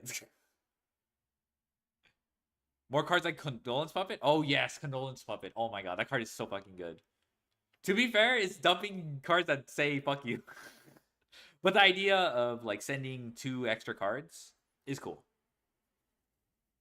I didn't say anything. I was just watching. I didn't say you were saying anything. I'm just saying like, yeah, okay. I mean, yeah, I'm just on my soapbox. Okay, I'm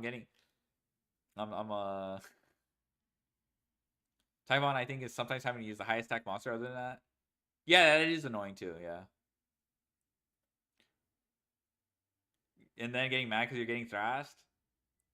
But okay, bro. But why do you think he opened up the game? Do you think he opened up the game to play some other deck? Probably not. I think being frustrated is fine. Utility for archetype. I'm just gonna say, if you tell them to switch decks or something, it's gonna fall on deaf ears. Like that's the point. Is like of course, like a lot of people who play. Okay, I'm not saying I play trash decks, but I'm gonna be fucking annoyed if someone told me to play Draco Tail. You know, then play casual or ranked. But you guys are so unsympathetic. You guys need to grow your heart 3 times larger. I sometimes don't know if I'm talking to real people. At all times. Pendulum specifically could lean into design around having more cards in the extra deck than the opponent. Not only because it would help them going second, but because Pendulums go into the face-up extra, making it so they can still get those benefits going first, but with setup. It's a chance to utilize the intrinsic mechanical design of Pendulum to give them a unique game balance. It's a type of design to highlight over hard locks on archetypes. Another more subtle issue with going second is the nature of drawing multiples. Most cards are hard once per turns, for good reason, and of course, most are crucial to the deck's functionality on a consistent basis. So it's not like you're going to short out on copies, but anytime you see multiples in the opener, it functionally means you have completely dead cards, which makes going second an even more miserable experience. When every card is absolutely critical to pushing the game in your favor, having dead cards that you know you couldn't just cut feels bad. Wicked Dune Synchro is a card that I absolutely love because it elegantly addresses this. It's a quick play search spell for the archetype, but what makes it special is its specific design. It's twice per turn as opposed to the usual hard once per turn. Okay, so he was going for that This angle. design on Synchro Clocked. makes it so drawing multiple copies isn't a major setback. Even 3 copies aren't bad. Since it's a quick play, you can set the third and use it on your opponent's turn. And since it lets you perform a Synchro summon afterwards, it creates a piece of interaction. This sort of design should be more common. Design that Apparently, the idea of activating 2 of the spells and traps is like the concept of Encore. I don't know, like this is I don't know if I see that, but it is music theme, so I can kind of. But that is the cute thing about this deck. addresses the need to play cards in multiples and accentuates unique Finals design of the to last balance it level, out immensely being broken. damaged Draco While I can Tail appreciate with the Charmies actually Curse carry a Seal, similar the sentiment, Forbidden they're Spell? still Bruh. awful. Allowing you to use another Charmy prevents been a hands while with since I've multiple seen being that abysmal, card. which is obviously what you want going second. But this is on the Charmies. They're just Diet Maxi. The amount of times a second Charmy has been chained to the first being stopped only serves That to is actually kind of gross. Being able to activate 2 more Charmies. Why they do that? Bruh. brand the Maxi versus Called By minigame. This design philosophy needs to be present in Engine for archetypes, and it has to be genuinely meaningful. Sulfur Happiness is another card that addresses the issue of drawing multiples. It toes the line around multiple different effects well. While so many cards either overwhelm with numerous effects in one turn, or only use one effect per turn to the active detriment to the card, Happiness gets it right by having multiple good effects that can only be activated per copy. It functionally crams 3 cards into one for the sake of brevity, while also serving to make the card's application more situational, which naturally means more varied use from it, especially should you draw 2 of it. Cards that genuinely help archetypes contest established boards, while also serving as a way to generally help the deck's plays going first, is a much better design philosophy for modern cards. Designing crucial cards to not be worthless should you draw multiple alleviates more of the issues with going second. It's the type of design that needs to see more experimentation. There's also design philosophy like Earthbound Prison. They are starting to do that, actually. Like, I think the Tri-Brigade spell does that. There's like... Ooh, imagine a world where runic spells did that. Not only does it have an effect to negate an opponent's monster, clearly addressing playing it going second, it has an insurance policy. Field spells are often crucial to the functionality of decks, which then makes it pretty easy to pull the rug out from The only underneath. problem with this card is you need to have an Earthbound monster in the graveyard, I think. Yeah, you need an Earthbound monster. Like, this card, if you could, like... I guess... You're supposed to search a card. I wanted to... Personally, I wanted this card to be playable without having to play additional Earthbound cards, but... This one's pretty funny, though. said deck. Prison functionally says, if your opponent destroys this card, kill them. It's a bit of an extreme solution to deterring negation and destruction, but as long as the card itself doesn't outright stop your opponent from interacting entirely, like Sandgan Summoning or Dreadful Dolls, and the deck's intrinsic design isn't egregious, this deterrent clause is welcome on occasion, since it only serves to directly address the uphill battle that is going second. It's a type of philosophy that insulates the deck while not just ending the game on the spot for existing. A lot of the current philosophy behind Yu-Gi-Oh's gameplay is an endless Ouroboros effect, constantly trying to consume itself by So okay, he's talking about the Ouroboros effect, but I feel like he never he touches upon it, but like he doesn't introduce the concept as well. He'll like say like, oh, like I don't know. He just moves on to different aspects of Yu-Gi-Oh that he has gripes with. But I feel like now I'm getting like, I guess because it's the conclusion, we're getting the Ouroboros. way of suppressing itself, but it can't consume itself. Unreliable design can't be relied upon to balance a game, so the solution is simple. Break the cycle and start balancing the game on a wider scale. As I've said, the game doesn't have to reset itself. It just has to meaningfully rein in what modern Yu-Gi-Oh is currently. Condense it into the very best that it can be. Their approach to correct course with more recent archetypal design is great, but the many I'm not gonna lie, I've seen a lot of non-games with Holly Sue on the opponent's turn. I think there's more non-games with Holly Sue on the opponent's turn, bruh. You just straight up steal their guy. blatant disregard for the game's health make it seem as though Yu-Gi-Oh will never truly be in a good place. It doesn't matter how many steps they take forward if each is subsequently accompanied by 2 backwards. As of now, I'm not sure Konami wants the game to be healthy, given the evident desire to sell you on decks with auto-wins that actively damage the integrity of the game. There are multiple different formats made up by people playing the game. Formats people love and enjoy engaging with. While they may be drastically different in direction from one another, one thing remains a consistent theme: the reality that the game is fun at its core. But the clear structure and management of the main game is only a hindrance to that fact. This isn't because everyone outside of Konami is Einstein, it's because everyone at Konami is too I busy think we watching should video at least take it lines. at You can make a like new format like Genesis. Crimson Dragon is pretty fucked, and they saw fit to make it legal. So yeah, I mean, I in Master Duel, I've experienced both the TCG version and Master Duel, but like Pure Centurion is just like floodgates in Master Duel or combo swap, so it's like not cool, not that great. Centurion on its own, like if you live in like magical Christmas land in a vacuum or whatever, that's like, I guess that's what he's getting at, but it doesn't really reflect, like, people just oh my god. People approach the game, make healthier decisions for game balance. But ultimately, the core game itself needs to shift philosophy. That isn't going to change. They can design cards to be more healthy, fun, It's cool to engaging, and me. Wait, do you play deck lockdown in your main deck? If you play deck lockdown in your main deck, if you don't play deck lockdown in your main deck, then you're probably exempt from that. testing, but they'll ultimately refuse to Link 4 is not. Yeah, we haven't seen anything about the Link 4, so I'm not gonna really say it's gonna be everywhere. But that card is so fucking pushed. Like, deck lockdown is real. No, people have done that. Yeah, it was like D Fissure. Maybe not right now, but that's also because Centurion is not that good. At its core, I want to play Yu-Gi-Oh. We all want to play Yu-Gi-Oh. Yes, I want to play Yu-Gi-Oh. Action for the game. It's only a matter of going forward with it, taking no steps back. Modern Yu-Gi-Oh is a game a little bit, okay, contrary to popular belief. Konami just has to put in the actual effort to make that the reality. Don't worry, I forgive you. I forgive you. If you're here solely just for the subject of this video, you can close tab or click off to another video now. I'm gonna wrap up this video talking about the channel for those who care. I've not been in the mood to make videos the past few months. The September ban list made me feel entirely disillusioned with the game. The same level of disillusion I felt when Was he a Vanquish Soul K9 player? Pendulum was ruined entirely by Master Rule 4. Okay, so he's very sympathetic to Pendulums. Very interesting. Entirely disillusioned with the game. The same level of disillusion I felt when Pendulum was ruined entirely by Master Rule 4. The fact that the takeaway from such a good format was to hit the cards that made it good, while continuing to neglect the very cards that still harm the game's health. Seeing everyone say that list was good just made me feel alone. Wanting the... This explains quite a bit about this guy's attitude throughout the whole video. And it makes me, like, not want to be as critical. Because it seems like... I don't know. I just, like... This like, feeling is very hard to like escape from. I know what he's talking about, and it's just like, I don't know. Um, I feel like if you engage with Yu-Gi-Oh, if like Yu-Gi-Oh doesn't like if you engage with Yu-Gi-Oh, and you're not really you see other people being like happy about the game and it doesn't reflect you don't reflect the same feeling.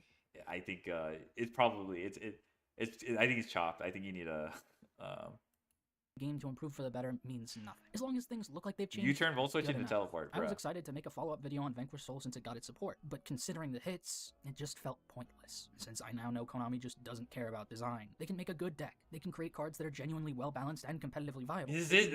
I got the feeling this was personally motivated. Like the points that made no sense would only make sense to someone who made those points, if that makes sense. Like the Nibiru thing on the versus like Live Twins or whatever. Like really skill testing, but once they're no longer moving product, it gets cut. But the tumors that continue to sell future cards stick around, regardless of how many times people mention their detrimental impact on the game, because they're ultimately a singular they did card hit Shifter that sell a though. It sucks that it's still around, but they I don't know. There's like I guess the best you can hope for is they're moving in the proper direction. You know. Deck rather than a deck you can keep playing. I've always taken an optimistic approach to archetypes and pointed out ways to build and iterate on them. I believe nothing is beyond salvation. It's why I have a series discussing the very card types that Konami neglects. Vanquish Soul becoming a top tier deck was proof that I was right to believe so, but then the decision to hit it and not ban cards like Droll, Shifter, and there can be only one, all it told me is my optimism is wasted. The game's health is not their primary concern, so I decided I'd take a break since I felt zero motivation. Yeah, I feel like I think if you understand that, you will achieve Yu-Gi-Oh! Zen. Like if you accept that, like Konami is balls. You can critique Konami, you know, everyone has no problem with that. But I feel like hemming and hawing at like this like systemic change that will probably never happen overnight. You have to take small steps slowly but surely. It's probably not going to be at the pace you want, you know. It does seem Konami of America does listen to like the criticism, so it sucks that this person doesn't feel like they're being heard. Like pretty heavy stuff, I will say. To make any videos on the game, but in doing so, Free Diablo so I can play cash. I am trapped by this game, algorithmically and mentally. Algorithmically, this is not a good spot to be in. Holy shit. Holy fuck. Keep making Yu-Gi-Oh videos since that's where most of my viewer base is and comes from, and doing anything else is going to be sabotaged because that viewer base isn't going to engage with those videos. And because of that, YouTube, instead of figuring out that it should be pushing it to a newer audience, will assume because it's not doing well with my existing audience that the video isn't worth pushing in general. I made a separate Sonic channel and moved my Sonic videos there. I could make a channel pertaining to multiple different topics that I want to talk about, and even if they're all slow to start up, the odds of them doing better in the long run increases. I don't want to do that unless I have to. I only intend to keep it at the Sonic channel, since it seems Sonic is the thing that suffers the most from it. But this is where we get to the mentally trapped part. I don't feel happy making content on other subjects, because I feel entirely incapable of expressing myself to the extent that I truly want to with them. I desperately want to make videos on anything else, but I feel entirely resigned to the fact I can't, as they tend to fall flat when I read them over and work on them. Most of the time, scripts don't even get past 10 pages, and when that's the case, it sinks in that I really didn't have as much to say about it as I thought, so I don't feel a reason to make it if it's that shallow. I don't feel satisfied, and don't feel as though I can work them into something satisfying. It feels like the only thing I can express myself without this concern is with Yu-Gi-Oh! There are subjects I want to cover, then I'll see someone else cover it and feel entirely demotivated to work on it. I wanted to make a video about all the Sonic racing games, reflecting mostly on riders and the switch to the racing series. But then by the time I started to actually work that out, they released a new game, and now everyone and their mother's already made a video like that. So I can't reason to myself that it's worth it to even attempt to make that video, because it's not like I'm gonna add a whole lot to what's already become an oversaturated video genre. As a result, I'm trapped making Yu-Gi-Oh videos because it's I don't know. How saturated is the fucking Sonic racing? Okay, I'm not gonna be like okay. I have to I'm walking on eggshells, okay? But it is kind of niche, okay? Like, I think, it sucks that W Sonic Crossroads, W Sonic Riders, true. With working on. But the truth is, I never intended to be a Yugi tuber. Hell, everyone under the sun slaps YGO in their name, and I consciously chose not to because I didn't intend for it to be my core identity. It's just the easiest avenue for me to create videos without feeling any stress around production. It certainly doesn't help that other endeavors require a lot of recording to be done and sorted through, as well as better hardware to do so, along with the memory space to actually have them be more passive Oh, projects. fuck. Dude, memory? Oh my god, that sucks. I just wish it wasn't the only thing I felt comfortable making videos for. And now that I wanted to ease up on it, I couldn't because it means jumping into the deep end, knowing full well that I'm going to drown. But this isn't the worst of it, because realistically, I can just take my time and work myself out of this rut. This has been the worst year of my life, due to a number of personal life struggles. For the first time in my life, I've truly understood what it feels like to be at rock bottom. Everything I mentioned before, those are just minor setbacks. Something I can always push through with a little time, but I couldn't push through everything else that life had to throw at me. It's been really hard to get in a productive headspace these past few months. Paired with feeling trapped, it was impossible to make any consistent headway. While I'm finding my footing now, it's still an uphill battle. I make videos because of an innate desire to express myself, and I don't want Yu-Gi-Oh! To be the only way I do that consistently, but I feel too inadequate to change that. While I don't intend to stop making Yu-Gi-Oh! Content, I intend to do more than just it. These are some non-Yu-Gi-Oh! Projects that I've been meaning to get to. These are videos that I've wanted to make Alright, Persona, for a long time. FE6, random encounters. That actually looks like an interesting video. Dude, I played so much Pokemon that I'm used to random encounters, but they're actually kind of balls. I hate Mega Man Battle Network. That's like one of my least favorite aspects of Battle Network. Okay, I'm sure someone has something interesting to say. But I just wasn't feeling the Remake drive to do OG so. Writers, I'll That give you all the changes money. here. I And feel hope that I attacked. can get to a point where I actually do so comfortably. But I guess if I I'm know, at it's a rock gut bottom now, punch. the only way forward is up, and I have no intentions of going back anymore. Finally done? Damn, he hit me with the gut punch, so it's like kind of hard to culminate my thoughts. I hope Josh does a 6-hour response to this. Dude, the cyber segment was definitely literally it was as I thought. It was literally like I feel like it was just regurgitating it was like lip service for Josh. You know, Josh has been on record saying Malice. He doesn't hate Malice because it's Cybers. It could literally have been Pyro, and he would have hated the deck. For what it's worth. No notes. Well said. Okay, Team APS. Okay, bruh. I don't know. As like, okay, I don't really share the same grievances of the game. Oh, I do in a bit. I do a bit, you know, like the combo slop, hand traps not being as effective. You know, sometimes like making your deck full of hand traps isn't that like rewarding because you're just it's like oversimplified, but like sometimes I can like I'll be like sometimes hand trapping to death is not interesting. I don't know. I did take issue with like some of the arguments that were formulated. You know, a lot of it relied on like very very charged language, and so I don't know. I feel like I think one of the weaker parts I felt was like communicating like the solution. It is just something I've heard all the time, like in archetype hand traps, but I don't feel like it said anything. I linked the video. Here you go. W random encounters? You like random encounters? Ugh. That Nibiru section really threw me for a loop because that was weird. Also, the weird cyber section. I don't know. When people talk about cybers, you better know what the fuck you're talking about. You better know. You can't just appeal to like cybers is boring. Well, I mean, you can actually, but like, don't dress it up as an argument. Like what I mean. I am not gonna argue with personal distaste, because there isn't one. Like, if you don't like it, I'm not gonna convince you to like it. But if you're gonna try to like be like systematic reasons why Cypress is a blight on card game design, you better have those reasons. My body's attaching one material from it to send one random card from your opponent's hand to the graveyard. Yes, I like it, but it depends on the game. Okay. Nocturne random encounters, Persona 1, 2 random encounters make me want to die. Alright. Archetype being hated for a card that was even part of it. That's just people just saying bullshit though. Like I said, like Vanquish Soul was like TCB Turbo.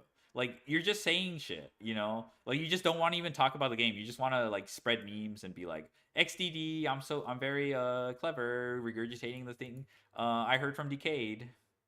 Like I don't know. That's just a community thing that I've already like disliked. Um, I you're always gonna complain they're gonna be loud out. Yeah. Let's see. Handcraft hour is every pent up feelings I've had for a long time exploding at once. Um, it's refreshing to see someone willing to articulate such core problems in the game that people seem unable to talk without. I don't. Bro, is he talking about Josh? No way. Who is this, by the way? Who the fuck is saying this? Someone willing to articulate such core problems in the game that players seem unable to talk without pandering to Konami's. Who is pandering to Konami's feelings? Literally everyone who criticizes the game does not give a fuck about Konami. Without finding 50 ways to just reinforce the narrative, that's something we shouldn't expect better from. What? Who the fuck is this? I thought it was Josh, because a lot of people accuse Josh of being an industry plant because he works alongside Konami. Who is this? Maybe he just thinks like people who criticize the game. I don't even know, bro. I hate people who code DK. Nib either wins the game or does nothing. Nib alone forces every deck to end on some kind of negate or billion floaters to be playable. Also agree, the stuff with Maxi, literally everyone says this. I'm sorry, like the Maxi stuff is like stuff I've seen like. The problem with Centurion is that it has obviously where we go second against it while being around. That's what I was saying. You can't compare this to Goaty. You need to break it quick or Crimson Dragon will ruin your day. It will suffer for many issues you have talked about. Yeah, I don't understand like the why he. I think this person was familiar with Centurion, which is why he was willing to talk about it so much. But I feel like he like really ignored that. You could just then explain the mathematics circular band in TCG. When someone wins world, they grant that person one wish, and you can only you don't. I don't think I need to explain to you what Josh wished for. I quit YG about 2 years ago. It's all to 19. I saw this wave coming. It was already checked out. Everyone says this. Like, I'm glad I quit. You know, like, just, I don't know. Just be content that you are moved on to bigger and better things, you know? Josh wished for Malice? That's true, yeah. 2 seconds of DDS music. There was some Persona music, I think. Thanks for talking about pendulums. I'm okay with him being a pendulum sympathizer, all right? But it's just like some of his points, like he'll go on like when he was talking about the problem with Snake Eyes with Flamberge. I mean, he brings up the no locks and stuff, but like Flamberge scaling and validating pendulums. I don't know, it just seemed random. Like it is fucked that Flamberge can invalidate scales though. Like, don't get me wrong. But like it's not something I would have expected from excellent, well thought out analysis that so succinctly captures everything that's wrong with modern Yu-Gi-Oh! I only think the reason your video is so high quality is because you're incredibly passionate. I think that's probably why people like this. Like, it is like someone passionate about the game or whatever talking about it at great lengths. That those tend to be pretty popular. Like it pretty much what saves the runtime.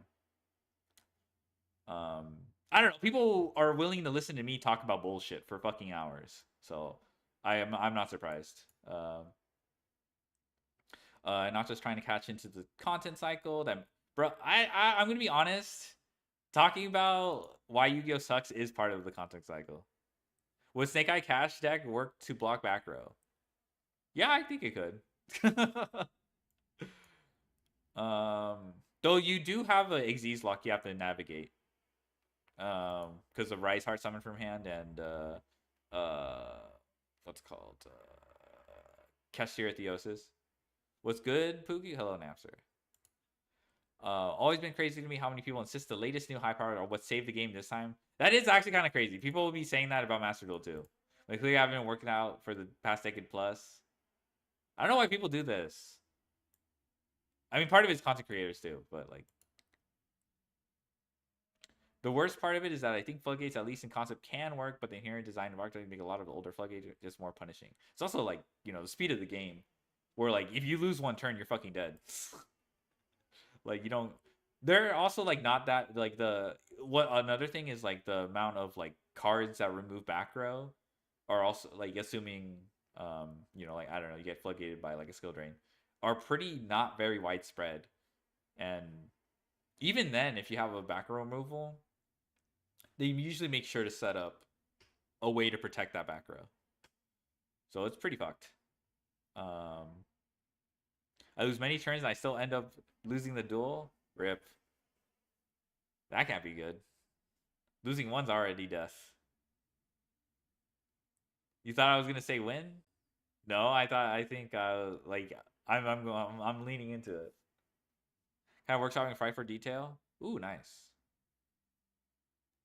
Konami wants to be, just needs to be humble about this, admit their mistake. Bruh, I don't think like I don't know why. Okay, it's weird because Konami is both like incompetent, but like I don't know, like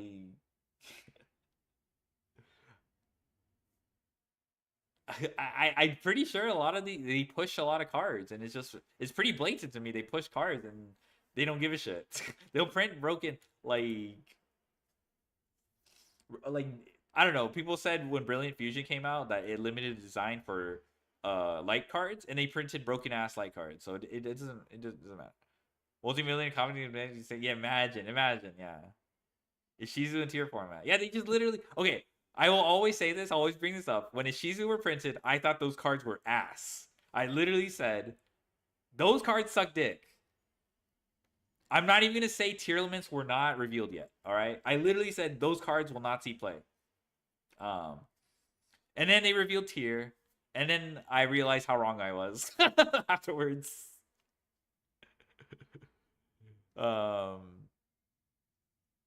My body is planning by Konami to shit talk them, but only doing it to make it seem like he really isn't. Dude, everyone shit talks Konami. It's not nothing new. Genesis instantly hype killed for me because I saw that pendulums were interesting. Okay. It just reeks of Konami still trying to see pendulums and links together as if they're both the problem as a whole and not the multiplayer factors and card design philosophy. I think they recognize. I don't know. I think the pendulum link ban is just there to like consolidate the board and like just to get. You know, I've had people, random people who don't play Yu-Gi-Oh, like look at Genesis and they'll be like, "Oh wow, this is interesting." There's like just random people unrelated to Yu-Gi-Oh. Well, they are related to Yu-Gi-Oh, but like they don't play the game at all. They had some. They were just like, "What the." Did you guys see this Genesis format? I mean, their impression was like it was back to old Yu-Gi-Oh, which is not the case, but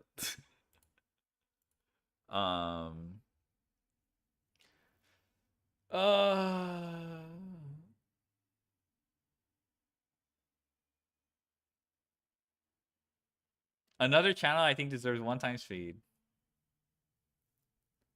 I don't know. I feel like he's preaching to the choir, like with this. Like, I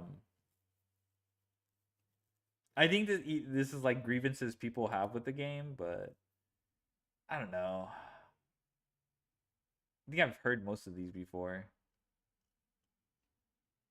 Needs the shit talk so they do not listen to my every beck and call. Boomer? What boomer? Oh, like the people.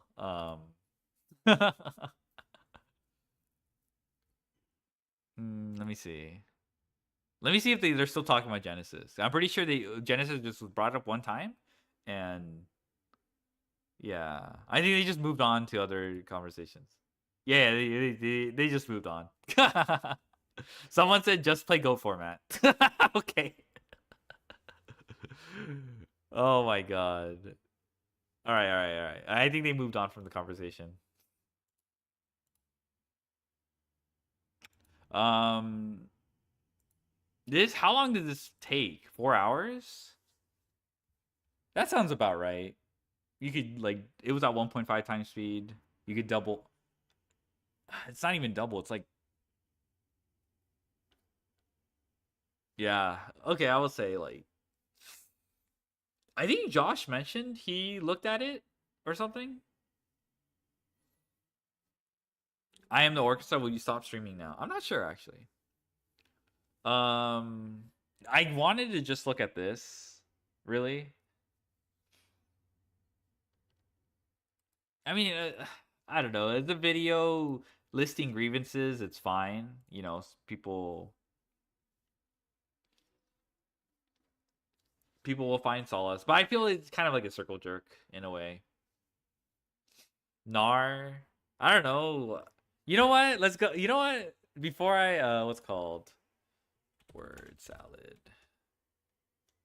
I can play some word salad and yap about things. Is there anything else to watch? I don't know. Do you have something to watch? You guys are like, all right, I'll do word salad and I don't know, yap about something. I don't know. It sucks because like, under your skin. This is actually harder than I thought. Sure, you got to change your time zone. Yeah. Under your skin. Play Jackbox. I don't want to like play anything though. I later today, I'm gonna go, probably when I go to sleep, I'll wake up and then do some chores. And then I'll probably be playing Duelist Cup. Bed, I think I like eventually I should go to bed because it's almost morning actually. Oh, bed. Oh, you're talking about the okay, bed doesn't work. We don't have 3-letter word. What is under your skin? Organ? Organ. Yes, organ. Organ. Yes, okay, it's like body parts. You mean the word? Oh, okay, okay. Okay, organ. Yeah, there are organs under your skin.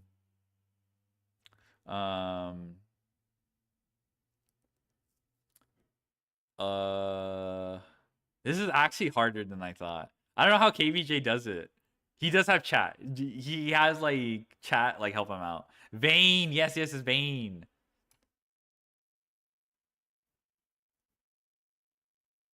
Borat, my wife. Rod. There's no. We only have 2 6-letter words, 1 4-letter word, 5. I'm busy playing under Maxi, bruh. Born? No.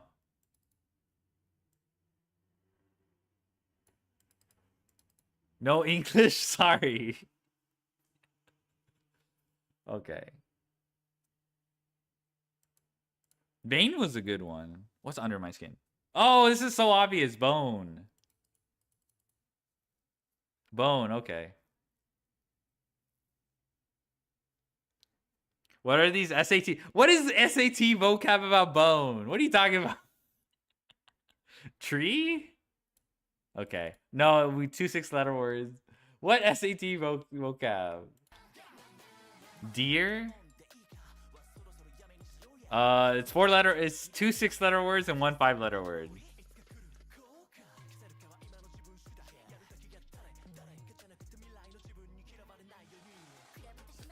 No, okay, this one. Oh, okay, it doesn't work. I thought it was aorta. Aorta, there's no one. Aorta is one of your blood vessels. Bro said tree under the skin. What? Hey, leave him alone.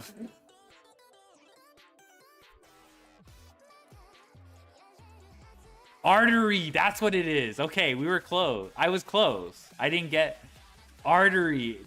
Aorta is an artery. Okay, okay.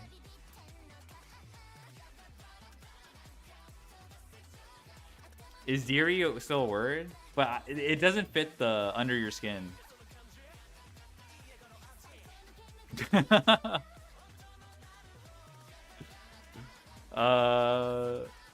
Node.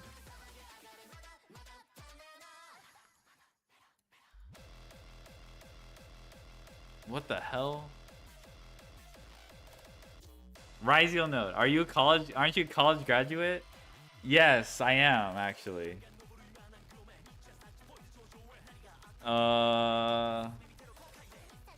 Caught. Fraudulent. Take back my degree. I will say I chose my degree specifically to avoid English.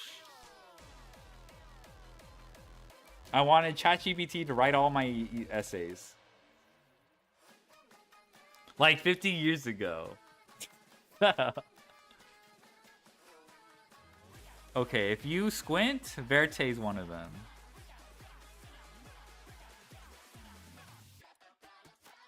What the fuck?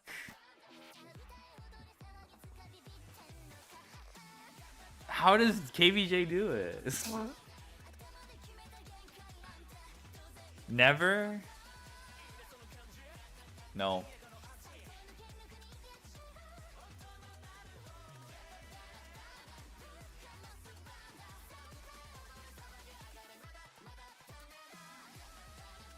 Endo? Damn it. KVJ built different. Fuck, this is so hard.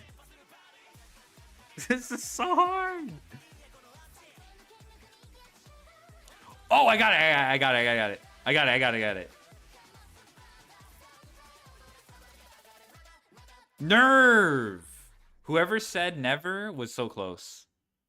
I don't even know what these words are. Really? Tendon and Odin? Yeah, tendon. Who? Okay, you perma got tendon. Four. Okay, so the prefix is four.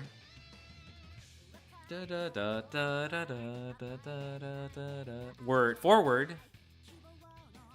What's tendon? Tendon is like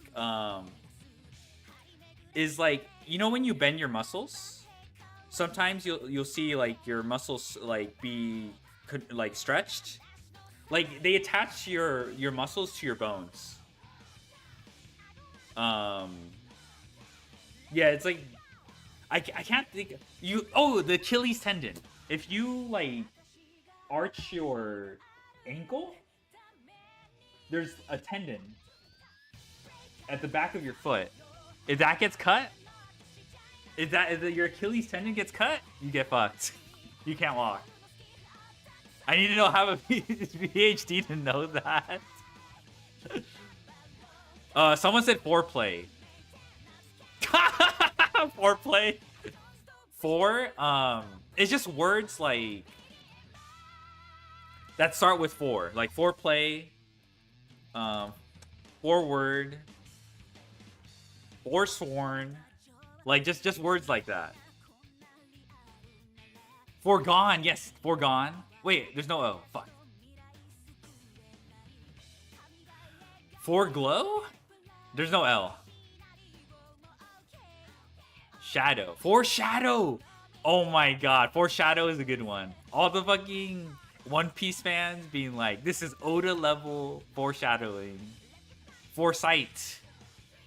Konami should have the foresight to hit every ban list.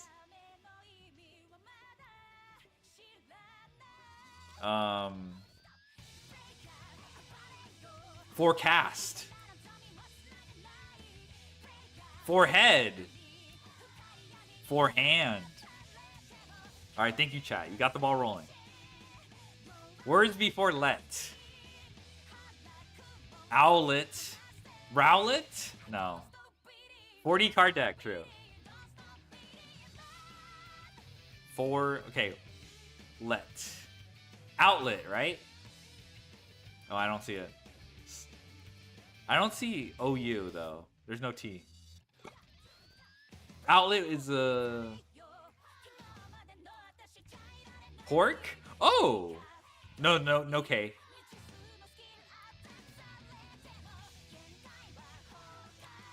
Cutlet? There's no U. Fuck. Okay. I might have to... Arm... Bracelet. Brace. Oh, wow, we didn't cut it. Forbidden droplet. Oh, drop. Yes, drop. Yeah, forbidden droplet. Okay, that's when... Um.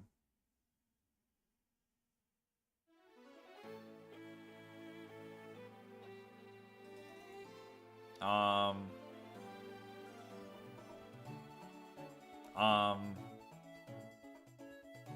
Da, da, da, da. Da, da, da, da, da, da, da. Da, da, da, da, da, da, da. Da, da, da, da, da, da, da, da, da, da, da, da. Booklet.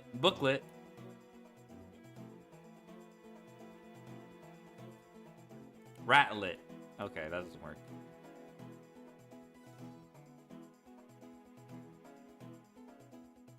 Booklet. Okay, you got it. Okay, you got it. Booklet. Yeah. Okay. I just saw your message. All right, you're faster because of the delay. I see port. Port might be work. Never mind. Bruh. Not cart. They're 4-letter words.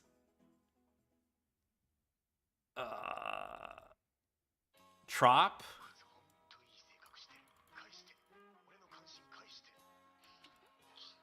Pig? No. Seat? Bruh.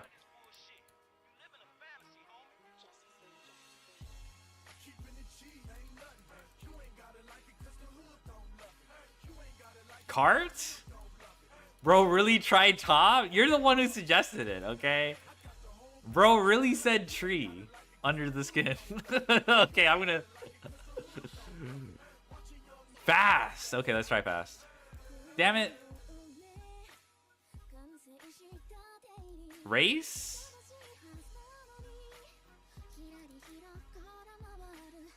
Leaf! Yes, leaf flat. Yeah, leaf flat. Yeah, it's leaf. Yeah, leaf.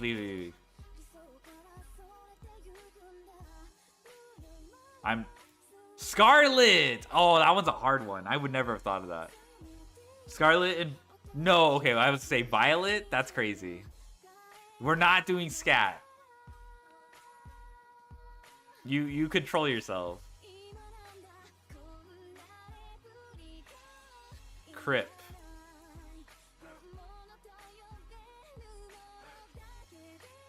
Prop.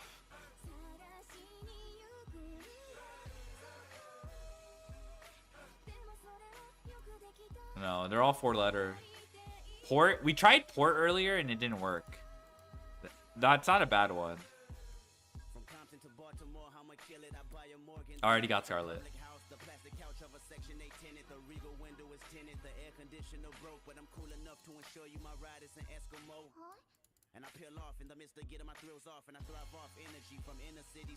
Coat?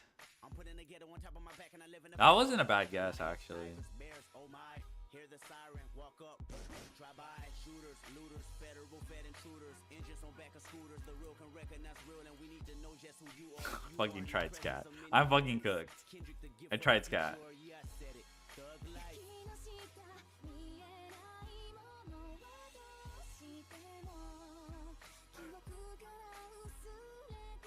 Star, yes, it's Starlet. Starlet is a, yeah, it's Star. It's Star. Someone asked Star? Yeah. It was Star, yes. As soon as... Yeah, that makes sense. Trio. No. Couplet! Triplet! Okay, you guys got it. Okay, you guys had the delay. You guys got it before I did. All right, last one, and then I think I found something. Then I'll react to something. This was hard? Yeah, because they're all like 4-letter words. Things you do to a picture. All right, if you guys say tribute, you're banned. Do not... If I have to explain to you what tribute means, then that's a good thing. Yeah, frame...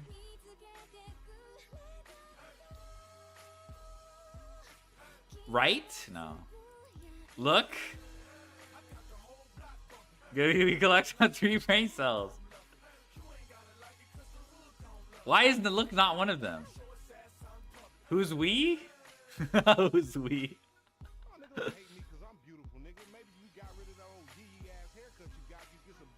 Why is this 4-2? Look at. Look at. Okay, okay.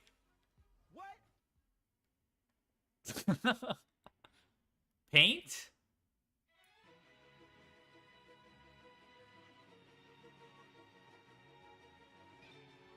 Us and Reggie. Print? Take. Yes, you take a picture. Hang.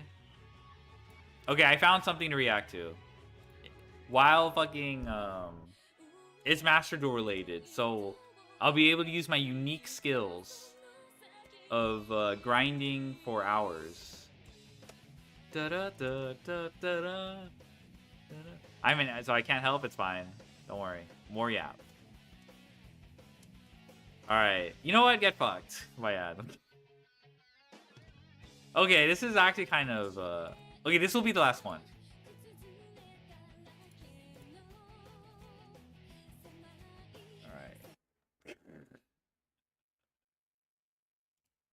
Oh. Do say that about your non-subs, yes. Yu-Gi-Oh! Master Duel Tier List Duelist Cup DC Cup December 2025 featuring Luka Kovac at Kovac Yu-Gi-Oh! Alright. There was a guy in like a Discord who kept saying every time someone said DC Cup, they were like, Duelist Cup. And he said it like 10 times and I got fed up with it. I told him, I didn't say shut the fuck up, but I was like, bro, we get it. But it's no, like I basically told him to shut the fuck up without saying shut the fuck up.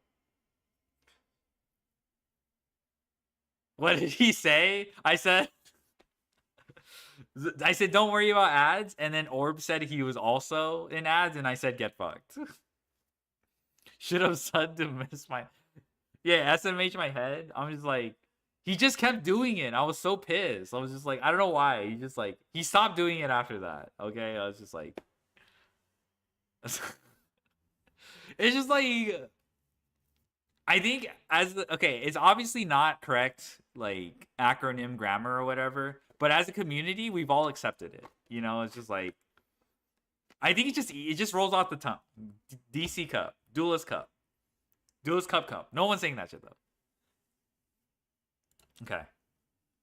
All right, so Duelist Cup is coming this weekend. I will not be participating. Does tribute mean something bad? I thought it was a Yu-Gi-Oh joke. It's a Yu-Gi-Oh joke, but it also means something bad. You can't just see D Cup. Yeah, you can't say D Cup. You're right. No one says D Cup. You're right. Out of context, D Cup's worse. Okay, I'll tell you what tribute means. It's performing an act of basically a particular body fluid gets on a picture.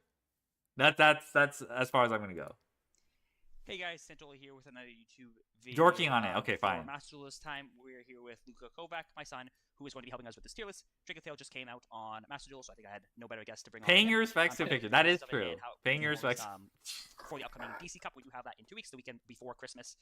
And the meta, I think, overall has been a lot better than it was. The first DC Cup had a lot of Malice and Raizo at a very, very high power level. Wasn't the most enjoyable format I played in, but now with detail, a lot more mid-range decks. Orming is that's not what Orming is. Be a lot better.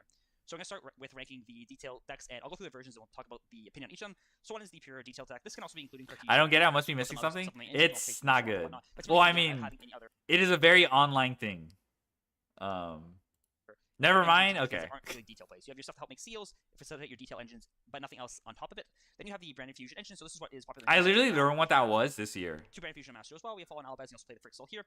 We do also have the addition of Vertan Master, which means that you have the ability. Okay, let's see what he has. Okay, he's blocking parts of it, but through Verte, which is okay. We see Draco Tail Pure, Draco Tail Branded, Draco Tail Magistus, Raizio, Mitsu.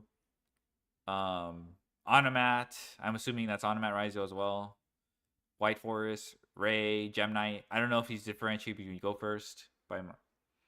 What's this? This is Duelist Cup tier list. So whatever's gonna be good in the tier list, our goat Santoli is gonna tell us. Oh, Fiendsmith. It took me like a month to figure out what 6-7 came from.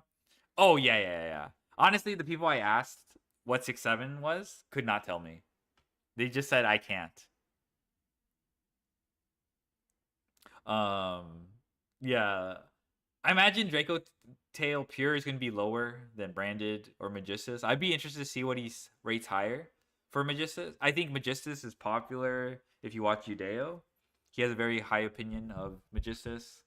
I don't even think Jesse has a high opinion of Branded because he hates Albaz or something like that. I don't remember it too well though.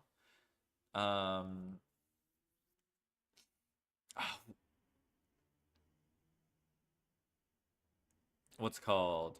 I imagine this is Do Not Touch. For some reason, Pure Mitsu is like not as crazy as it is in TCG. I don't know actually. I'm saying for some reason, but I actually genuinely don't know. Where is I figure Onomat's could be higher. Onomat or sorry, Ryzeal Mitsu is probably going to be below Onomat Ryzeal, but probably strong contender or something. White Forest, I imagine is going to be playable or something. And you know what? Santoli does play Sky Strikers, I think. Gem Knight, I imagine it's going to be in like maybe it's Do Not Touch. I don't know. Why is Striker on the list? Because people do play it. You could say it's well positioned against Draco Tail, but maybe it isn't. Depends on people's non-engine. Because I'm pretty sure Retaliating Sea can like you can get punished by Retaliating Sea. But I've also been told Retaliating Sea also does nothing. People have a low opinion on competitively. Fiendsmith Orcus is pretty low, so I imagine it's under like I don't know. I have trouble seeing any of these decks under Do Not Touch. Maybe Gen Knight or Pure Mitsurugi, but I'd be surprised. Okay, we'll let the goat talk. It's very cool. I don't think it's game warping because you're usually trading that off instead of seals, and it's a little bit better than seals, but I don't think it's completely game warping. But it is a cool option to have, especially getting more traps innovation that way. And then the final version we have is the Magician's version. So this is generally done playing 3 Spool or Spentas. That's the card that hasn't come out yet. 1 Crowley, which is the one where you add to your hand, you can special summon it, and then fuse for a Magistus or Invoke card, as well as 1 Zoran. It is a 2 Zoro. And the basic combo of this deck when you open with Spenta is that you make a Striker's okay. I don't feel anything towards it. Still get to the Magician's fusion. It might not be like top tier. So what are your thoughts? I think previously people were saying it's like top 3 decks. But if I think for sure the best version to play this deck is the Draco Tail branded deck. The addition of the Verte is not necessarily something that's too small. Like it definitely does make a very big difference in your gameplay styles because now when you don't open Branded Fusion, you can go Verte effect, you dump Branded Fusion from deck, and you can dump Albaz and Frixel, some Sanctifier, or you can dump Genmu on your board as well as an Albaz from. You played Draco Tail branded, right? But you played it with the white Albaz guy. I have no idea how that deck works. Do you mind telling me what you did with the with the white Albaz guy? What did he even do? What did bro do? Like, did you send like the Albion fusion, and then but yeah, we don't have the white Albaz yet. In Master Duel or TCG, I think. But I don't know what set he comes in.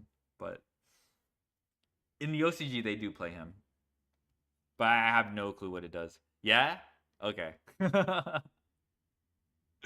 right. Okay, you don't have to write a whole essay. I'm just saying. Maybe I should just watch the VOD. I should just watch the VOD. I never got a chance to do it. Oh my god, okay. You just sent me the VOD. I'm 90% sure. Oh shit, it's timestamped.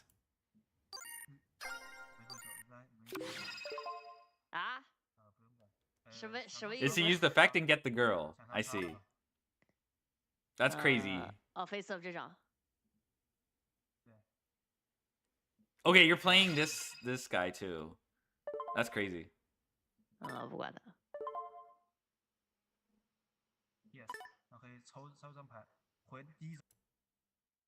Yeah, let me go back actually.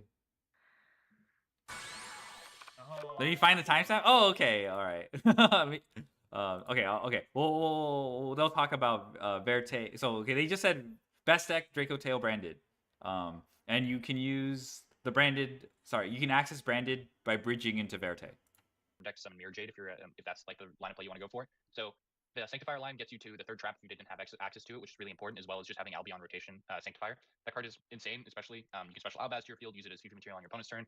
In the mirror, you can make stuff like Secretarion and stuff with that.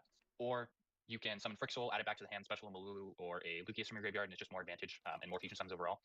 It's going to be like a very, very solid deck, and I expect it to be the best deck going into the DC Cup. The pure version, however, I don't think is as good because you don't have access to the same Verte lines that you do with the other combos. So Seals is still a very, very good card and is one of the reasons to play Draco Tail, in my opinion, in the TCG. However, I think the Verte lines are significantly better because one, you can't be ashed on Verte, which is very solid. Two, Sanctifier is just significantly better than summoning a Malulu. And three, you have whatever your supplemental engine is likely probably worse than Brand Fusion in going second because you can, like with Brand Fusion, you just have the bomb of going activate Brand Fusion, you dump Malulu and Albaz, negate a card in your opponent's field, you summon Lubellion. Lubellion can either make a Star Source Dragon to pop 2, or you can do stuff like make a Mirror Jade, which is very solid. So I expect that's going to be a little bit worse. I'd probably put it in around the solid. XCD will win the DC Cup? I think that's possible, yeah. I think the one wait, where's Malice? Oh, maybe it's being blocked by it. It's at 4740. Oh, thank you so much. Thank you for okay, 4740.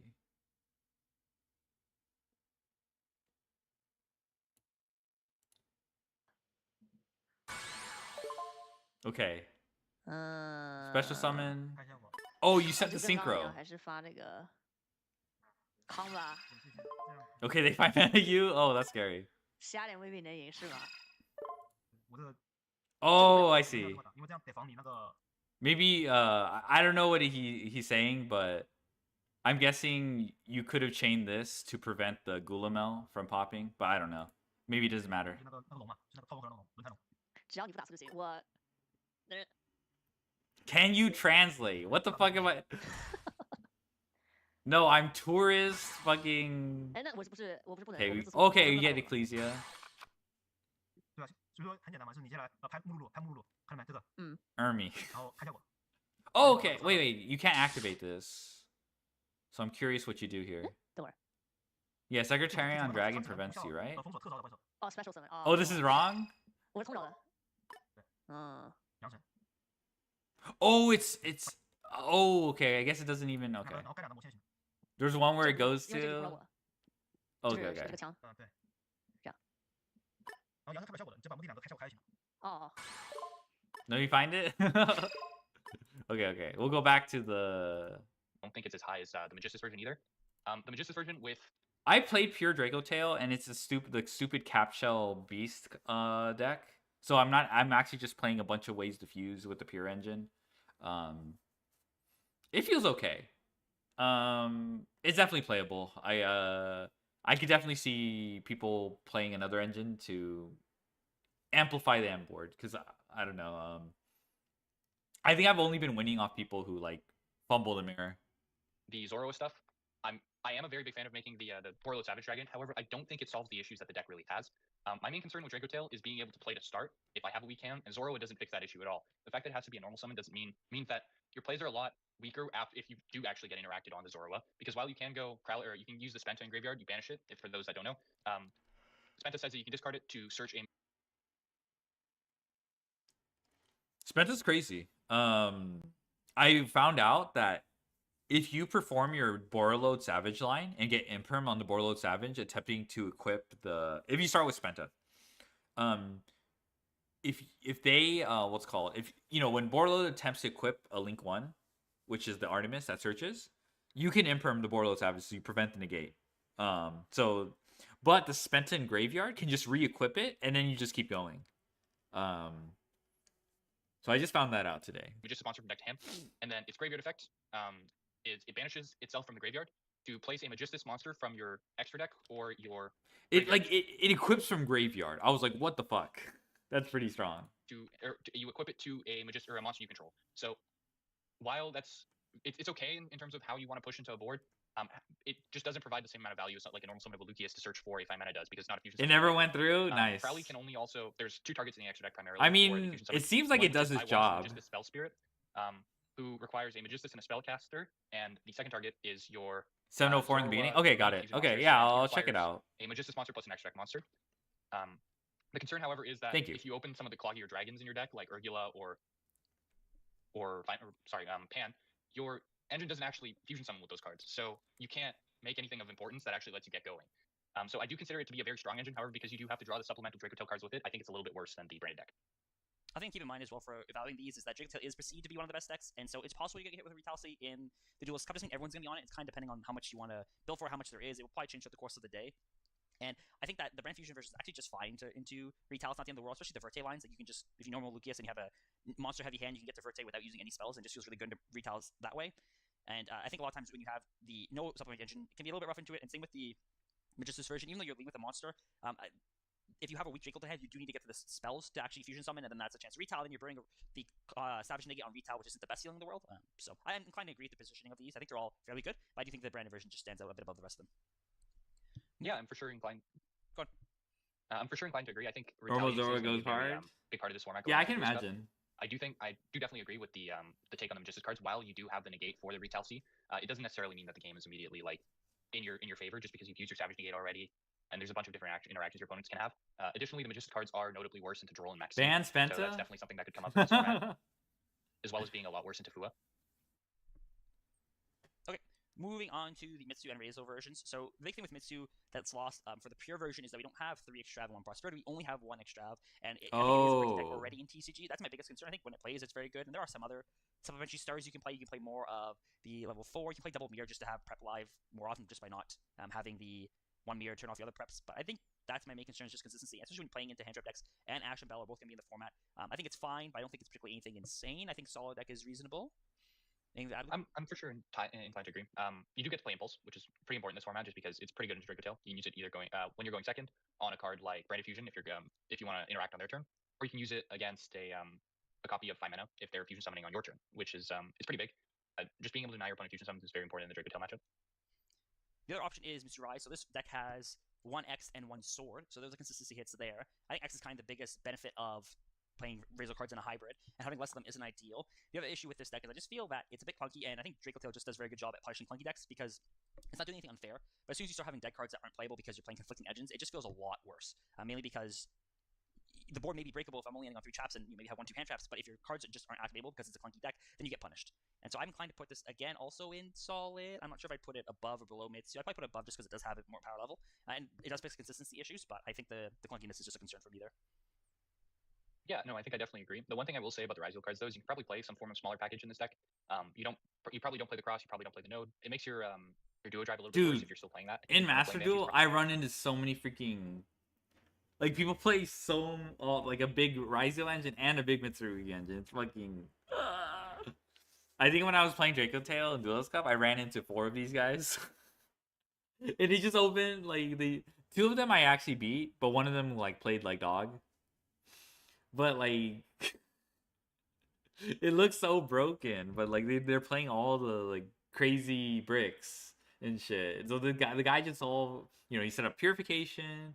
You know, he had Murakumo. Yeah, the heavy Mitsu. Yeah, he had pre-prep and shit. He had Cross. He had Star Rizal. He went through all the fucking... like Rizal Mitsu, I just run into that deck and it just combos uninterrupted. It's so annoying. Oh my god. Draw pre-prep with X. Yeah. Probably the better way to go with these cards. But I do still think that the Rizal cards are incredible and they provide a lot of value in terms of like starting normal summon Ice still adds you 4 Rizal bodies. You don't want to craft it? Which is obviously like insane. But yeah, I don't know. Ice into X, especially make, like, if it's out right of away. the You special sword adds shop. Ice. You have to pitch a card, which is fine, I guess. But you can make like Feral Limbs, which bridges to your Mitsu cards, or you can make like a Detonator. I think the cards are still very, very solid. I'd probably say hold off. It's definitely going to be an issue with these cards, just because opening something like a sword or maybe like a Node Rizal is probably going to be very unoptimal. And your Mitsurugi cards already provide a lot of bricks. You've got Armasa, Saji, Kusanagi, even like the Ritual Monsters, the Ritual Spell. They're all just not good to draw. I agree. Moving on to the Dodo Razor deck. So this have any additional hits other than the Razor hits. Also, Bonfire's a one, but that's been like that for a while. I think that this deck is a bit better positioned. It's not clunky in the same way. The bad draws aren't particularly garnets. They still are extenders. They're just kind of bad extenders. Like if you draw the Kagate Kage, it's still an extender. It's just you rather have drawn something else. But the big thing is they actually do things. And unlike the Mitsu Razor deck, I feel this deck has a lot less of an issue with the traps, mainly because this can threaten Exoton very early on. If you're forced to leave the Mitsu cards into the Draco Tail board, it feels awful. But just leaving generic 4s, I think, feels a lot better. And so I think it does have a better matchup in the Draco Tail just because it's less clunky and because you have a more clear play pattern of how to go into it. The big problem with basically every deck that's not Draco Tail or some of the control decks is that Fu and Maxi are both cards, and so Draco Tail just kind of gets a buff because of how good it is to play into those. And so this deck still has January pack for Miami. Good luck. I hope you pull the cards. I only have 2k gems so far, so I probably have 5k going into Yummy. Every time, and it gets very problematic for them to deal with everything. I probably put it in very strong contenders. I put it near the top as well. I have no more comments on the deck. I think the deck's honestly insane going to a board. I think this is what you would lean towards if you're a fan of the Razor cards. I don't think the Mitsu cards are particularly the way here. Even I should point as well, pure Mitsu playing Floodgates. The format's still a bit too diverse to rely on Floodgates to win, especially in BO1s. Moving on to some less of the top tier decks. We talk about White Forest. This is a deck that has gotten the full power of it now. You have all the final wave of support from Alan. It's a combo deck. There's Maxium. Droll is still played as well, even though it's strict with the format just because you can self-droll for some decks. Both those are problems. Fu is a problem. I'm down to put this near the bottom. Do not touch. Okay, I buy that. I kind of agree. So he revealed Malice. I imagine Malice is gonna be a very strong contender. There's this Orcust Lunalight. I wonder if he puts that under Solid, the Lunalight. If the perceived best deck is, but you do get farmed by Retaliating Sea. It's like it's not like you like you have a good Draco Tail matchup, but I don't know how well you do into the Draco Tail hate. I wonder where Man is. I'm curious what they have to say, Man. Because if you ask Judeo, which is like, I bring up Judeo because he's basically, like a window into what people are talking about when it comes to like, Duelist Cup and shit. And he'll share his thoughts and stuff. He said before that he believes like Man is like top 3. Komani Plant? What Komani Plant? So you get at least a snapshot of what people are thinking.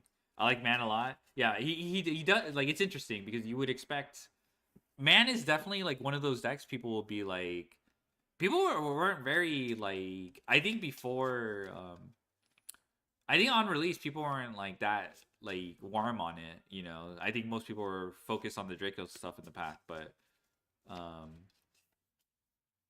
yeah, I've seen people talk about it pretty highly. I mean, I've seen people take it to like competitive Master Duel events. Like I think Ben K1W was on it. I mean, he was probably, it's like one of those 3v3 world format. I think he played Super Poly or some shit, but okay, no, I think that was like anyway, point is there's people seriously playing it, so. And you never know. You could always do Floodgates too. Floodgate Turbo. Labyrinth probably under Do Not Touch. Like people, you can probably say it's like a worse Man deck or whatever. Why is Kashtira here?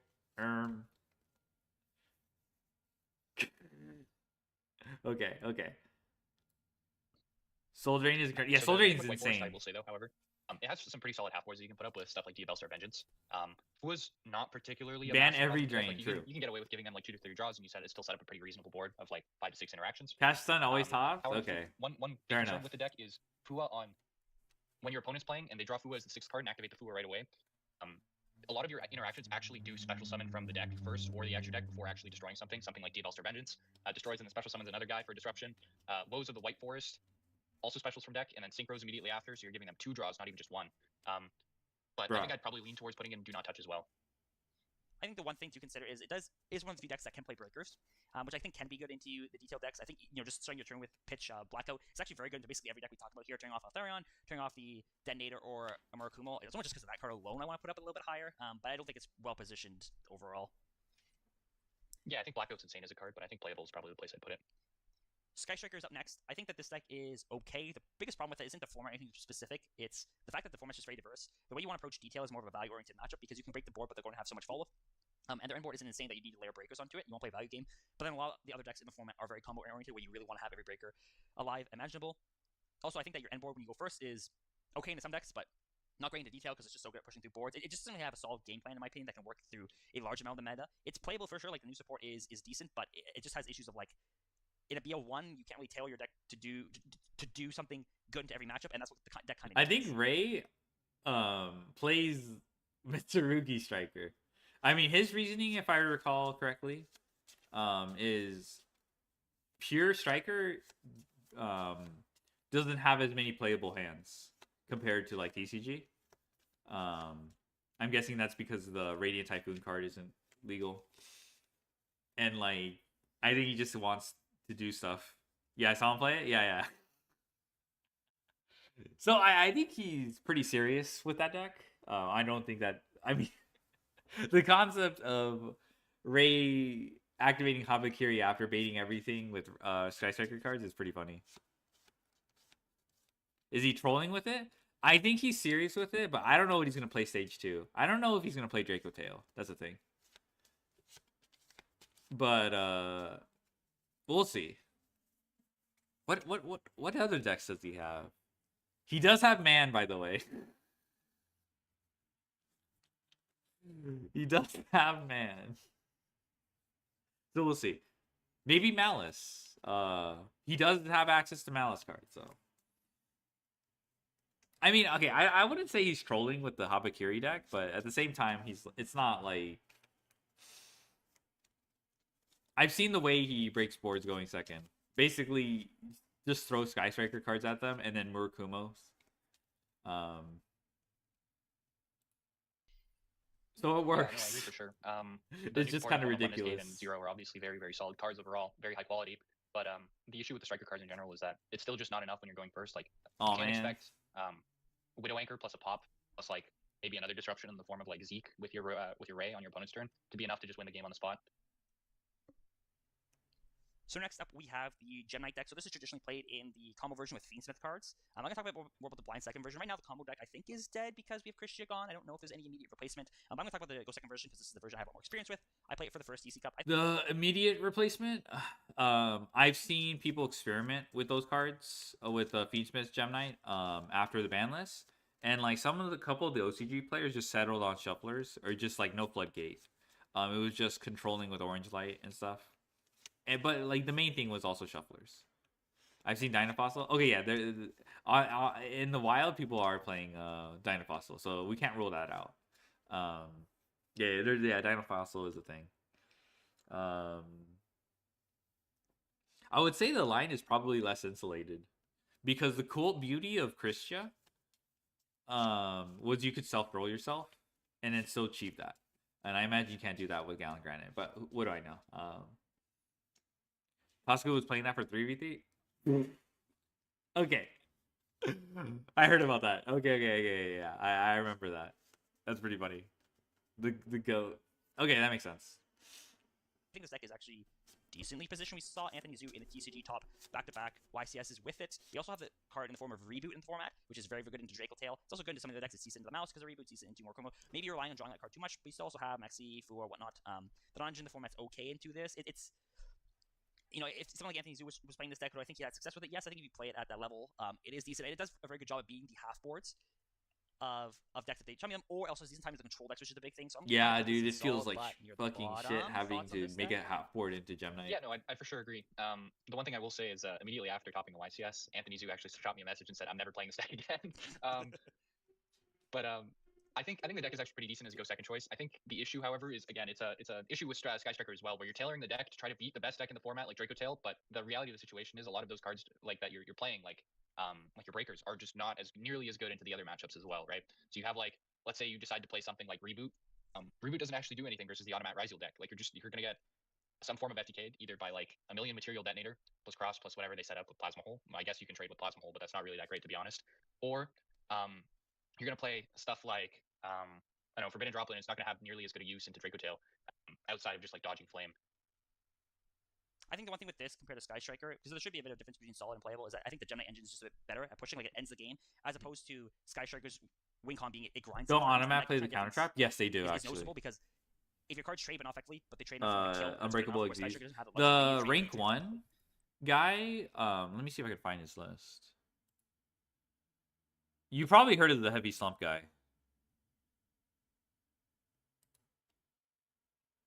Fuck. I think I can find it.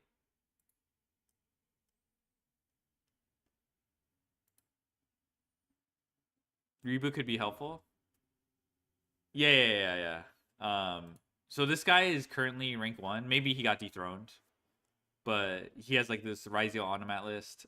He's been known to activate heavy slump after maxi. He just goes Alan Bursch and search heavy slump, and then I think the reason why he plays Xyz's Unbreakable Barrier is because of opposing reboot. Because I guess reboot versus your opponent's reboot also works. Yeah, but you have Cross for Ashe, and then you also have Xyz's Unbreakable Barrier for Ashe as well. But it also negates red reboot. So I noticed like this. Oh yeah, he has Retaliating, so you can search that off Alan version too.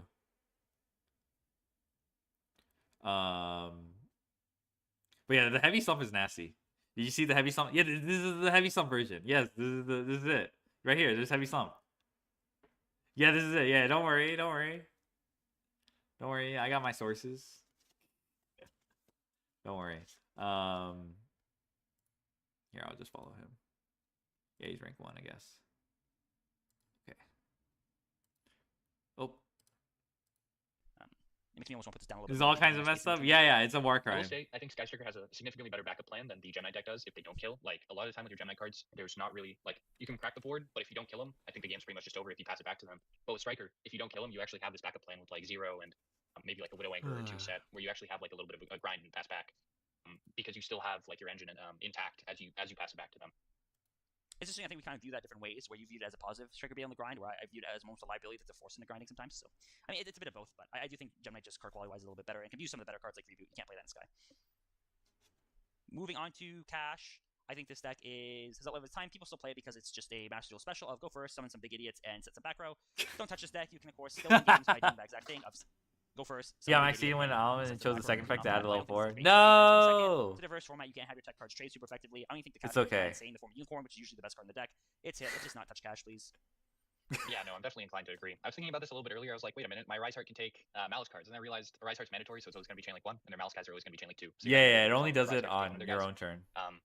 Like almost every starter in this deck is hit. Like you have 1 Fenrir, you have 2 Unicorn. I think you have 1 Planet as well, right?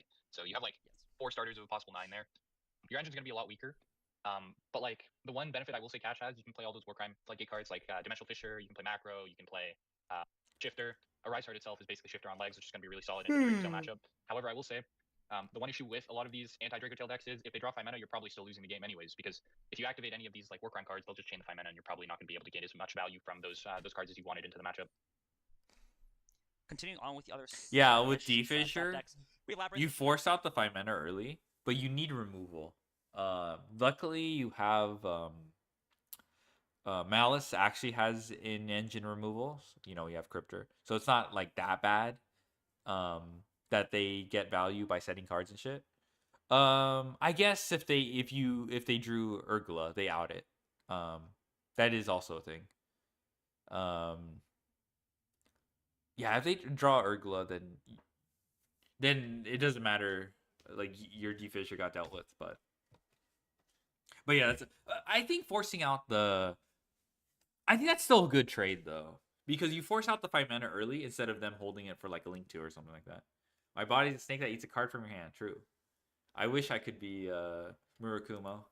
Another old staple. This deck does have the ability to loop Deep Barrier, but I just think that I don't know how much faith I have in it going second. I think Detail just has a lot of good answers into it. I also think other decks can outgas it a bit. It's not horrible by any means, but this is also something I would consider. Dude, Labyrinth, I just smoke the fuck out of Labyrinth when I play Detail. Even going, like, if I have 5 mana, I make Gargamel, Gulamel, and they're fucking toasted. Like, I don't think I've ever lost to Labyrinth.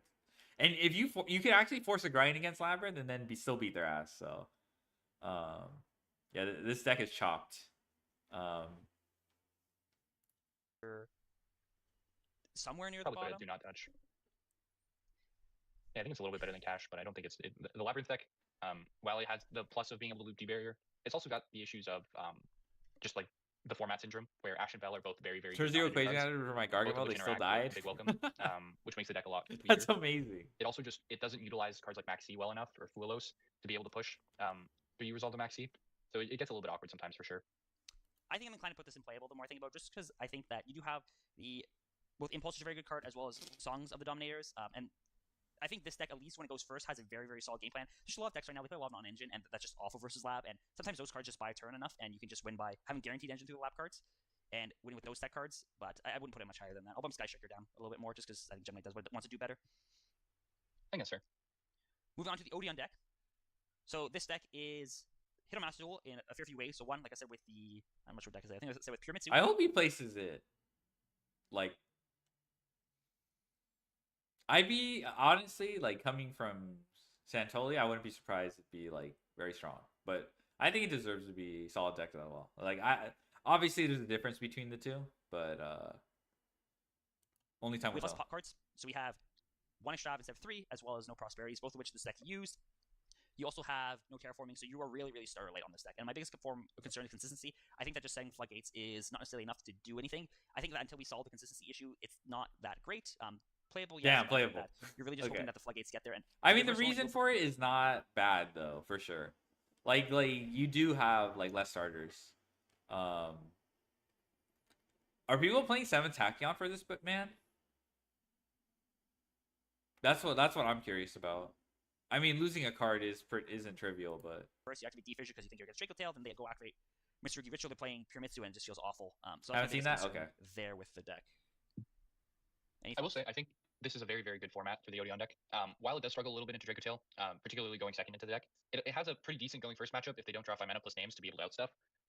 It doesn't deal with bodies particularly effectively, which is my concern into the Ryzeal decks. However, I think the negates into Draco Tail will be enough to carry it over the edge. I think I'd put it in solid. You do have the... you hovered over the do not touch. Spiral, so that is a lot of effective cards against Draco Tail as well. Yeah, I think I'd still put it maybe a bit above Gem Knights. I almost feel like there'd be another gap here where we can almost do the split again, but we'll just keep things here like this. It might be one of the better trap decks. At least the one thing with this deck has over Labyrinth is you're no longer getting hit by Bell, which is a massive thing. Also, that was huge. Yes, it is. Not being hit by Bell. I think it's also part of the reason why people play Reboot. I mean, that doesn't make the deck, like... But I think people will play it in Duelist Cup for sure. Like... A little bit better into Labyrinth, where at least you're getting a draw with this deck, they're just completely dead. I think that may have one thing going for it, but I wouldn't want to put it too much higher. Yeah, well, Maxi, there's a little bit of an issue with, because if you just use it on your opponent's turn instead of shotgunning in the standby phase, you're going to be drawing cards for each trap they activate. So that might change things a little bit, whereas Labyrinth doesn't necessarily need as much setup if you're not doing like the full welcome plus big welcome combos. Like if you just summon a guy, you just set 4 traps and pass, like you traded 1 for 1 basically with that Maxi, and it didn't do enough to push the game out of control. So I think it is a little bit better versus Odeon. But I do think the Odeon deck's negates specifically push it just a little bit over the edge in terms versus Lab. I'll put it right with Lab. I don't think I can put it in Sol. I think it's just the consistency concerns me. As well as it's not as good into Maxi now that we think about it more. Right, moving on to Luna Light. Ravine, do not touch. I think wait, when did he put that? Wait, that wasn't there before. I didn't notice. It was originally Kashtira, and then they just moved. Spoken about this before in the past, and my opinion hasn't changed much. I think this deck is actually worse in the best of 1 format than I thought it'd be. I think the Luna Light deck specifically has very glaring issues into stuff like Fuelos and Maxi, particularly right now with Draco Tail in the format. It doesn't have the best matchup into the deck, just because Luna Light doesn't have a half board, right? So your plan into like the Molsharmies and into Maxi is you just give them as many draws as they want, and you try to set up double Liger. That, however, is very scary into the Draco Tail deck, because eventually they'll just see 5 mana, and if they see 5 mana game. Yeah, okay, like I like before when I was going into Lunalight and I had like 5 mana, I could like 5 mana for 3, bounce their Kaleido Chick, bounce their fusion, bounce their fusion in graveyard. Honestly, I could have also bounced the Silverhound if I wanted to. Nah, actually that doesn't make sense because they could poly it back. But they fucking drew heavy polymerization, and it just turned their entire engine online. So I was like pissed because that was like the only way for that to work out. Probably gonna end on the spot. Yeah, heavy poly. Yeah. And if you don't have so I was pissed because like that's the only way for you to fucking like get back in the game. So I was like, oh my god. I don't think the play was bad. I just got punished, which what I assume is. I find it hard to believe they play like 3 of them, but whatever. I could be wrong. S is in the do not touch category. I'm not sure. I don't know. This wasn't there previously. That sucks. They've just discarded their whole hand. Every card in your Graven field has been bounced. And chances are you probably won't have plays after that because they've still drawn like 10 cards by the time you're getting to that Liger Dancer. It literally has to be heavy polymerization after your shit is bounced. If Liger touches field, you're kind of dead. You could probably have a game plan against it. I mean, I lost as soon as the guy made 2 Liger Dancers, so I was dead. But I'm sure there's a game plan you could probably. Yeah, let's just say you're dead. But I'm so annoyed though. I'm so annoyed by this fucking deck. The thing is, this deck also loses Retaliating C. There's like it gets hit by Bell too. Not Red Reboot, not so much Red Reboot, but it might have a favorable matchup in the detail, but it might have trouble dealing with like everything else. Are you playing Brandon with Titanic? I think it would have to be Titaniclad Sam Nib, I think. You could theoretically do Titaniclad Senkaiju, then add back the Kaiju after running over a guy, but that actually works. I'm not gonna lie. I think you can just crutch on your non-engine, preventing Lunalight, and also this not being a good choice into Duelist Cup, that you won't see it that often. Maybe there's one guy in like top 10 or something like that is farming a bunch of Draco Tail or something. They figured out the method. Yeah, it's very rare. Yeah. I think that's what this has going for it. If you get far enough. So it's not. I wouldn't say this is like overall a terrible deck, but you need the environment to be favorable. I think. Like Ryan, you won a fucking Duelist Cup with Contact C for the stupid Pure Elite players. Like I don't know. I think you just need the right. You just need the right environment. I think my other concerns with this is I don't have faith in it going second, not against the combo decks of the format. I don't have faith against Detail. I think that the traps all just trade really, really effectively into Moonlight, where you have to have a really good hand to deal with a Draco Tail half board. It also gets collateral damage from Retail as well to some degree. When you're going through the poly lines, so I'm inclined to put in playable. Liger is definitely a card, but it just seems like a trap deck that's not a trap deck. It's not great at going second, and you're trying to win through a cheesy win con as opposed to something that is a bit more solid. The one thing I will say though is that it does have more grass going second. I do have more faith in it going second than the trap decks. That being said, not by much. The one thing I also do have a bit of a concern about is it also does have a really bad matchup into the War Crime cards. You don't play at all under Di-Fi. You don't really play under Shifter at all either. So like you see those cards in the format, they go like normal summon Man with the Mark, they add the field spell, they activate Dimensional Fissure. You look at your hand and you go, oh, the game's just over on the spot. I can't do anything. So I don't think I'd put it above Odeon just because it suffers from just the collateral, as you were saying. Yeah, that's what I'm saying. It gets caught in the crossfire by like probably other non-engine, especially if you're building against Draco Tail. A lot of the stuff that hits Draco Tail also hits Lunalight. The number of non-engine in the format is also so like that might work for the Draco Tail player's favor because this is not no longer like a crazy choice. But maybe it shifts that like there's no Draco Tail, and then but then your reason for playing this card, I don't know. It's more complicated. Like it's not like that complicated where you can overthink it, but there's just more going on than just Lunalight beats Draco Tail, right? You also have to worry about anti-Draco Tail and how that affects your engine. Going to be pretty high with Draco Tail in the format, so I think I'd probably drop it down below Odeon. Did you hear their opinion? Yeah, me too. Right, moving on to one of the very playable decks, which is Malice. So this deck, still alive, somehow. We did get the Ramson ban in Master Duel, so you no longer have that. That being said, we do have Splash Mage and Decoder. So once you get Cyverses on the board, which we have Circular do, we have other Silent Mining, stuff like that. Once you get Cyverses on the board, it is better. It is a little bit less inconsistent at getting them there because we also have one Dormouse, one field. I think we're still at 3 White Rabbit. I'm mixing them all up. I think we do have 3 White Rabbit right now. But overall is the extra monsters from a Splash Mage and Decoder.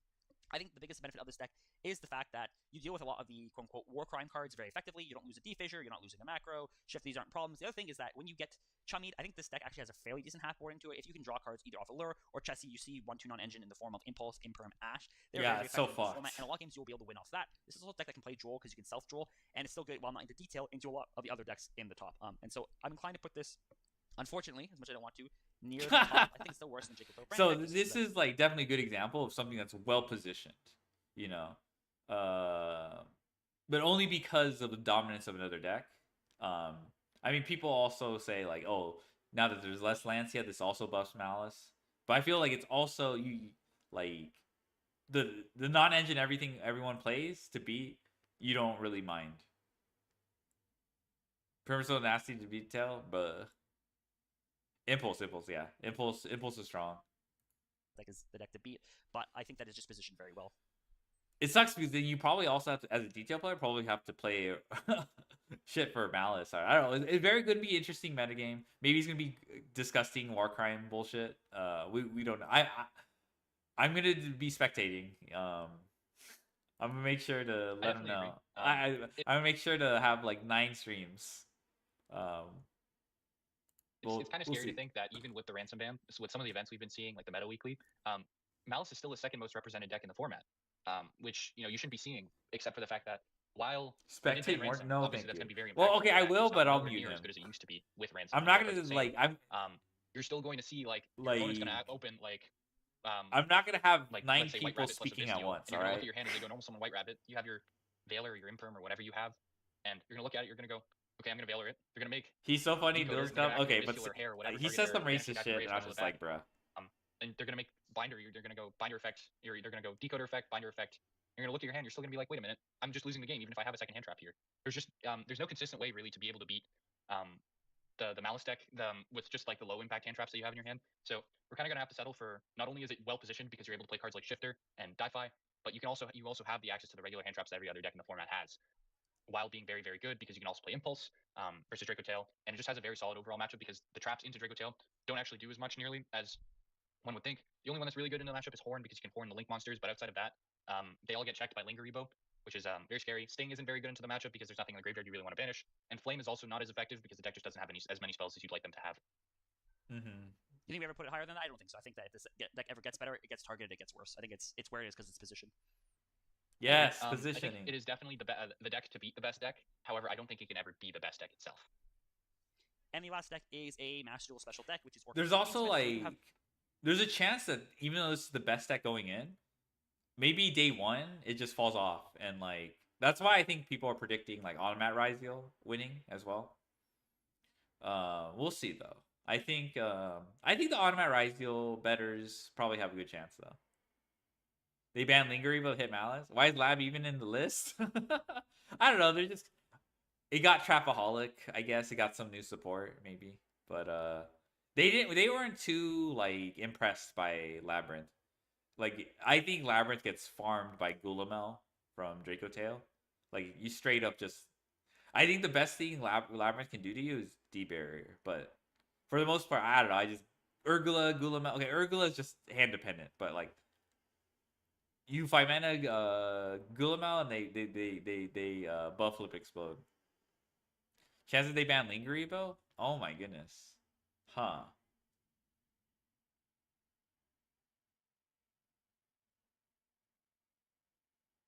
I can see it. Moon as well as Nightmare Mermaid, so both engines bridge both ways. This deck has a lot of gas. Its end board is pretty insane. You have the Babel, the like what Link ones do you have afterwards? You just play 2 Link Decoder or something if you really had to. Shendos is the counter trap. So it's not even like that bad of the a. new one, which names escapes, which is take IP into SP into Degrees Descent, as well as Caesar or Desiree on the board. It has a lot of gas. It is a little bit clunky. Let me put some It's not pimping clunky in the it. sense that the cards are bad to drop, but they're Hold bad up, wait a minute. ways of getting them out of the hand, which leads to them being very good at going first, but going second has issues. Oh yeah, Almirage. Yeah. I think this argument put this somewhere between playable and very strong, just because the Mud Mage is sweating. it feels either insane once you start playing or just awful. Yeah, if Mud Mage goes, it'll be a sad day. This deck going. I think actually, to be honest, I care more about Link Decoder being legal in terms of like, you know, playing through hand traps. There are definitely lines you can play without Splash Mage or Bud Mage, sorry. But Link Decoder, I think, makes a huge difference. Like you straight up just like, I'm not saying it's unplayable, but like the Circular is like way less scary. You would have to play like Equation or something. I mean, not that. Okay, you know what? I'm acting as if people don't already play Equation, but I'm just saying like, if you were to search off Circular, Equation would probably have to be the one search you need. You'd have to search off equation to like mimic what decoder does. The Pharaoh Imp ban. I'm okay with that. Like I'm not a huge fan of bridges nowadays, especially if you want your hand traps to work. It just bridges make it so hard. It's not like I said, it's not the cleanest solution, but I think it's like part of it's at the core of why. That said, it is kind of what people find fun in Yu-Gi-Oh too. You know, it lets you cook some interesting decks. And I don't know, has Master Duel even banned any bridges? I feel like they haven't. Maybe I'm wrong. I can't think of one though. Night. I think the deck is very good. It has obviously like an insane win rate going first. You have stuff like I guess Beatrice counts. normal summon Yursu, which like outside of Imperm can play through an Ash Blossom. It can play through like a bunch of stuff. It's very solid even into stuff like a Veiler or an Imperm, just because you can still make the Link one and keep playing by searching the Crown. You special the Crown. It's just full combo still. But I think the deck definitely has like issues with going second, particularly. It's very tough to start like discarding cards out of thin air unless you get to the Link one. Overcooking is your bad opponent also too. obviously is That going to is set up a lot true. of interactions. The deck doesn't have a particularly large. I know what amount you of mean, right? Like being able to do so much. 2 extra. Yeah. engine space either. You can't play like 22 hand traps and just like hand trap your opponent and pray that you make it to your turn. You have a lot of engine requirements in the form of stuff like Nightmare, and in the form of like it really depends on what your featsome package looks like. But if you're playing like Lurie, Lacrima, etc., there's just a lot of cards that are going to be suboptimal to draw, which kind of inclines me to not put it any higher, just because your going second isn't great. But your go first win rate is going to be insane outside of Maxi and Fulos. The one thing that makes me want to put this up a little bit higher is I think it does. I always feel like I lose to this deck going second. I don't know. It just feels like it can stick a lot of things. I guess the concern is like, oh, if you start with like, what's the guy got called? I don't think it matters actually. You also draw, you can draw yourself with Orcust. I was thinking like, if you start with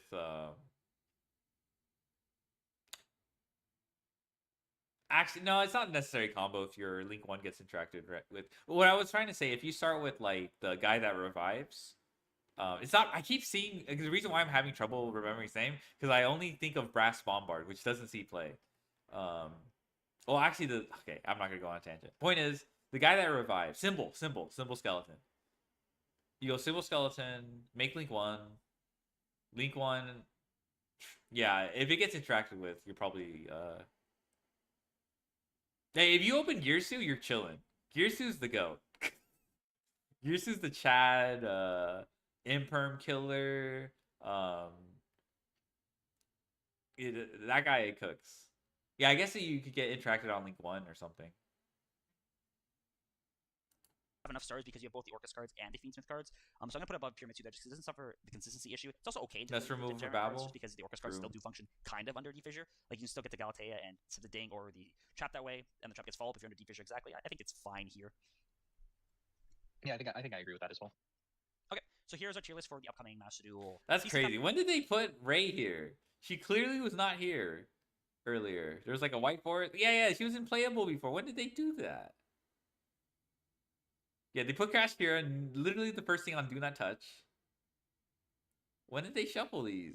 Oh my god, when they were shifting Labyrinth was formerly Do Not Touch. It's a little bit better than Cash, but I don't think the Labyrinth deck. While it has the plus of being able to loop D-Barrier, it's also got Chicken the issues inside of, duck, which is like then stuff the inside the format turkey. syndrome. Okay, yeah, the Mitsurugi fuck. Oh, you gotta choose one, all right?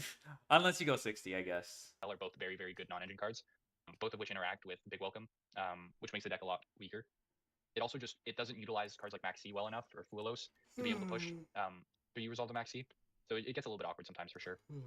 I think I'm inclined to put this in playable the more I think about it, just because I think that you do have both Impulse is a very good card as well as Songs of the Dominators, and I think this deck, at least when it goes first, has a very, very solid game plan. Yeah, they just straight up put Ray here. That's crazy. Okay, let's go back. I think this will be above Pyramid 2 there just because it doesn't suffer the consistency issue. It's also okay into the degenerate cards just because the Orcus cards still do function kind of under Defissure. Power level is still current Yu-Gi-Oh, so it's still not as quite as low as I want it to be, but overall I've been having a lot of fun with that. Leave your comments in the comment section down below if you have any disagreements, if there's any decks that you think that we've missed that should be on here that are much better than we've given them credit for, and make sure you go check out Luca's YouTube channel in the description below. Any comments before we head out, Luca? No, I think that's pretty much it. I'm very excited for the DC Cup coming up and excited to grind the second stage. All right, have a good one, guys. Orcas is scary.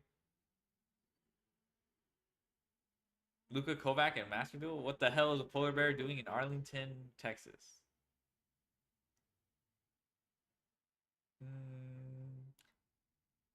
Regarding going first, Phoenix with Gemini deck to develop Tivit from Christier prior to Boundless as a way to combat board breaker decks. So Diviner sends Eva. They already did this though. They've already done this alongside Christia. It's not like they pivoted. Sends a Shuffler. Okay, so yeah, I mentioned this before. Yeah, so like, it was funny is so an OCG player already did that. Like that was like right at the beginning of the format. What the fuck? What was I gonna say?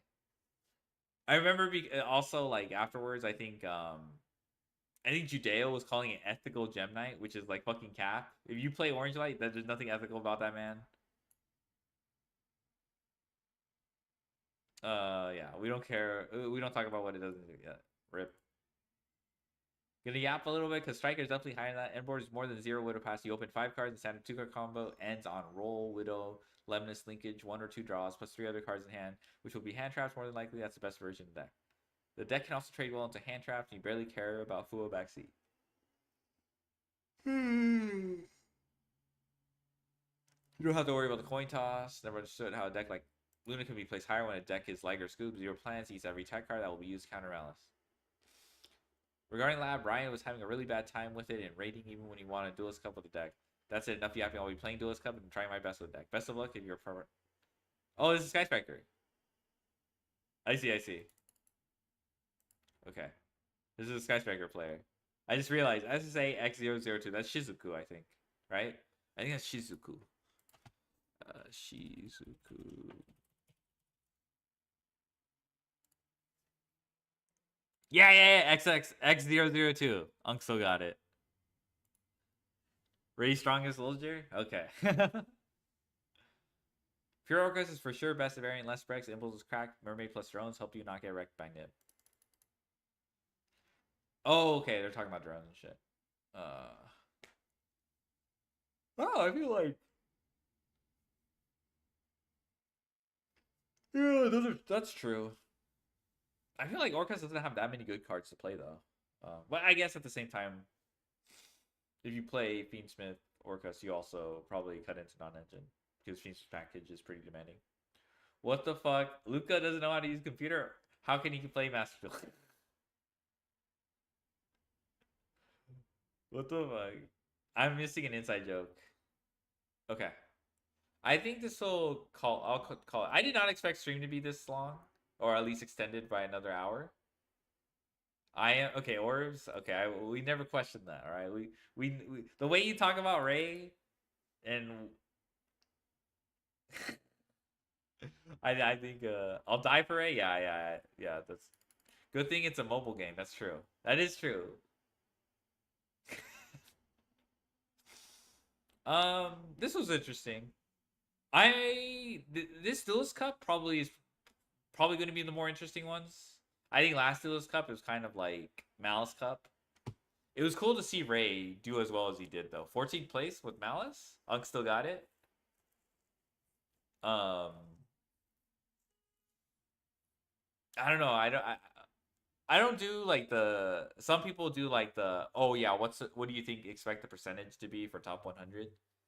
I don't really do that, but I guess off the top of my head, I imagine it's gonna be like 30% Draco Tail, like 10% Malice, 10% Ryzeal, like 5% Man. I'm talking top 100. Top 10 is probably gonna be more. There's too much going on in top 10 for me to. I'm just. Last interesting Duelist Cup was a Kirstron one. Oh yeah. Kirstron Cup. That was what Tatsugu got the highest, right? The highest score possible. Haven't seen Ryzeal my climb.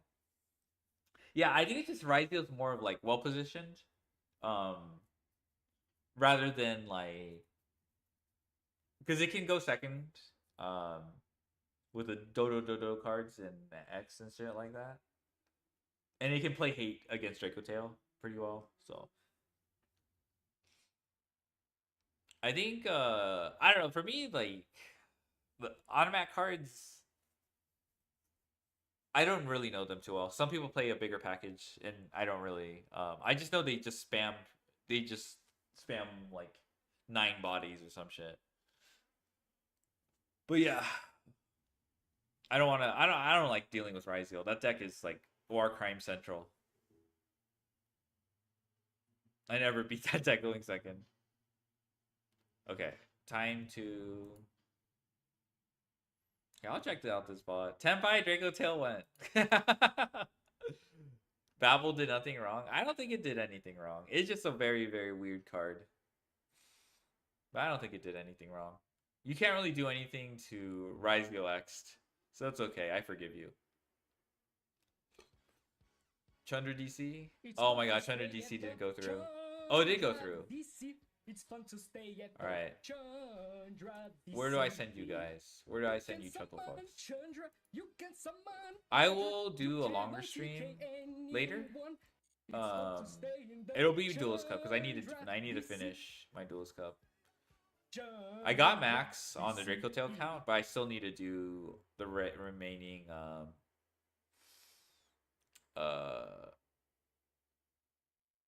what's the word? I have to do the remaining missions as well.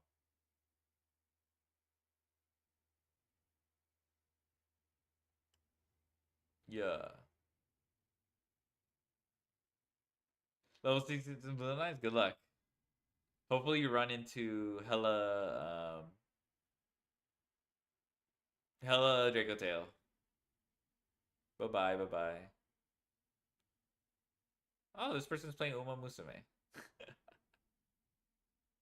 Alright, you guys welcome the I don't have a raid message. Do I have any closing thoughts? That 2-hour video, it's not like I regret watching it, but it kind of like hurt to watch because I started realizing it's like way more like there was more going on under the surface.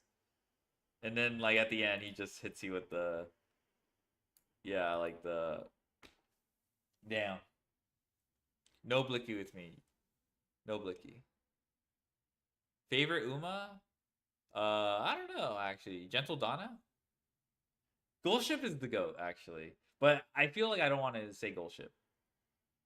I'll say Gentle Donna. Reggie Raid, okay. True, you can do that. Yeah, you can use that as a.